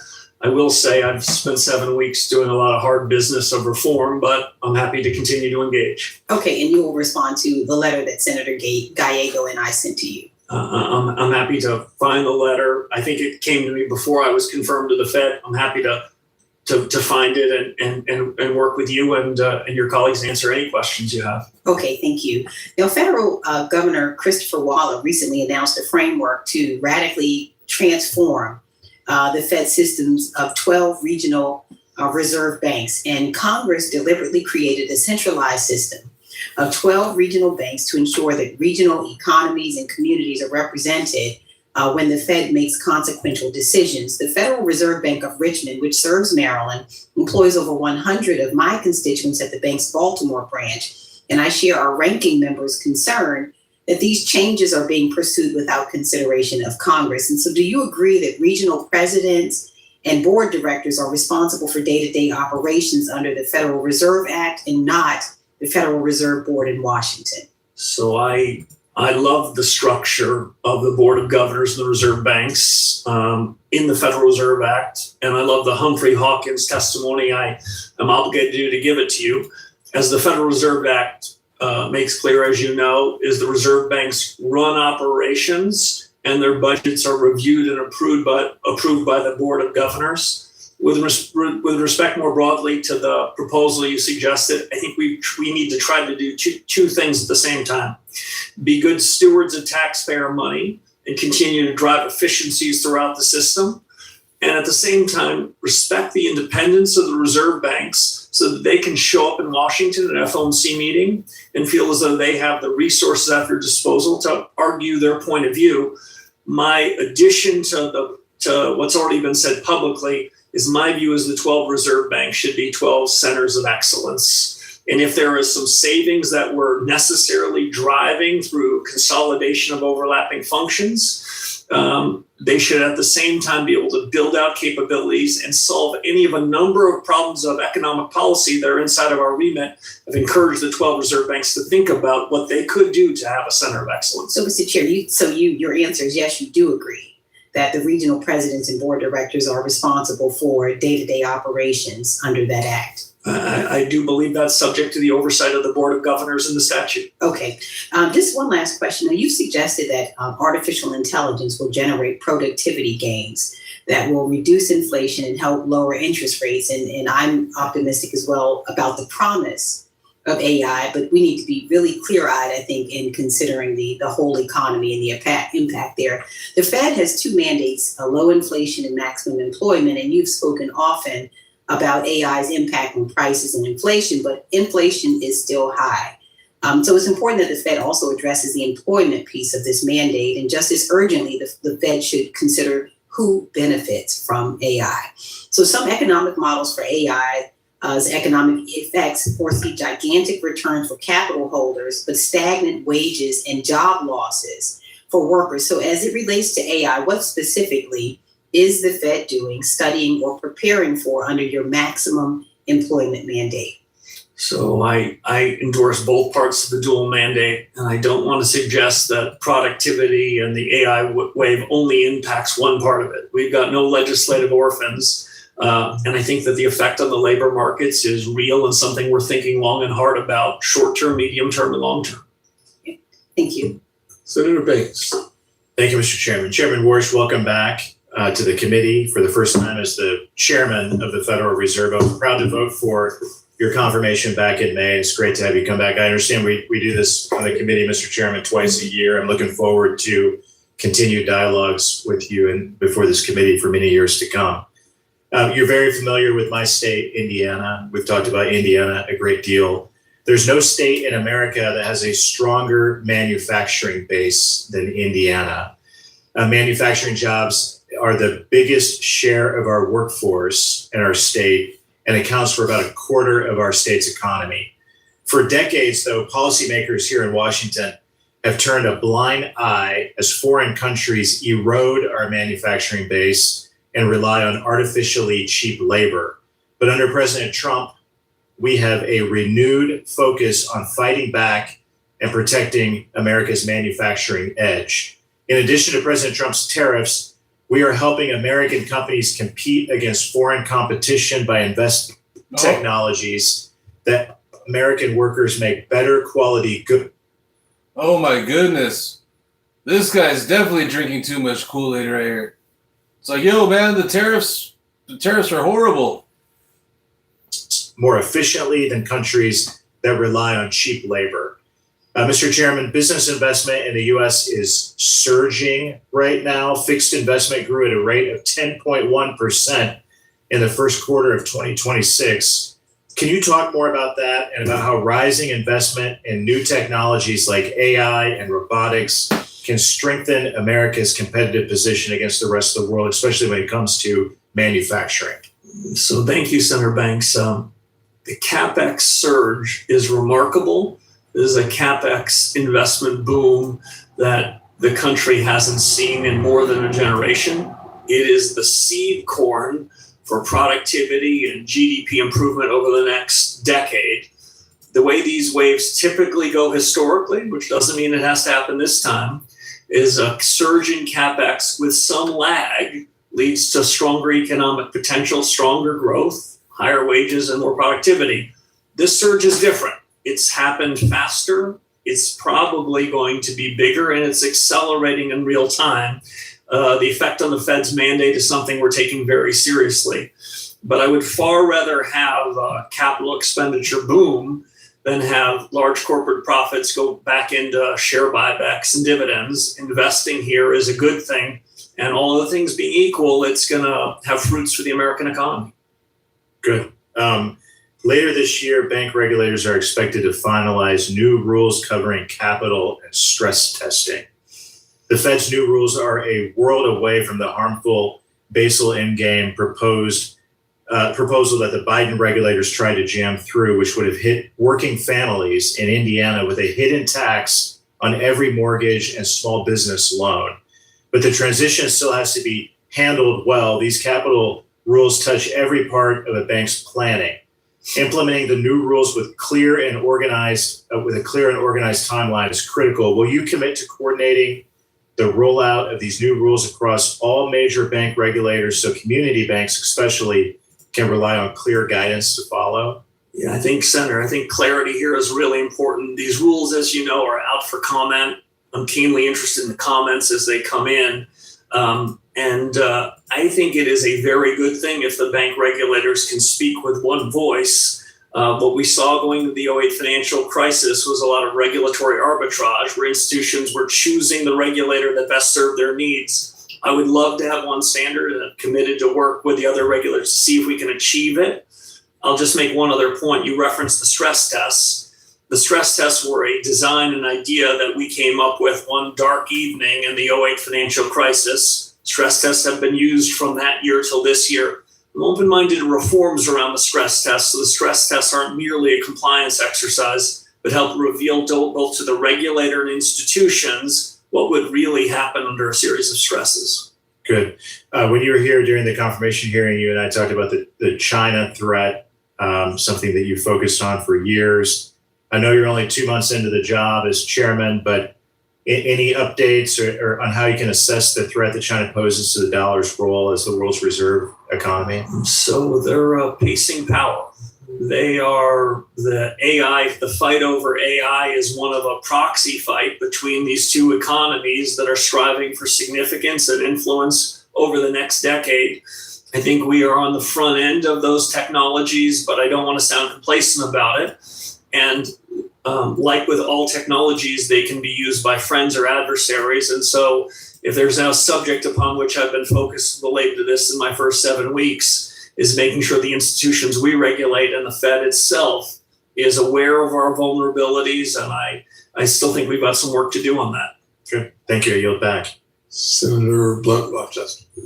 Thank you, Mr. Chairman, and thank you, Ranking Member Warren. It's good to see you, Chairman Warsh. I will tell you, I've been in and out of the room because I have 4 committees happening at the exact same time. And so going back and forth, and I know a lot of the things that I wanted to talk about or questions I wanted to ask, some of have already been asked, so I may not use the whole time. But when we talked before. Hey, what's up, Deborah? Hey, what's up? What's up, everyone? What's up, Aaron? How's it going? Save Iceland for sure. What's up, Ken? What's up, Rock James? What's up, Alabama? What up, Ken? What up, Hard Right? How are you guys all doing? What up, George? Your confirmation hearing, I raised questions. All right, this hearing's actually pretty much done. Let's do a little throwback Thursday before I go to sleep. So I've been watching these old school presidential debates. Like I watched like Bush versus Reagan. Who else did I watch? Clinton versus Bush, Gore versus Bush. Let's throw it back 66 years.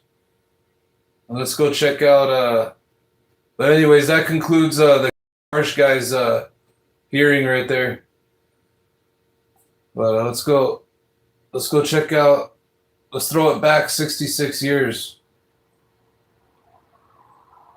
All right, here we go. Republican ambassadors. This is Kennedy versus Nixon. Let's go to the beginning here. These are pretty cool. I've been watching these. These are cool. So yeah, guys, a little throwback Thursday. Little nightcap for the YouTubeville watch party.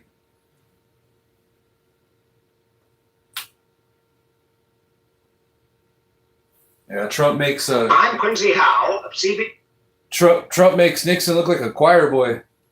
CBC News saying good evening from New York, where the two major candidates for President of the United States are about to engage in their fourth radio-television discussion of the present campaign.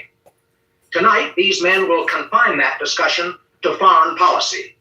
Good evening, Vice President Nixon. Good evening, Mr. Howe. And good evening, Senator Kennedy. Good evening, Mr. Howe. Now let me read the rules and conditions under which the candidates themselves have agreed to proceed. As they did in their first meeting, both men will make opening statements of about 8 minutes each and closing statements of equal time, running 3 to 5 minutes each. During the half hour between the opening and closing statements, the candidates will answer and comment upon questions from a panel of 4 correspondents chosen by the nationwide networks that carry the program. Each candidate will be questioned in turn with opportunity for comment by the other. Each answer will be limited to 2½ minutes, each comment to 1½ minutes. The correspondents are free to ask any questions they choose in the field of foreign affairs. Neither candidate knows what questions will be asked. Time alone will determine the final question. Reversing the order in their first meeting, Senator Kennedy will make the second opening statement and the first closing statement. For the first opening statement, here is Vice President Nixon. Mr. Howe, Senator Kennedy, my fellow Americans. Since this campaign began, I have had a very rare privilege. I have traveled to 48 of the 50 states. And in my travels, I have learned what the people of the United States are thinking about. There is one issue that stands out above all the rest, one in which every American is concerned, regardless of what group he may be a member and regardless of where he may live. And that issue, very simply stated, is this: how can we keep the peace, keep it without surrender? How can we extend freedom, extend it without war? Now, in determining how we deal with this issue, we must find the answer to a very important but simple question. Who threatens the peace? Who threatens freedom in the world? There's only one threat to peace and one threat to freedom, that is presented by the international communist movement. And therefore, if we are to have peace, That's crazy. That's what Trump's trying to do right now. He's trying to go after so-called communists. Trump's bringing back the Red Scare. Keep our own freedom and extend it to others without war, we must know how to deal with the communists and their leaders. I know Mr. Khrushchev. I also have had the opportunity of knowing and meeting other communist leaders in the world. I believe there are certain principles we must find in dealing with him and his colleagues. It's funny because Trump's the one that rolled out the red carpet for Putin. Principles, if followed, that will keep the peace and that also can extend freedom. First, we have to learn from the past because we cannot afford to make the mistakes of the past. Listen, that's crazy. He just said we have to learn from the past. We can't afford to make the mistakes from the past.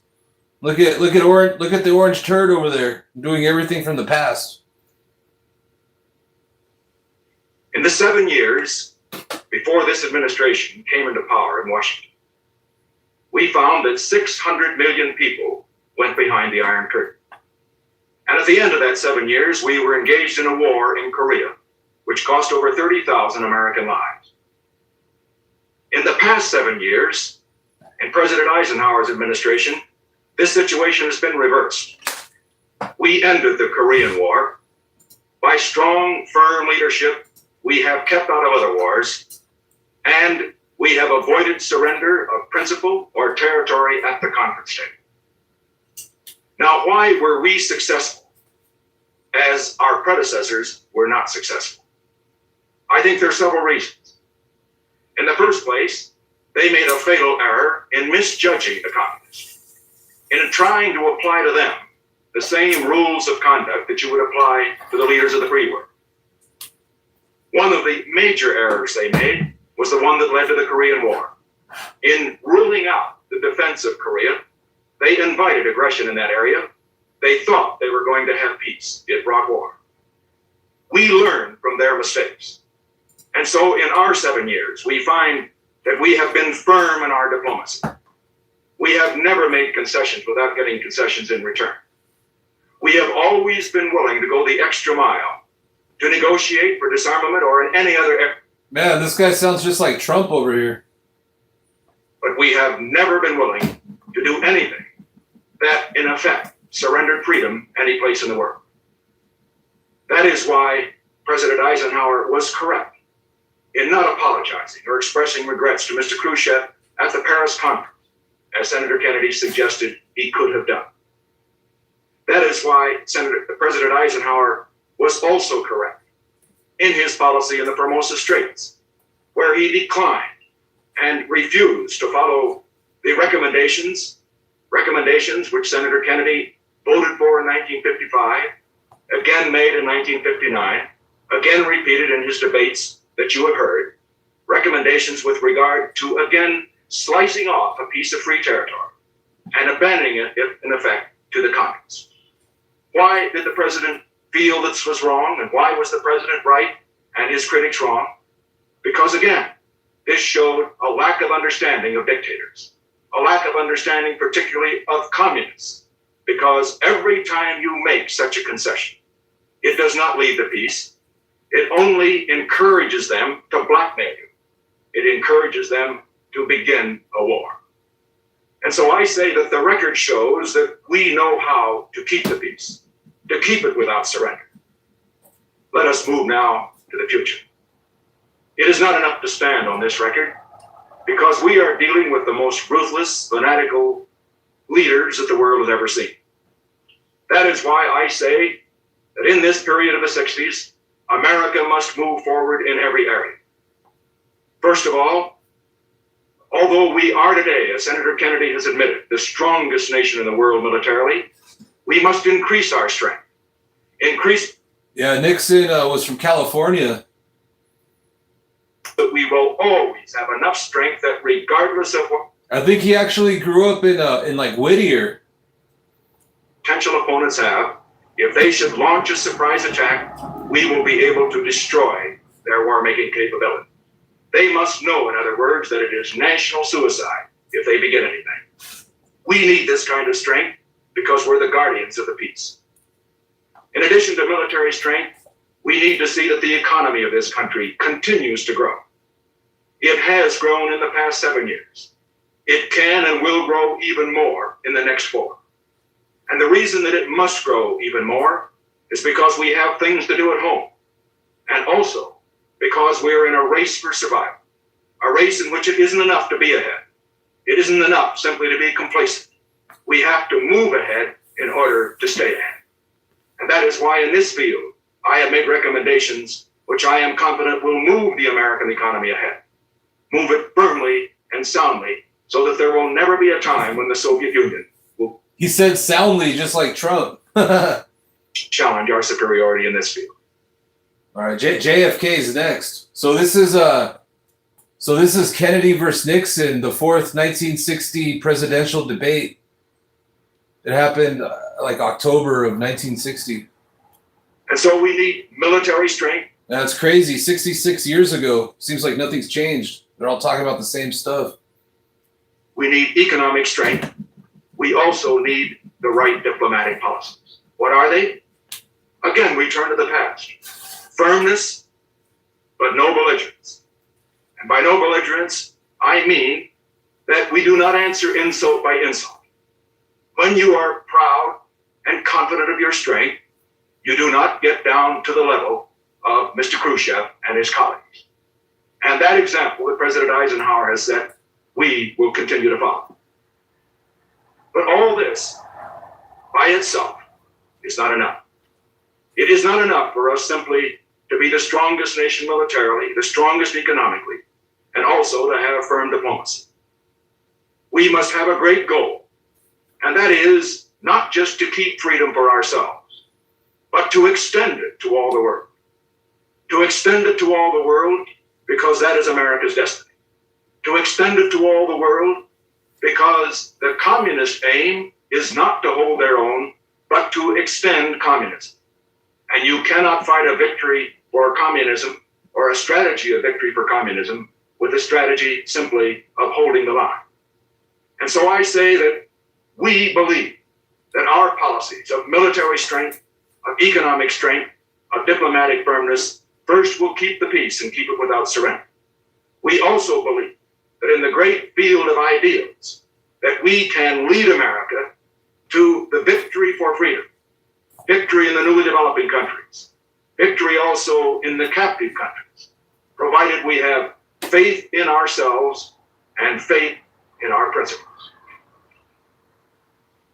Now the opening statement of Senator Kennedy. Mr. Howe, Mr. Vice President. First, let me again try to correct the record on the matter of Quemoy and Matsu. I voted for the Formosa Resolution in 1955. I have sustained it since then. I've said that I agree with the administration policy. Mr. Nixon earlier indicated that he would defend Quemoy and Matsu, even if the attack on these islands 2 miles off the coast of China were not part of a general attack on Formosa and the Pescadores. I indicated that I would defend those islands if the attack were directed against Pescadores and Formosa, which is part of the Eisenhower policy. I've supported that policy. In the last week, as a member of the Senate Foreign Relations Committee, I reread the testimony of General Twining, representing the administration in 1959, and the Assistant Secretary of State before the Foreign Relations Committee in 1958. And I have accurately described the administration policy, and I support it wholeheartedly. So that really isn't an issue in this campaign. It isn't an issue with Mr. Nixon, who now says that he also supports the Eisenhower policy. Oh, hey, what's up? What's up, Ron? You can find it on the PBS NewsHour. They have all kinds of historical stuff on there. It's pretty awesome. Nor is the question that all Americans want peace and security an issue in this campaign. The question is, are we moving in the direction of peace and security? Is our relative strength growing? Is, as Mr. Nixon says, our prestige at an all-time high, as he said a week ago? Oh man, if Trump was in charge of the Cuban Missile Crisis, we wouldn't be around today. Communist at an all-time low? I don't believe it is. Trump probably would have just pushed the button while he's eating a Big Mac. I believe that our relative strength is increasing. And I say that not as the Democratic standard bearer, but as a citizen of the United States who is concerned about the United States. I look at Cuba, 90 miles off the coast of the United States. In 1957, I was in Havana. I talked to the American ambassador there. He said that he was the second most powerful man in Cuba. And yet, even though Ambassador Smith and Ambassador Gardner, both Republican ambassadors, both warned of Castro, the Marxist influences around Castro, the communist influences around Castro, both of them have testified in the last 6 weeks that in spite of their warnings to the American government, nothing was done. Our security depends upon Latin America. Can any American looking at the situation in Latin America feel contented with what's happening today? When a candidate for the presidency of Brazil feels it necessary to call, not on Washington during the campaign, but on Castro and Havana in order to pick up the support of the Castro supporters in Brazil. At the American Conference, Inter-American Conference this summer, when we wanted them to join together in the denunciation of Castro and the Cuban communists, we couldn't even get the Inter-American group to join together in denouncing Castro. It was rather a vague statement that they finally made. Do you know today that the Russians broadcast 10 times as many programs in Spanish for Latin America as we do? Do you know we don't have a single program sponsored by our government to Cuba to tell them our story, to tell them that we are their friends, that we want them to be free again? Africa is now the emerging area of the world. It contains 25% of all the members of the General Assembly. We didn't even have a Bureau of African Affairs until 1957. In the Yeah, Nixon resigned. Watergate. South of the Sahara, which is the major new. Nowadays, Donald Trump has like 3 Watergates a day. We have less students from all of Africa in that area studying under government auspices today than from the country of Thailand. If there's one thing Africa needs, it's technical assistance. And yet last year we gave them less than 5% of all the technical assistance funds that we distributed around the world. We relied in the Middle East on the Baghdad Pact. And yet when the Iraqi government was changed, the Baghdad Pact broke down. We relied on the Eisenhower Doctrine for the Middle East, which passed the Senate. There isn't one country in the Middle East that now endorses the Eisenhower Doctrine. We look to Europe, to Asia, because the struggle is in the underdeveloped world. Which system, communism or freedom, will triumph in the next 5 or 10 years? That's what should concern us. Not the history of 10 or 15 or 20 years ago, but are we doing enough in these areas? What are freedom's chances in those areas? By 1965 or 1970, will there be other Cubas in Latin America? Will Guinea and Ghana, which have now voted with the communists frequently as newly independent countries of Africa, will there be others? Will the Congo go communist? Will other countries? Are we doing enough in that area? And what about Asia? Is India going to win the economic struggle, or is China going to win it? Who will dominate Asia in the next 5 or 10 years? Communism, the Chinese, or will freedom? The question which we have to decide as Americans, are we doing enough today? Is our strength and prestige rising? Do people want to be identified with us? Do they want to follow the United States leadership? I don't think they do enough, and that's what concerns me. In Africa, these countries that have newly joined the United Nations, on the question of admission of Red China, only 2 countries in all of Africa voted with us, Liberia and the Union of South Africa. The rest either abstained or voted against us. More countries in Asia voted against us on that question than voted with us. I believe that this struggle is going to go on, and it may well be decided in the next decade. I have seen Cuba go to the communists. I have seen communist influence and Castro influence rise in Latin America. I have seen us ignore Africa. There are 6 countries in Africa that are members of the United Nations. There isn't a single American diplomatic representative in any of those 6. When Guinea became independent, the Soviet ambassador showed up that very day. We didn't recognize them for 2 months. The American ambassador didn't show up for nearly 8 months. I believe that the world is changing fast, and I don't think this administration has shown the foresight, has shown the knowledge, has been identified with a great fight which these people are waging to be free, to get a better standard of living, to live better. The average income in some of those countries is $25 a year. The communists say, come with us. Look what we've done. And we've been, on the whole, uninterested. I think we're going to have to do better.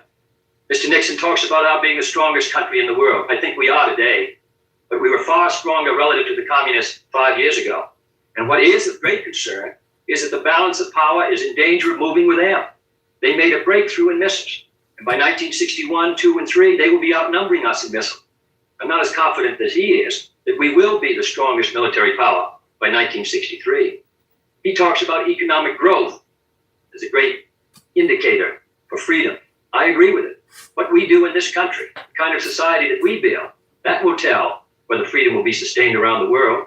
And yet in the last 9 months of this year, we've had a drop in our economic growth rather than a gain. We've had the lowest rate of increase of economic growth in the last 9 months of any major industrialized society in the world. I look up and see the Soviet flag on the moon. The fact is that the State Department polls and our prestige and influence around the world have shown such a sharp drop that up till now the State Department has been unwilling to release them. Yet they were polled by the USIA. Point of all this is a struggle in which we're engaged. We want peace. We want freedom. We want security. We want to be stronger. We want freedom to gain. But I don't believe in these changing and revolutionary times, this administration has known that the world is changing, has identified itself with that change. I think the communists have been moving with vigor. Laos, Africa, Cuba, all around the world, they're on the move. I think we have to revitalize our society. I think we have to demonstrate to the people of the world that we're determined in this free country of ours to be first, not first if, not first but, not first when, but first. And when we are strong and when we are first, then freedom gains, then the prospects for peace increase, then the prospects for our security gain. That completes the opening statements. Now the candidates will answer and comment upon questions put by these four correspondents. Frank Singheiser of Mutual News, John Edwards of ABC News, Walter Cronkite of CBS News, John Chancellor of NBC. All right, let's go see what else we got. Let's go see what's up with Bush and Gore. That's as you call them. You know, the size of the federal government will go down. Bush. It's fair is everybody who pays taxes ought to get relief. I thought we cleared this up a while ago. This one's from 2000. New question on Social Security. Both of you have Social Security reform plans, and we could spend the rest. See what Bush says. Bush cracks me up. Oh, man. Oh, this guy was bad. Man, Trump makes Bush look good. You know that what he's doing is loading up IOUs for future generations. He puts no real assets in the Social Security system. The revenues exceed the expenses in Social Security to the year 2015, which means all retirees are going to get the promises made. So for those of you who he wants to scare into the voting booth to vote for him, hear me loud and clear. A promise made will be a promise kept. And you. Oh, what the hell? That's what Trump was saying. Promises made, promises kept. Hey, you notice how they don't say that anymore? That used to be like their saying right there. Promises made, promises kept. I haven't heard anyone in Trump or anyone in his cabinet say that term in months. Because they know they just got promises broken. But anyways, you guys, I'm going to go to sleep. Thanks for everyone that hung out. Let's see.